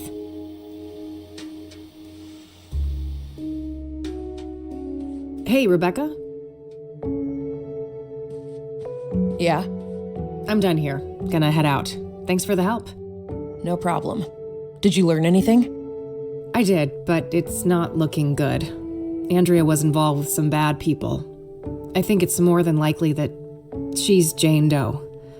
I'm sorry. God damn it. I fucking knew it. I need to process this.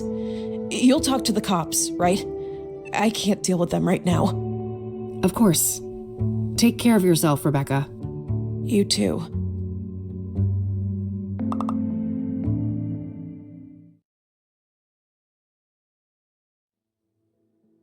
This laptop worked like a charm. Thanks. Glad to hear it. What'd you find out? Too much to explain now. I'll fill you in tonight. I still need to go and track down Cooper. Okie dokie.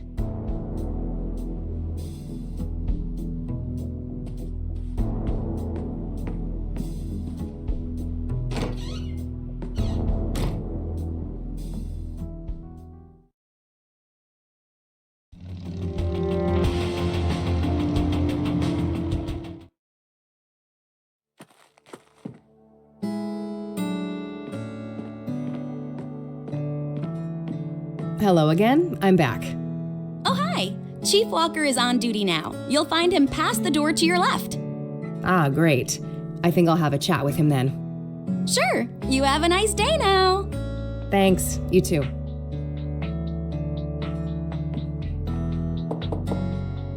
Yes, come in. Chief Walker? Yeah, that's me. Who's asking? Kathy Rain, private investigator. Oh, another one. I thought you'd all given up by now. Sorry to disappoint, but this gal is more stubborn than most. Apparently. Go on then.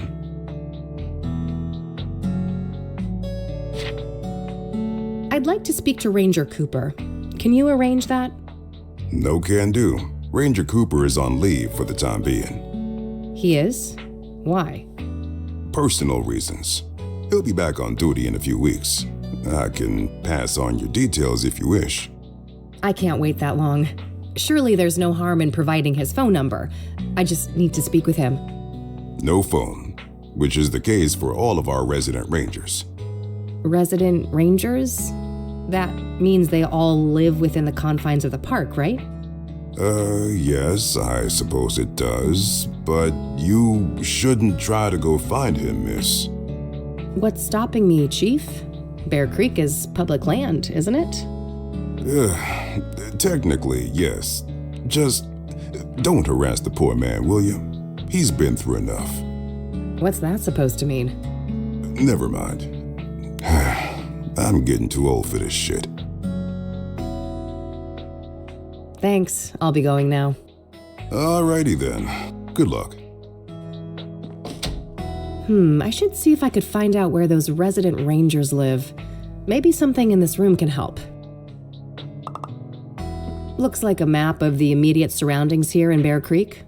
Various points of interest are marked out. Ah, there's the ranger accommodations. It's not that far of a trek from the nearest parking spot, so I should be able to cover the rest of the distance on foot. I better not risk it without a gun, though. Lucas's revolver should be somewhere near the crash site.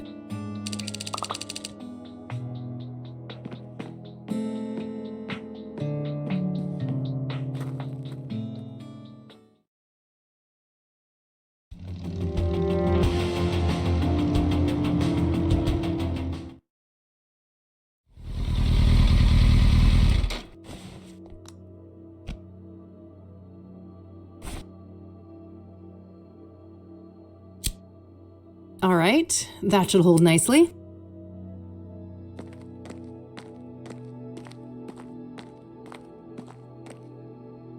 Bingo, I can see something shiny down there. How to get it up, though?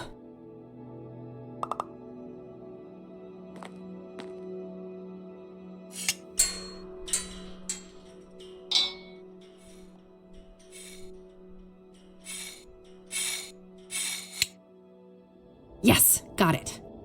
This thing is nearly out of bullets, though. I should keep an eye out for more.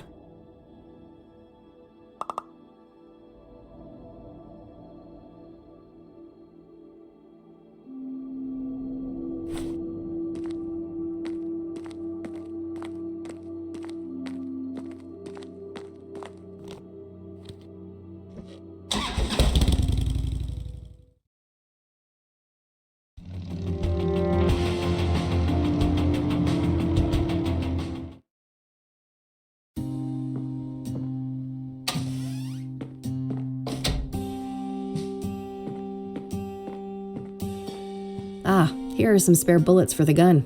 I better take some. All right, that should be plenty. I've reloaded the gun too.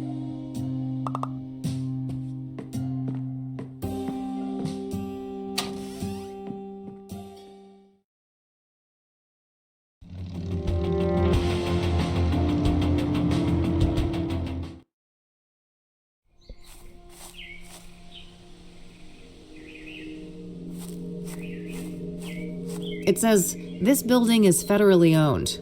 I believe that's the standard for national parks. No state jurisdiction.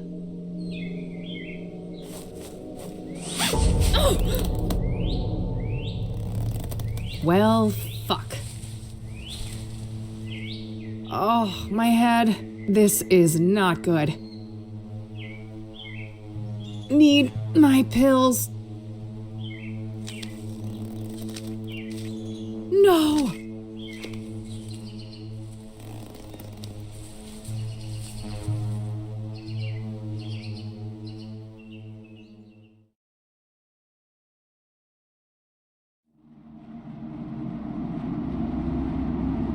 Do you see? The noose, the iron. Those were the holy instruments of my rebirth. Wait, this is how Isaac Price died, that psycho priest in Conwell Springs. Nearly there. Fight your ignorance, child. No, it can't be. You can't actually be him. Can't I? I told you, there is no death, only change. When everything burned, the Crimson One slipped out of his suit and skittered away like a cockroach. With a heavy heart, I donned the mantle. I became Mr. Burgundy.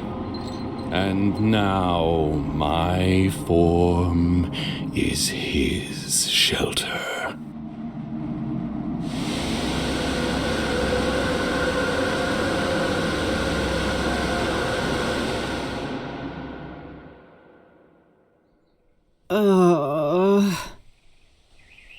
Easy. Don't try to get up just yet. I don't want you to faint on me again. Oh, it's you. Tom, was it? Yes. My name is Tom Ward. But for the longest time, my name was taken from me. And in its place, you were only given a hue of red. You're the Crimson One. Yes. When you burned the threshold, I was set free. I'm ashamed of my past, and I wish to make amends. That's so? Why should I believe anything you say? You put me through hell in 1995. Things were out of my control. You don't wear the suit wears you. You can stretch it, bend it, but if you go too far and rip the fabric, you rip yourself. I see you haven't lost your penchant for nonsense metaphors. At least you're not fucking rhyming again. There's the Kathy we all know and love. I was afraid I had lost you there for a while. I'm still me. Not that that got me anywhere. I'm broke and brain damaged, my friend was killed, and I'm chasing some of the most dangerous people on the planet. Dangerous indeed. Which is why I will urge you to reconsider a cooperation. We have a common foe, and you will need allies.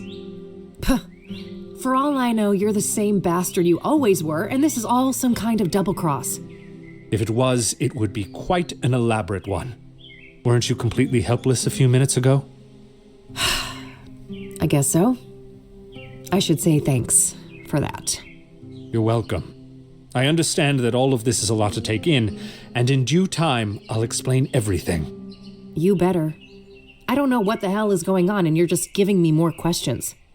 I realize that, but this is neither the time nor the place. When circumstances allow, I'll come find you again.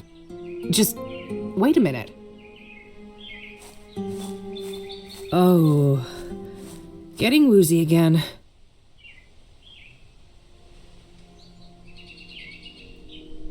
All right, I think I'm okay now.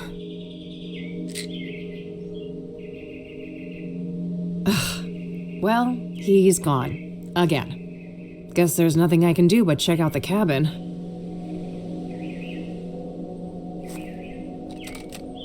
Locked. What a shock.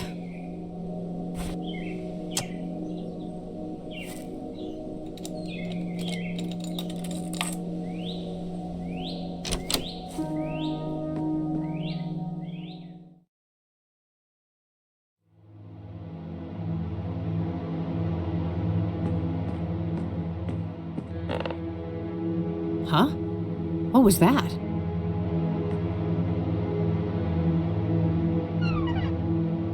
A secret compartment. There was a hand-drawn map and also some kind of document in there.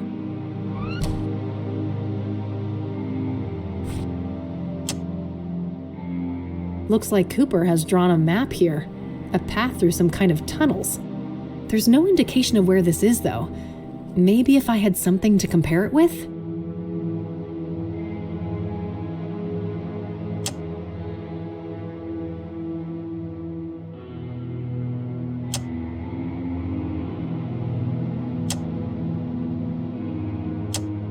Let's keep things more sensible than that.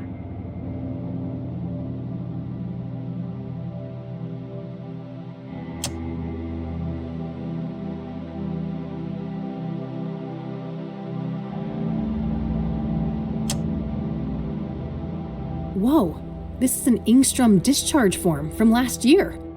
The name on here is Victor Kopernik, though, not Victor Cooper. Cooper, Kopernik? They're quite similar. Maybe he changed his name after they let him out? The timeline fits perfectly with Rose's affair, too. This guy has got to be her secret lover.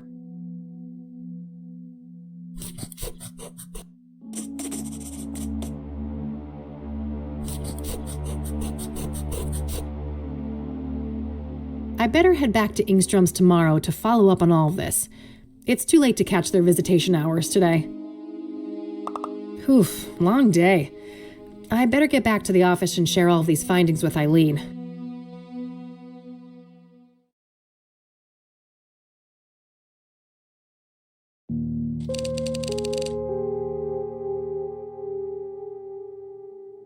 Kopernik, huh? I wonder why he changed his name. He was discharged from a mental institution. Maybe he just wanted to throw a wrench in background checks? Yeah, I suppose that could be it. What about this Tom guy then? Do you think we can trust him? I don't know. I think so, but it's complicated. It has to do with everything we went through in 1995. Oh, you know we never really talked about that. Over the years, I've started to remember things. Fragments. It wasn't just some nutty priest, was it? No, it was something much more sinister than that. And I think that these murders are somehow connected to it. All the more reason to stop the Soothsayer then. Agreed. How did things go at KCU then? I never imagined you'd go back to school. Huh, me either. Let me tell you what I found.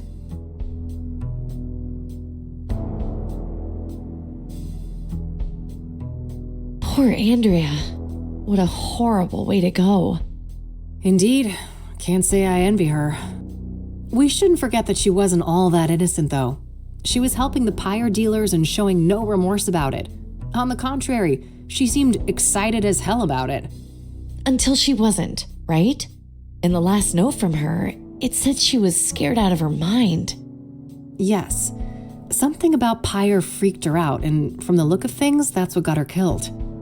Well, at least we know now they have a secret hideout in the mines. Yeah. Narrowing down that location will be the final piece of the puzzle. Anyway, how have things been progressing here? Any luck with the phone? Easy peasy. Cracked and ready. I had a peek in the contacts, and guess who I found in there? Who? Tabitha Caldwell, that florist lady. Damn. So Faith Cyrene knew her. Tabitha's involved then. She's gotta be. Yeah. At least her name was in Faith's contact list. Whatever that implies. The implication is fishy as hell. Let's leave it at that. Anything else? Not that I could find, but you know this case better than me. Any ideas? Well, there's this one thing. Rachel Wang mentioned this upsetting phone call. Oh, right. Outside Eric's apartment, wasn't it? You even had the date and time. Yeah. Here's the transcript. January 14th, 4:15 p.m. Okay. So? Got it. Lasted a couple of minutes, apparently. The number is not in the contact list. 555-059-325. Oh, fuck. What? I know that number. That's the Ingstrom Psychiatric Hospital. Oh, well, that's easy. Probably just this Copernic guy, right? He was a known patient and in cahoots with Faith. No, that's impossible. He was discharged last year. And this was January. So someone else made that call. Well, I guess I have a plan for tomorrow then. Tabby's garden, then Ingstrom's. Yes, I'll stay here and look into Copernic more now that we have his original name. Sounds good. You on the bed? Nah, couch is fine. Sleep tight.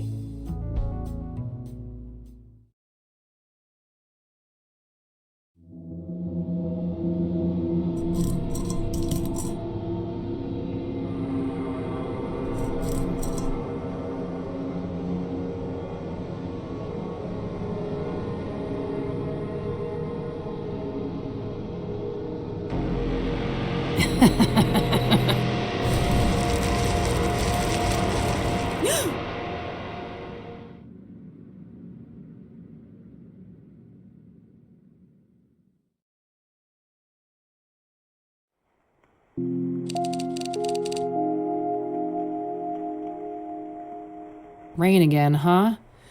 Let's go see if E is up yet.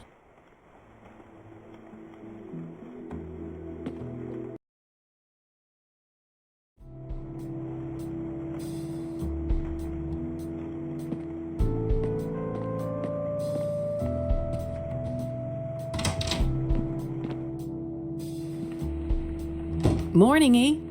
Hey, sleep well? Nope, but that's par for the course. You know that. Yeah, I suppose I do. So what's on the agenda for today? Tabitha Caldwell, first of all. She knows more than she's letting on, or she wouldn't be in the contacts of that cell phone. Right. Just don't underestimate her. She could be dangerous. And then there's Ingstrom's, right? Yeah. Somebody called Faith Cyrene from that place and made her throw a tantrum all up in Eric's face. Yup. That was an odd one. Anyway, if you need some help, remember I'm only a phone call away. Plenty of minutes left on that cell phone, so you can reach me from almost anywhere. Ah, that's convenient. Pocket phones, huh? What's next? Robot cats? Oh, I would never. You're the best girl. You two are just adorable. Oh, quiet you. What's E gonna entertain herself with then? Victor Copernic, I think. Yeah, sure that guy's a fucking hoot. Oh, you know what I mean, silly. Research. And maybe I can dig up what he tried to hide with that name change. Not a bad plan. Let's get to it and touch base tonight. Okie dokie.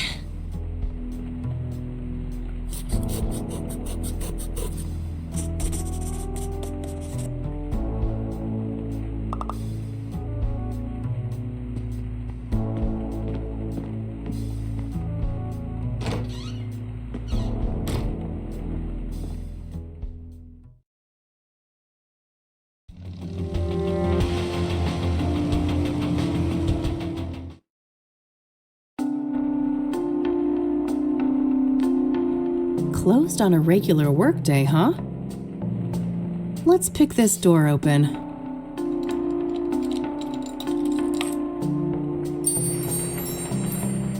Hello? Tabitha?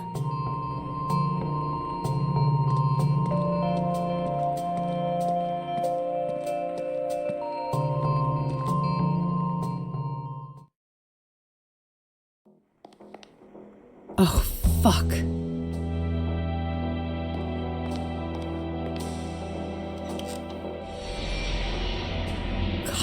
I'm sorry, Tabitha. I'm so sorry. It's the mirror. The Soothsayer was here. Multiple stab wounds to the chest. Just like Rose and Deborah. It's a bottle of Ipecac syrup. If ingested, this will quickly induce vomiting. Should be useful enough to take, despite the circumstances.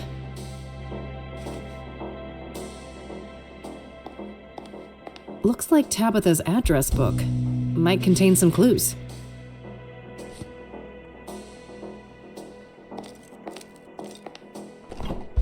Oh, damn. These are red scythe flowers. She's been growing them. Something tells me I just found the key ingredient of pyre. The question is, was Tabitha an unwitting participant or a full-on co-conspirator? I think I found everything in here. I gotta get the hell out of this place before someone sees me. I'll wipe everything I touched and then call the cops from a payphone.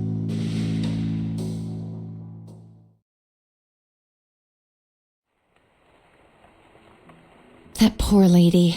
It seems everyone who has something to do with Faith Cyrene ends up dead. Yes. I wish I'd pushed Tabitha harder the first time we met. Maybe she'd still be alive. It's not your fault, Kathy. At least you found some clues in there. Yeah, I'll follow up on those now and see what I can find. All right, I'll stick with the research. Be careful. And call me if you need me. I will.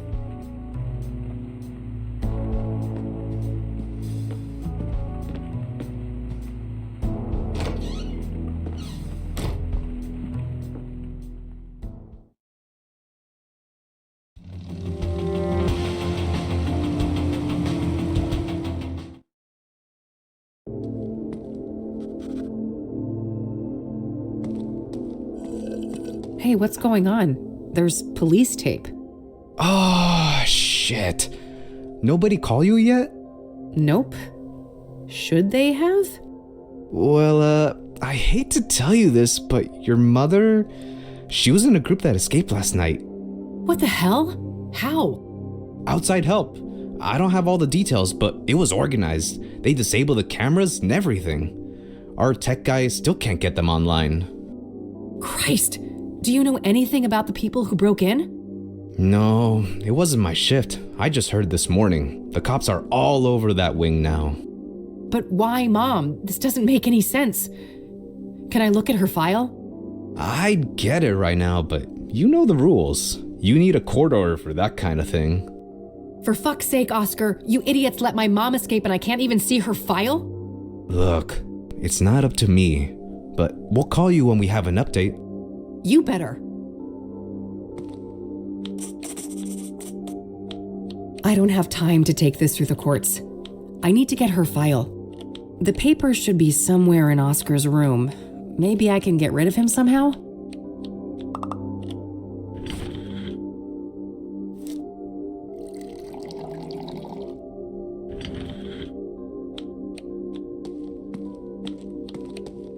Hey, that's employees only. Geez, okay, take it easy.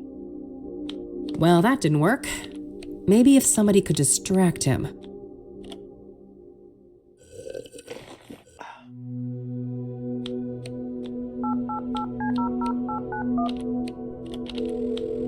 Rain Investigations, Eileen speaking. Hey, it's me.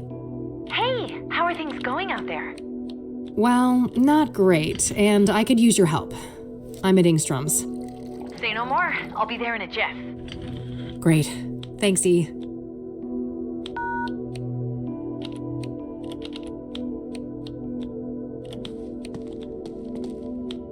Good, you made it. Hey, what's going on? What's with the police cars outside?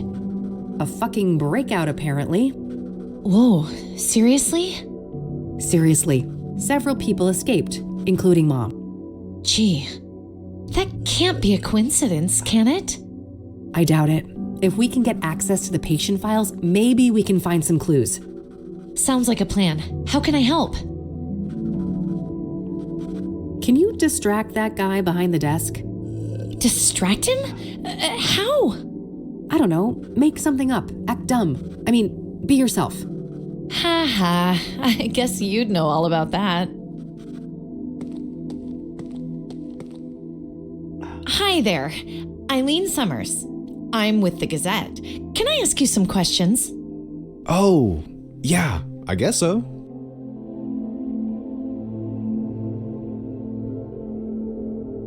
And you said they disabled the cameras? Like that one on the ceiling? Yeah, exactly. Our computer nerd boss here on site. Don't print that. Our head of IT, that is, he's still working on it. Perfect. That's all the questions I had. Thanks, Oscar. Anytime. So, when will this print? I gotta tell my mom. Le va encantar. Very soon. Gotta go. Bye. Any minute now.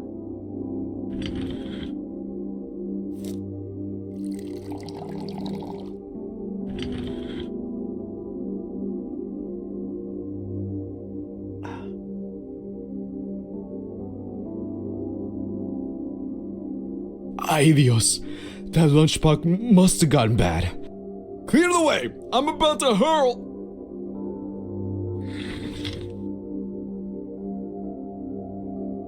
That should keep him out of commission for a while.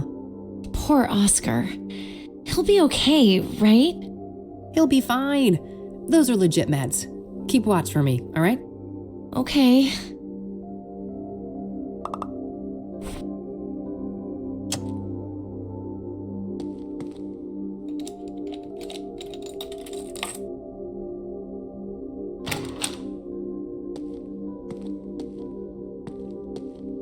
All right. Where do we have Sharon Evans in here?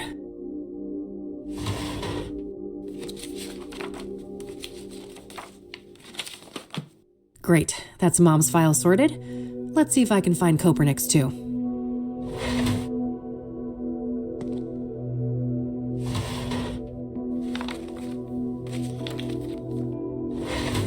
Perfect. Got that too.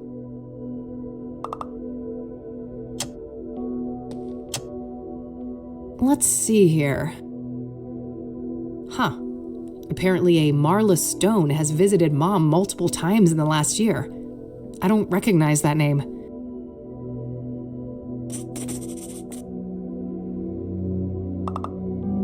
Well, it seems our boy had quite the stint at the facility. He was first admitted 13 years ago for severe schizophrenia. There's a veritable smorgasbord of symptoms, including hallucinations, delusions, paranoia, violent outbursts, you name it. Then last year, apparently he had some kind of unexplained, miraculous recovery. Very strange. I guess somebody fucked up big time when they released this guy. Huh, interesting. There was an audio tape in this folder too. I'll have to listen to that.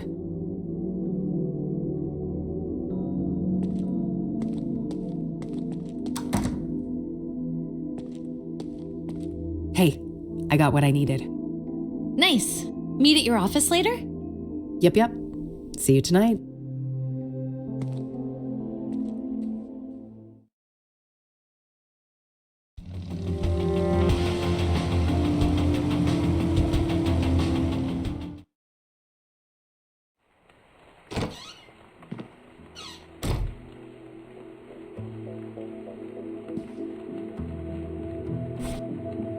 Besides I'll cross-reference the address book with my notebook. Whoa, Marla Stone is a hit. Huh. Faith's cell phone number is listed under that name. Does that mean Marla Stone and Faith Cyrene are the same person? If they are, Mom could be the mystery caller from Engstrom's that Rachel overheard. It looks like the address for Marla Stone isn't the Onyx Row apartment, though. It's some P.O. box at the library, number 14. I better go check that out.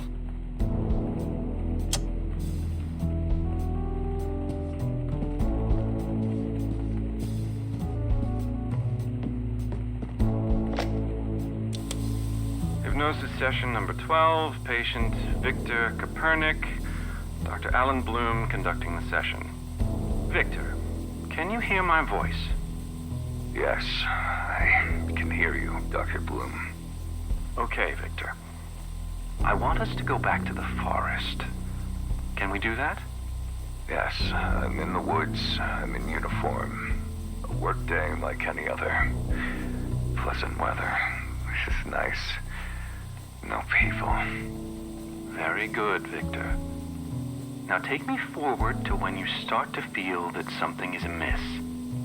Okay. I've wounded a stag. I'm tracking him. He's run off the beaten path. There's a strange smell mixed up with the iron of the blood. Probably nothing. I need to catch up with him before dark. There he is, finally, collapsed in a clearing. Red flowers all around him. What a neat display. Wait, a sinkhole. That's not on the map. How far did I... That god-awful smell is making it hard to think. It stings. My eyes are watering. Wait. He's still alive. The stag is standing up and staring at me now with those shiny black eyes. They look like polished rocks. He speaks. What is he saying, Victor? I have made a great sacrifice, and you must offer up a piece of yourself in return.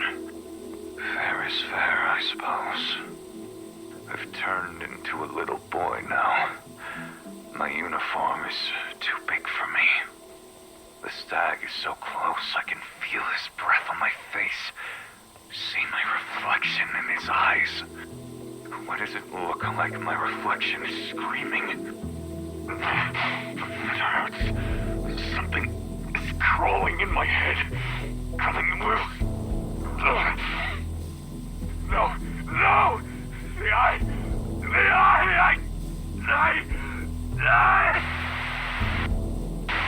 Addendum, Dr. Alan Bloom speaking. The hypnosis session was terminated following a traumatic breakdown. The patient had to be sedated and restrained.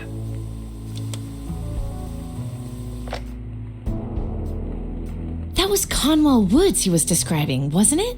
Where everything happened to us in 95? Yeah, it sure sounded like it. I'll look into that. Maybe I can find a record of Victor Kopernik in Conwell County. Sounds good. I'll follow up on my other leads for the time being.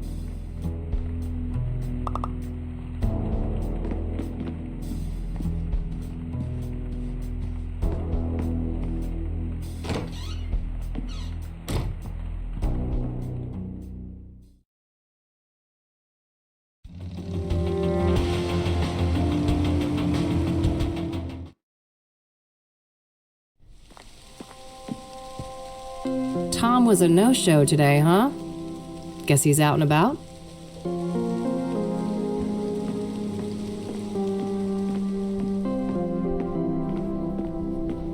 Here's number 14, Marla Stone's box. Ugh, it's locked tight.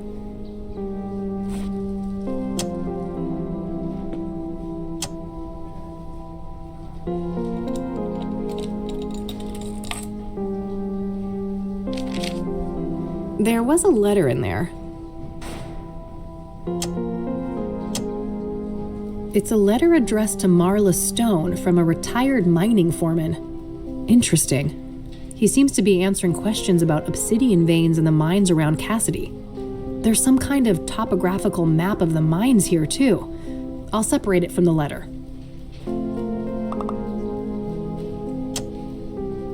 Good idea. Let's see if I can find any tunnels that look like this sketch. There it is, right next to an entrance to an old quarry. Fuck. I think this is it. This is where their hideout is. I gotta get back to E and make a plan.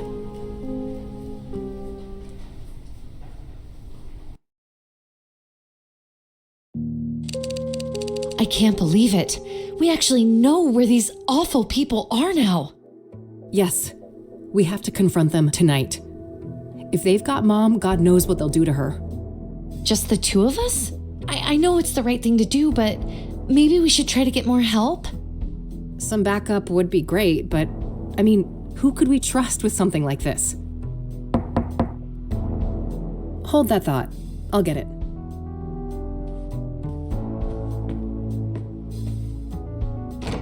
Detective Rain, we need to talk. Someone's got impeccable timing. Come on in, buddy.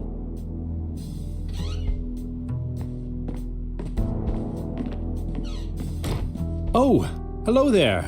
How do you do? I'm Tom Ward. Eileen Summers. Kathy told me about you. Thanks for looking out for her yesterday. Don't thank me yet. I overheard something about the two of you needing backup. Not so fast, Tom. You have a lot of questions to answer. Very well. We have some time. First of all, how did you become the Crimson One? That's a long and painful story. Just give me the broad strokes then. Well, let's just say I suffered a great personal tragedy. I had nothing to lose and nothing to live for, and I was in the wrong place at the wrong time. Conwell Woods. In that moment of weakness, the old god seized me and wrapped me in that red velvet prison. And there I remained, until your blaze offered an escape. An escape? How? It's difficult to explain, but the fire weakened the old god enough for me to break free from his influence. So what? You're back to your former self now? As far as I can tell, yes. It's as if that horrific night in Conwell Woods never happened. Tell me about your former master then. The one the church revered as the old god. He is the great I, the evoker behind the curtain, the master of the malleable. The malleable? That's the realm you entered in 1995. The shifting depths powered by the red flowers. So what happened when I burned them all? You cut off the old god from our world and cauterized the threshold to the malleable. He was weakened in the process, allowing me to slip out of the suit and escape. What is the old god exactly? I wish I knew. He isn't human, I know that much. He doesn't have a name. In fact, the concept of names is completely foreign to his kind. And he's bound to this malleable place? It seems so, but I can't say for certain.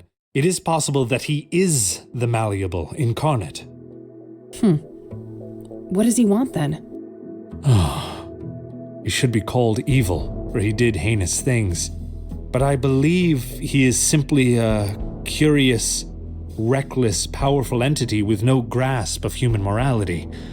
A child playing with ants, if you will.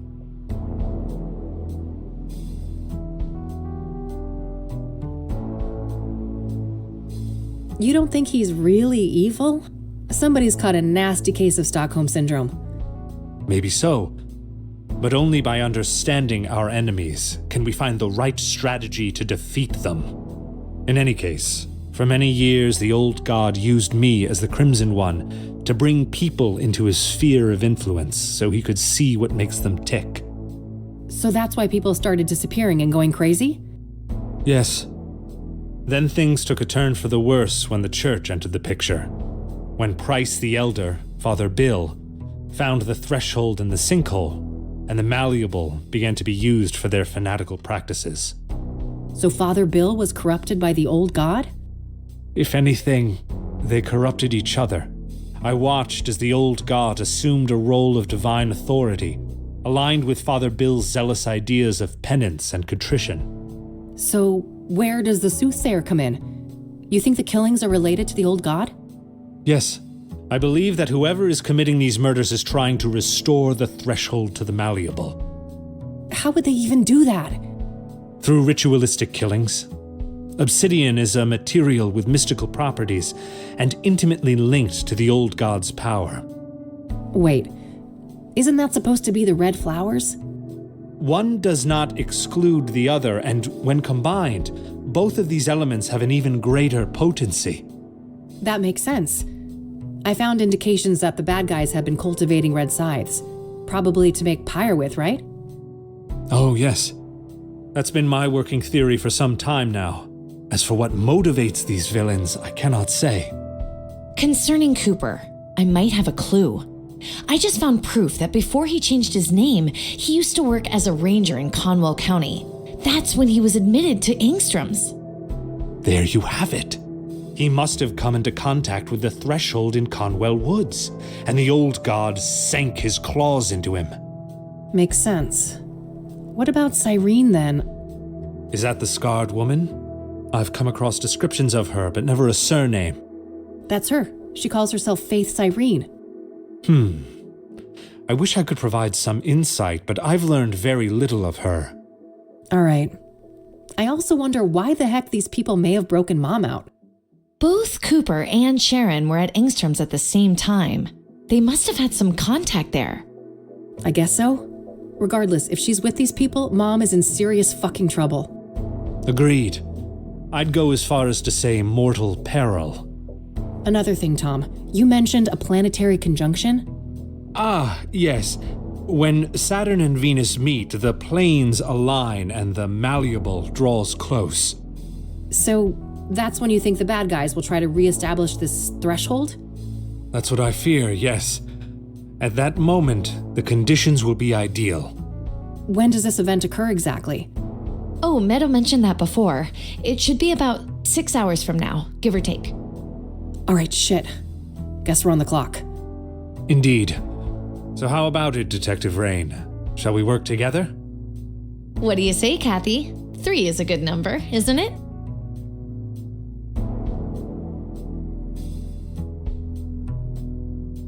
Well, I guess beggars can't be choosers. Bold words coming from a girl I found hanging unconscious from a tree. I guess you got me there. Let's make a plan.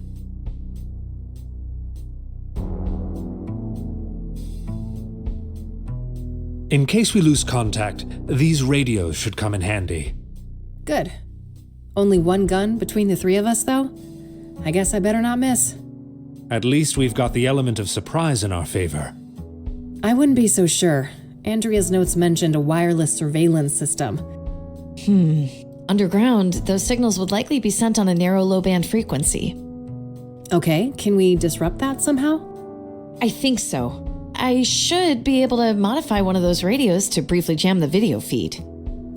Perfect. You got a car, Tom? I do. You take the lead, we will follow.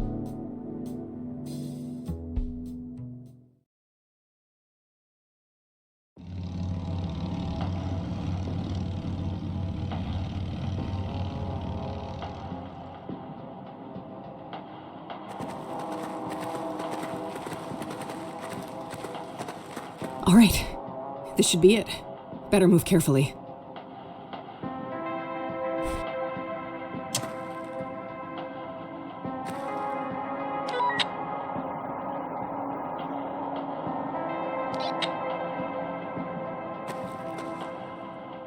All right.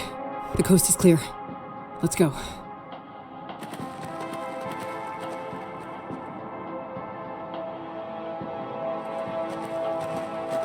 A surveillance room. Jackpot. Looks empty. Let's check it out. You two go ahead. I'll scout the rest of this tunnel. Good idea. I'll be with you in a sec.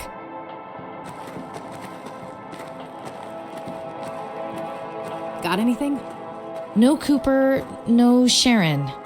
I've got somebody that could be Faith Cyrene, though. Show me. Right here. Yeah, I think that's her. Any idea how to get to that room? Nope. There's no map or layout anywhere. I'll bring Tom and look for her. You stay here and keep an eye on the monitors.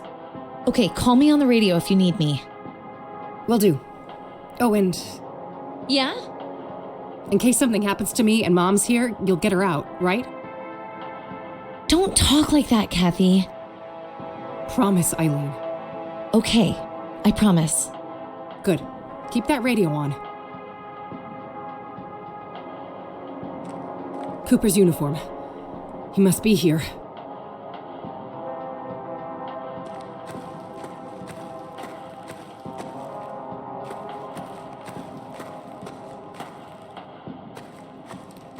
Looks like it splits off here. Yes. I'll take this path. You go straight. Any sign of trouble will connect on the radio. Fine. Take this at least.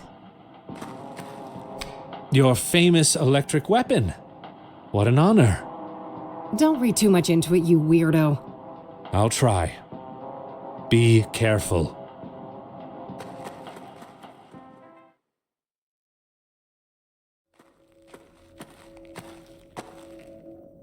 Took you long enough.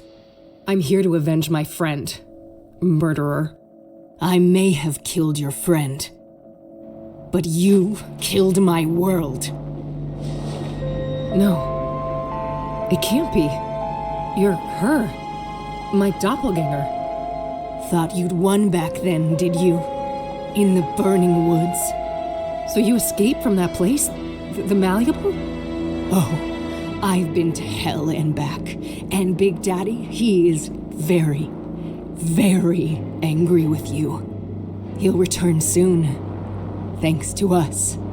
And when he arrives, he will tear you from limb to limb.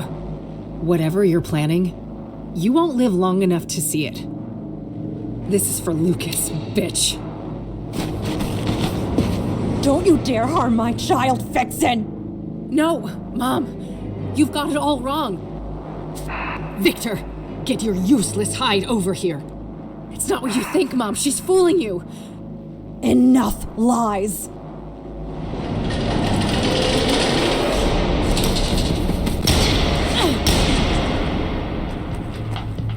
Kathy, come in. God, were those shots? We're on top of it. Stay where you are, E. Okay, just be careful. Hey, Tom, come in. Over. I hear you. Over. Could you make a run for that valve? I'll do my best. Cover me. I'll make a move shortly after we hang up. Will do.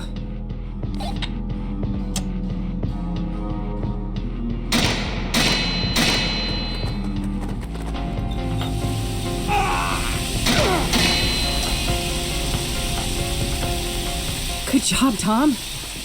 I hit that bastard. Yes, but let's not celebrate just yet.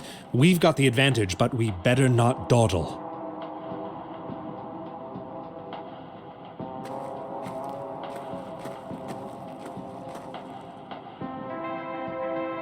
Empty. Guess he ran out of ammo just now.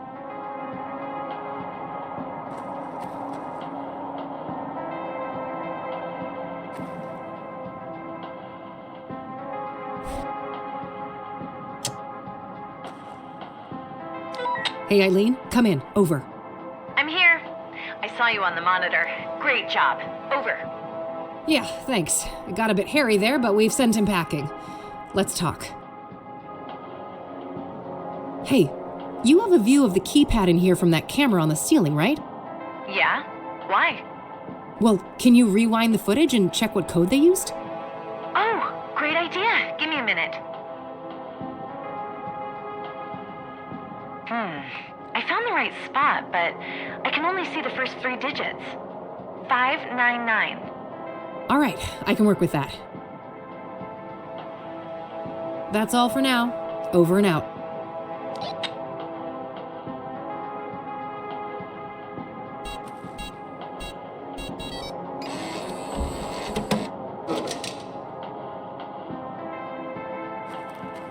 Let's go. Wait. He's near. The Dark One. The Great Eye. All the more reason to stop the bad guys. Come on. I cannot. I'm sorry. I was barely able to escape him the last time.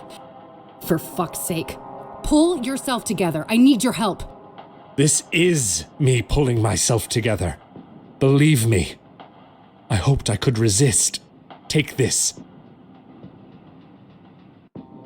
A knick-knack. Well, gee, I'm saved. This isn't the time for quips. You are holding a selenite seal. It has purifying properties said to be able to expel evil spirits. Sounds like a lot of wild conjecture to me. It is not, trust me. Keep it close. You will know when to use it. Now, go. Stop them.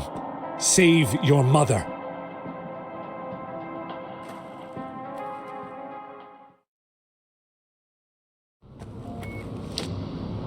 Damn it, she's here! Move aside, Mom. She's the fake one. She's the imposter. She's the fake one? She stopped at nothing to get me out of that torture chamber. That's what a real daughter does. She only broke you out to use you, Mom. And you're playing right into her hands. She hasn't asked me to do jack shit. Unlike you. She was there for me. Like a real daughter would. She's just saying what you want to hear. Does that truly sound like the daughter you know? Well, I thought you'd changed. I thought you had become the daughter I wanted. I wish. We've always been like this, you and I, at odds with one another. And as painful as that is, I think it will always be part of our story. I'm too proud to ever beg for help. You know that. But, Mom, this time I really need you to be there for me. I really need you to see me. Catherine? I don't understand. Well, I guess that's that. Drop the gun, bitch, or I'll paint the floor with Mom's throat. Let her go. This is between us. Petty fools, with your pointless little feuds.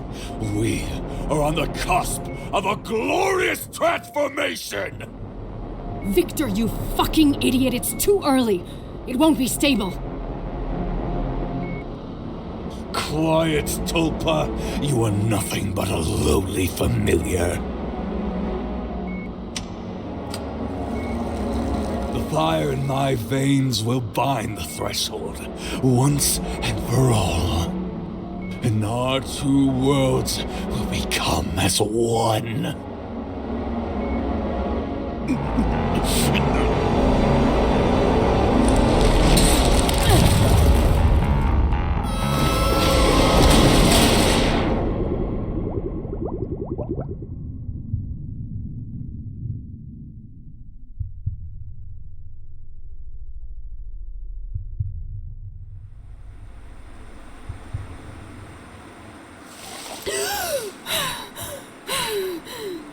No, not again.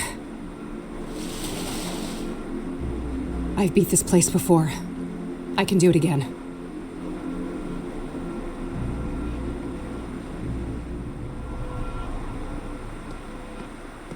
It's a box with 3 locks requiring 3 keys.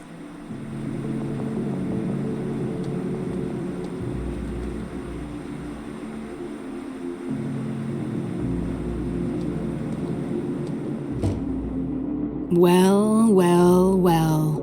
Look what crawled out of the gutter.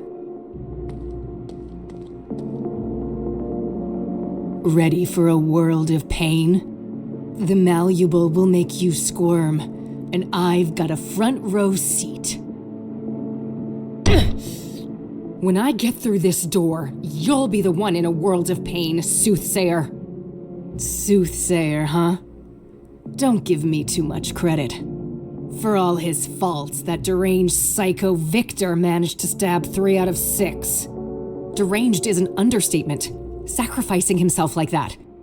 You think that was deliberate? No. That was just a stupid overdose. That idiot couldn't even follow a simple plan. Stabbing women was more his strong suit. Mommy issues, I'm sure. What a brute. Unlike him, I kill with finesse. It takes cunning to murder someone by a fall, to burn them alive, hang them by a noose. Why'd you even do it like that? You should know. You're the one who taught me.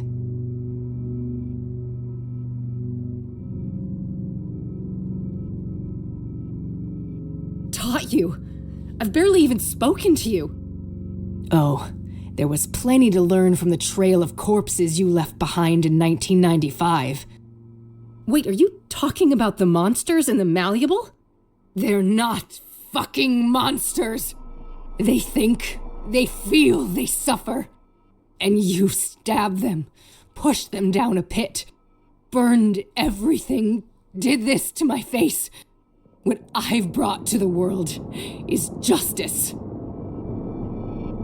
So, wait, hanging the deacon? That was because of how Isaac Price died in jail? Penny finally dropped, huh? Good for you.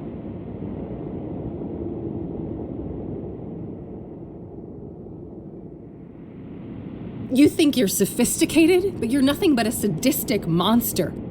You never had a real plan, just some vague justification for your violent urges. Keep telling yourself that. Mr. Burgundy has it all figured out. Just you wait. So you're just Mr. Burgundy's obedient pet, are you? Aw, jealous. We both know you never stop longing for a daddy of your own. Poor broken girl, always searching for a new daddy to take you away. And oopsie, I took one from you, didn't I? That old fat pile of misery on the roof. You actually cared about him, didn't you? Yes, I cared. And you'll fucking pay for what you did. Oh, we'll see about that. At least you never got to slit Mom's throat, you unhinged freak.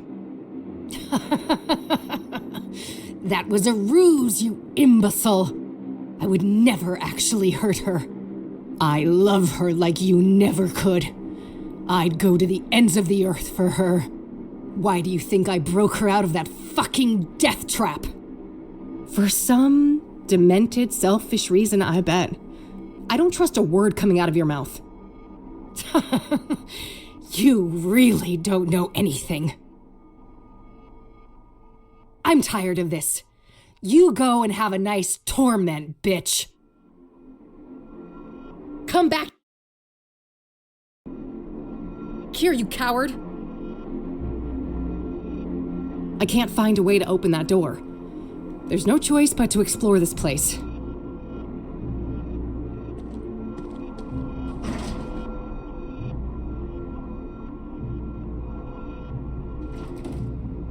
There were no buttons in the elevator, but it took me here. Looks like a stack of newspaper articles. Shit.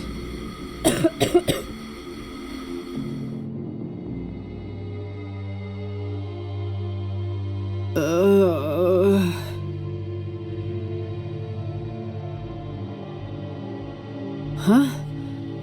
What's this around my neck?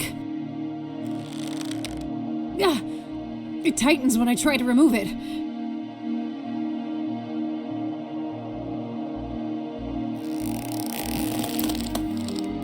My God. Kathy Rain, judgment awaits. Ben Townsend? Is that you? Benedict Townsend is with God. I was made in his image. Now, heed these words. Enlightenment leads to mercy, ignorance to doom. You may approach the first altar.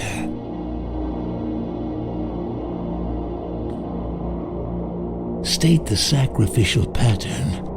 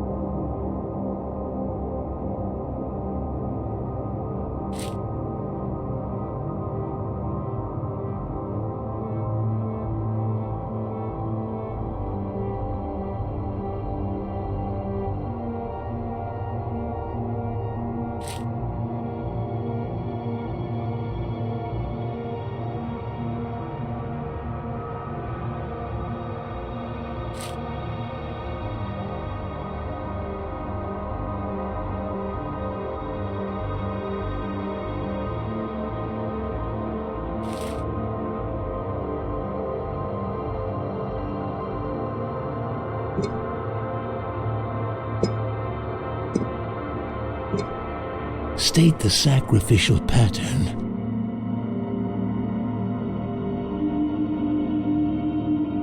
You have passed.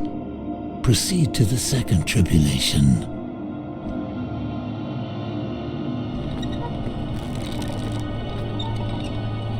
order the vocations of the sacrificed souls.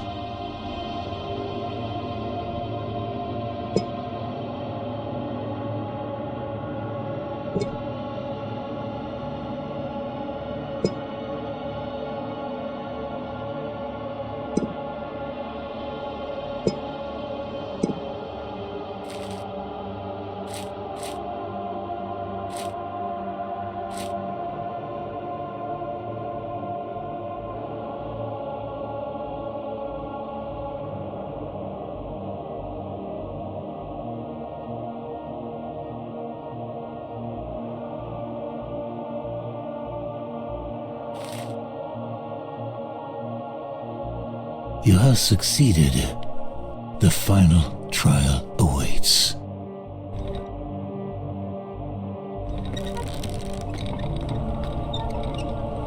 State the sequence of the sacraments in the ritual.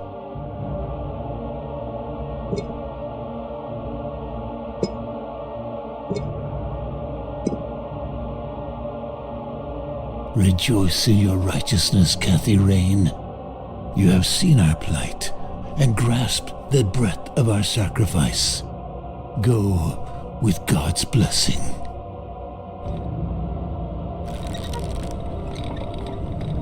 Looks like I can release the ropes here.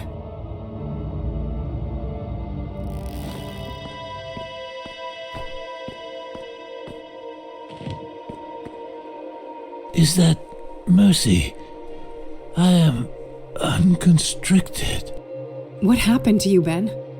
The Dark One tricked me, put a taint in my drink, dulled my senses, made me obedient. I failed to see the devil in her eyes until the noose was chafing on my skin. But her betrayal was only the fleeting conclusion of a life filled with pain and loss. A childhood forever tainted by abuse, neglect, and utter abandonment. Alas, the sorrow in this heart granted no respite until its final mournful beat. That's horrible. I'm so sorry. You are blameless, Minda, but be aware that the malleable is far from done with you. The only way to emerge victorious is by defeating the true enemy, the one who assumed and grasped beyond his station. Who are you talking about? Sadly, I'm not allowed to say. This wretched shell cannot defy its creator, as certain boundaries are out of my reach. But take this before I depart for the void.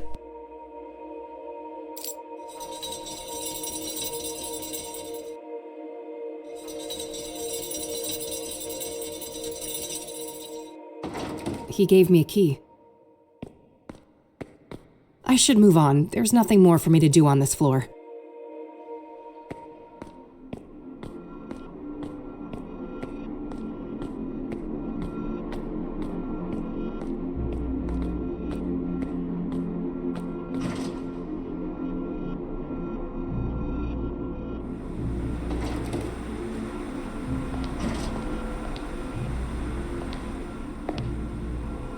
Sarah. No, I'm not... Eric? Sarah! I'll get you out!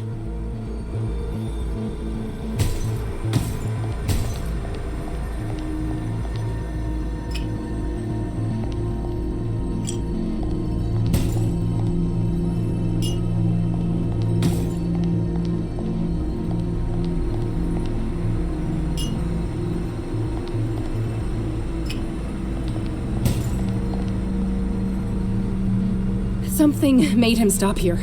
It seems this area is safe.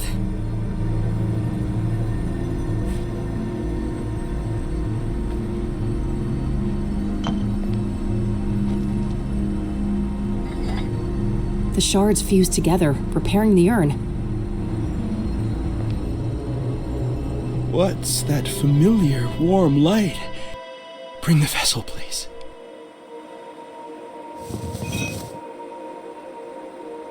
I remember now. Sarah was the beginning, not the end.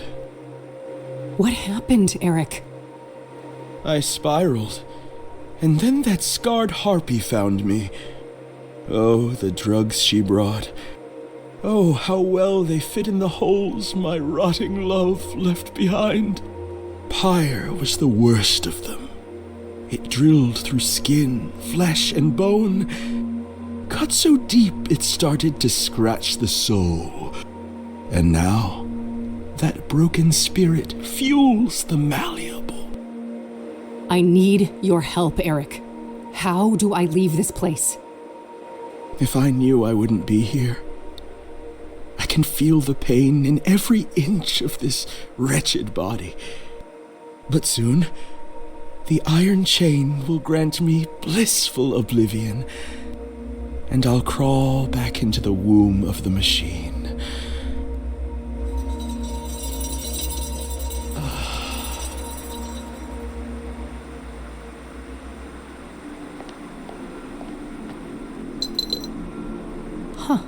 I can suddenly hear something rattling inside.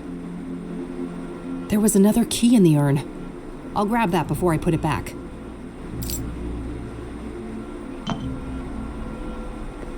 I guess it's time to move on. I think I'm done on this floor.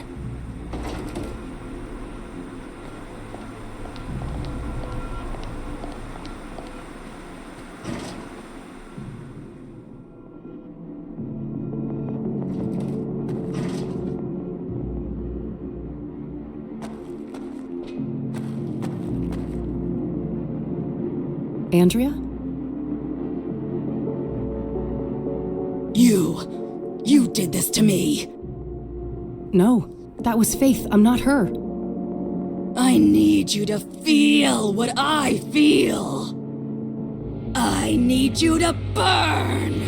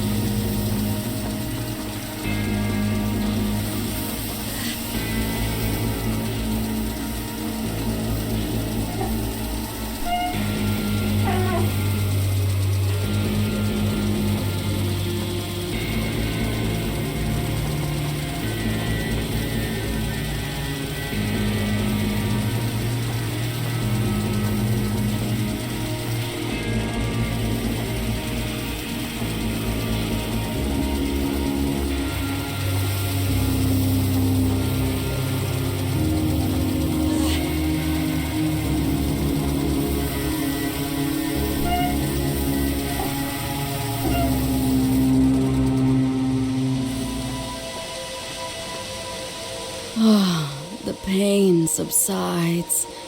For a time. Hurry, before the malevolence returns. Andrea, I'm sorry for what happened to you. Don't be. The burned girl is dead and at peace. So you're not her? No. I am a tulpa, a thought form. What does that mean? That I am a sentient construct based on Andrea Hall, an animated piece of the malleable. Why were you created then? Because of my significance to you, or rather, your twin, the one who calls herself Faith Cyrene. So Faith's presence here created you? Yes, I was the victim of her greatest betrayal, and the fiery Punisher is my role to play. You seem more coherent than the other constructs I've encountered in the malleable. I was made in the burned girl's image, and she had the most brilliant mind. She just had one fatal flaw. And what was that? Love. That old cliché. She was in love with Faith Cyrene? Tragic, isn't it? Even now, Knowing all the suffering, I can feel a deep longing to be close to her, even if it would mean to be consumed by her flames again and again and again. That's horrible. None of you had to die. If I hadn't unleashed faith all those years ago, none of this would have happened. Those are dangerous thoughts in the malleable. Strength of spirit is the only commodity here, and doubt means death. Help me then. What am I really up against and how do I fight it? All I can say is, Mr. Burgundy and Faith Cyrene are both deluded, ascribing their own selfish motivations to the old god. They fail to see that they cannot understand the unfathomable, and that will be their undoing. What does that even mean? How can I leave this place? I'm sorry, but I cannot say, and I must leave soon. This existence is unbearable for me. Please, not yet. I have so many questions. I'm not sure I can do this alone. I have faith in you, Kathy Rain. Trust in your own truth, and I know that you will live to see another dawn.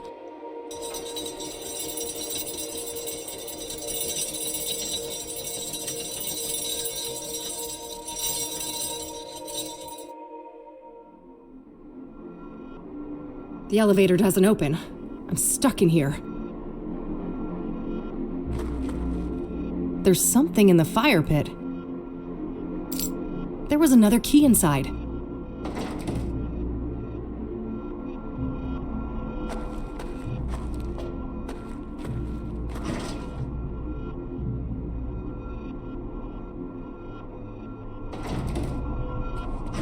The elevator took me back here. I guess I'm done on the other floors.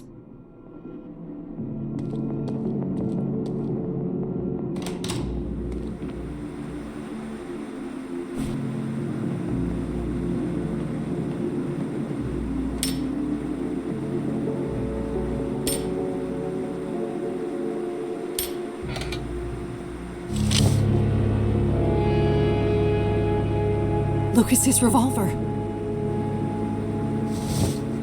Only one bullet in it, though. Better make it count. Time to end this.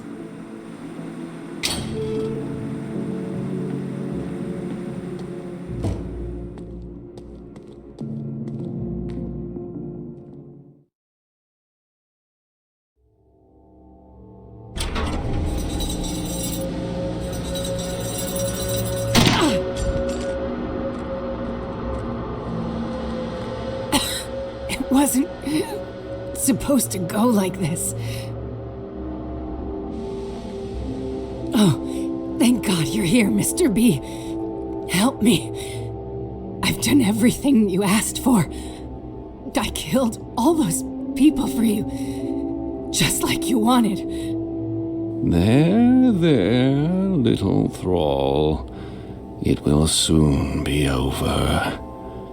Alas, your time has come. But you promised. You said I'd be the one. That the old god would...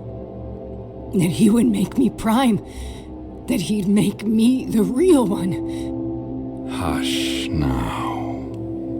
With the sacred power I carry within, I consecrate you, and I bless you. It is time, Kathy Rain. Vengeance is yours. You want me to do your dirty work for you? Take out your own trash, Isaac. Everything she did was because of you. You were the one behind the murders. Of course, as was my duty. I am ever the old god's servant. Every sacrifice made his voice clearer, his will more tangible. Soon, his dormant spirit will be ready to emerge from the confines of my flesh form. And his glory will be greater than ever before. Now, stop this bickering and fulfill your destiny. End her life and avenge your friend.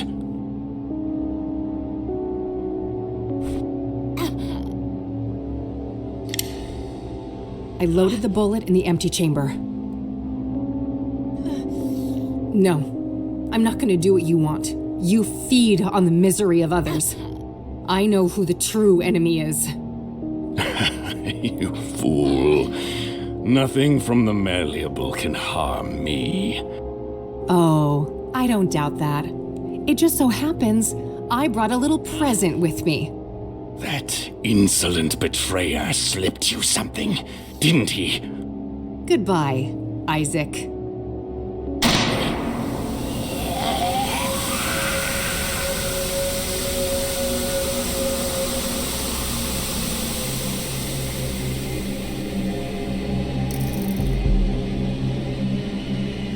The limb of man met his end. A suit much too tight. A twisted, wrung-out malice run amok.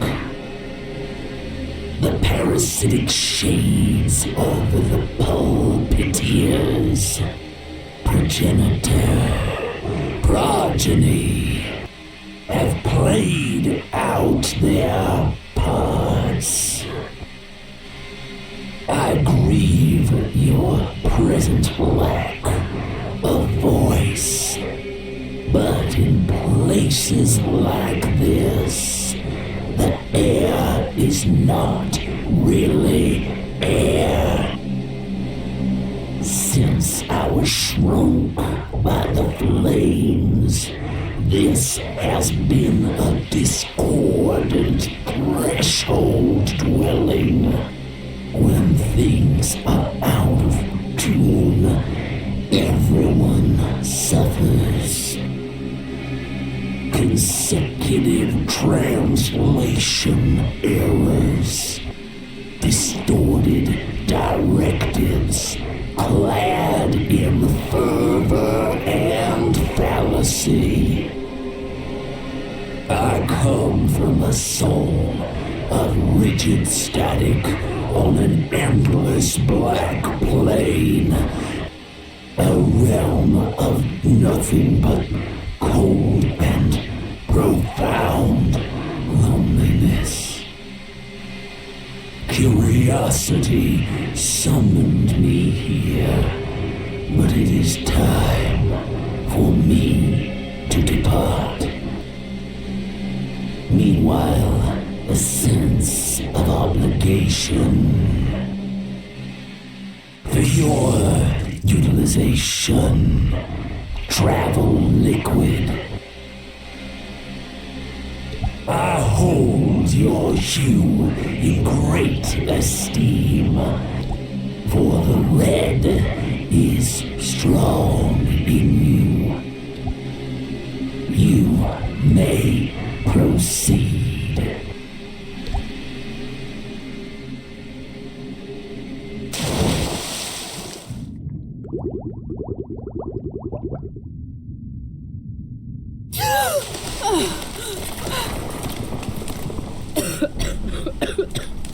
Fuck. I can't believe I'm still breathing. I gotta hurry. This whole place is about to come down.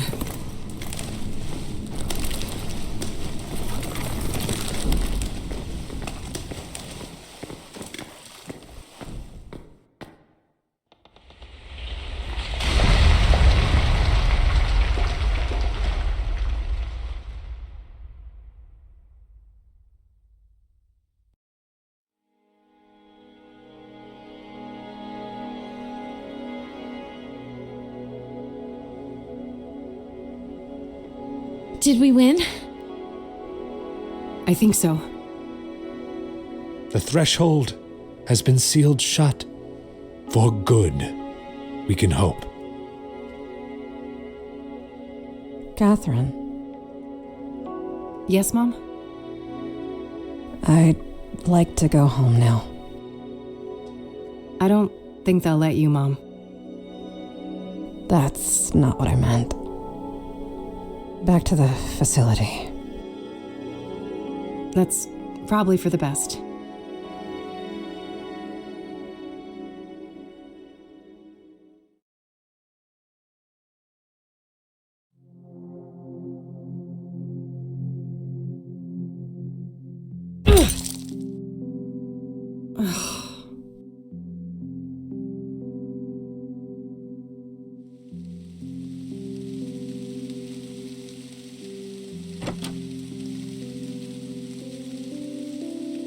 Hey. Oh, hey. So, you can probably tell what happened. Yeah. I'm really sorry, Kathy. I don't have anywhere else to go. I realize that. Is there something you want to ask me? This is already humiliating enough, E. Maybe. But I need you to ask me properly. Come on, E. Did you hear what I just said? Eileen? Yes? Can I please stay with you for a while? Of course you can. You're my friend, and I love you.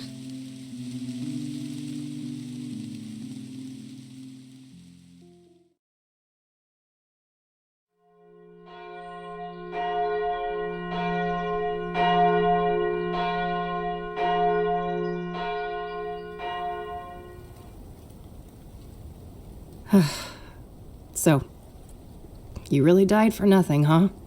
All that evidence buried under tons of rubble. And the reward goes bye-bye.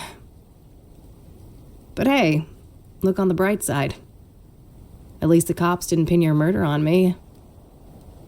Fan-fucking-tastic, eh? Miss Rain? Let me guess. The debt collector?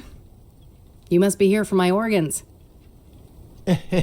Not quite. Bill Davenport, Esquire.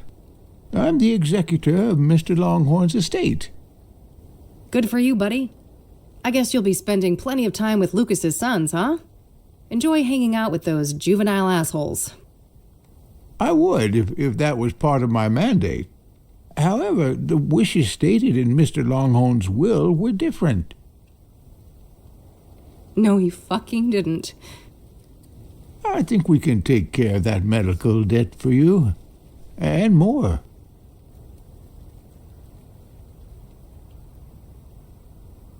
Thank you, Lucas.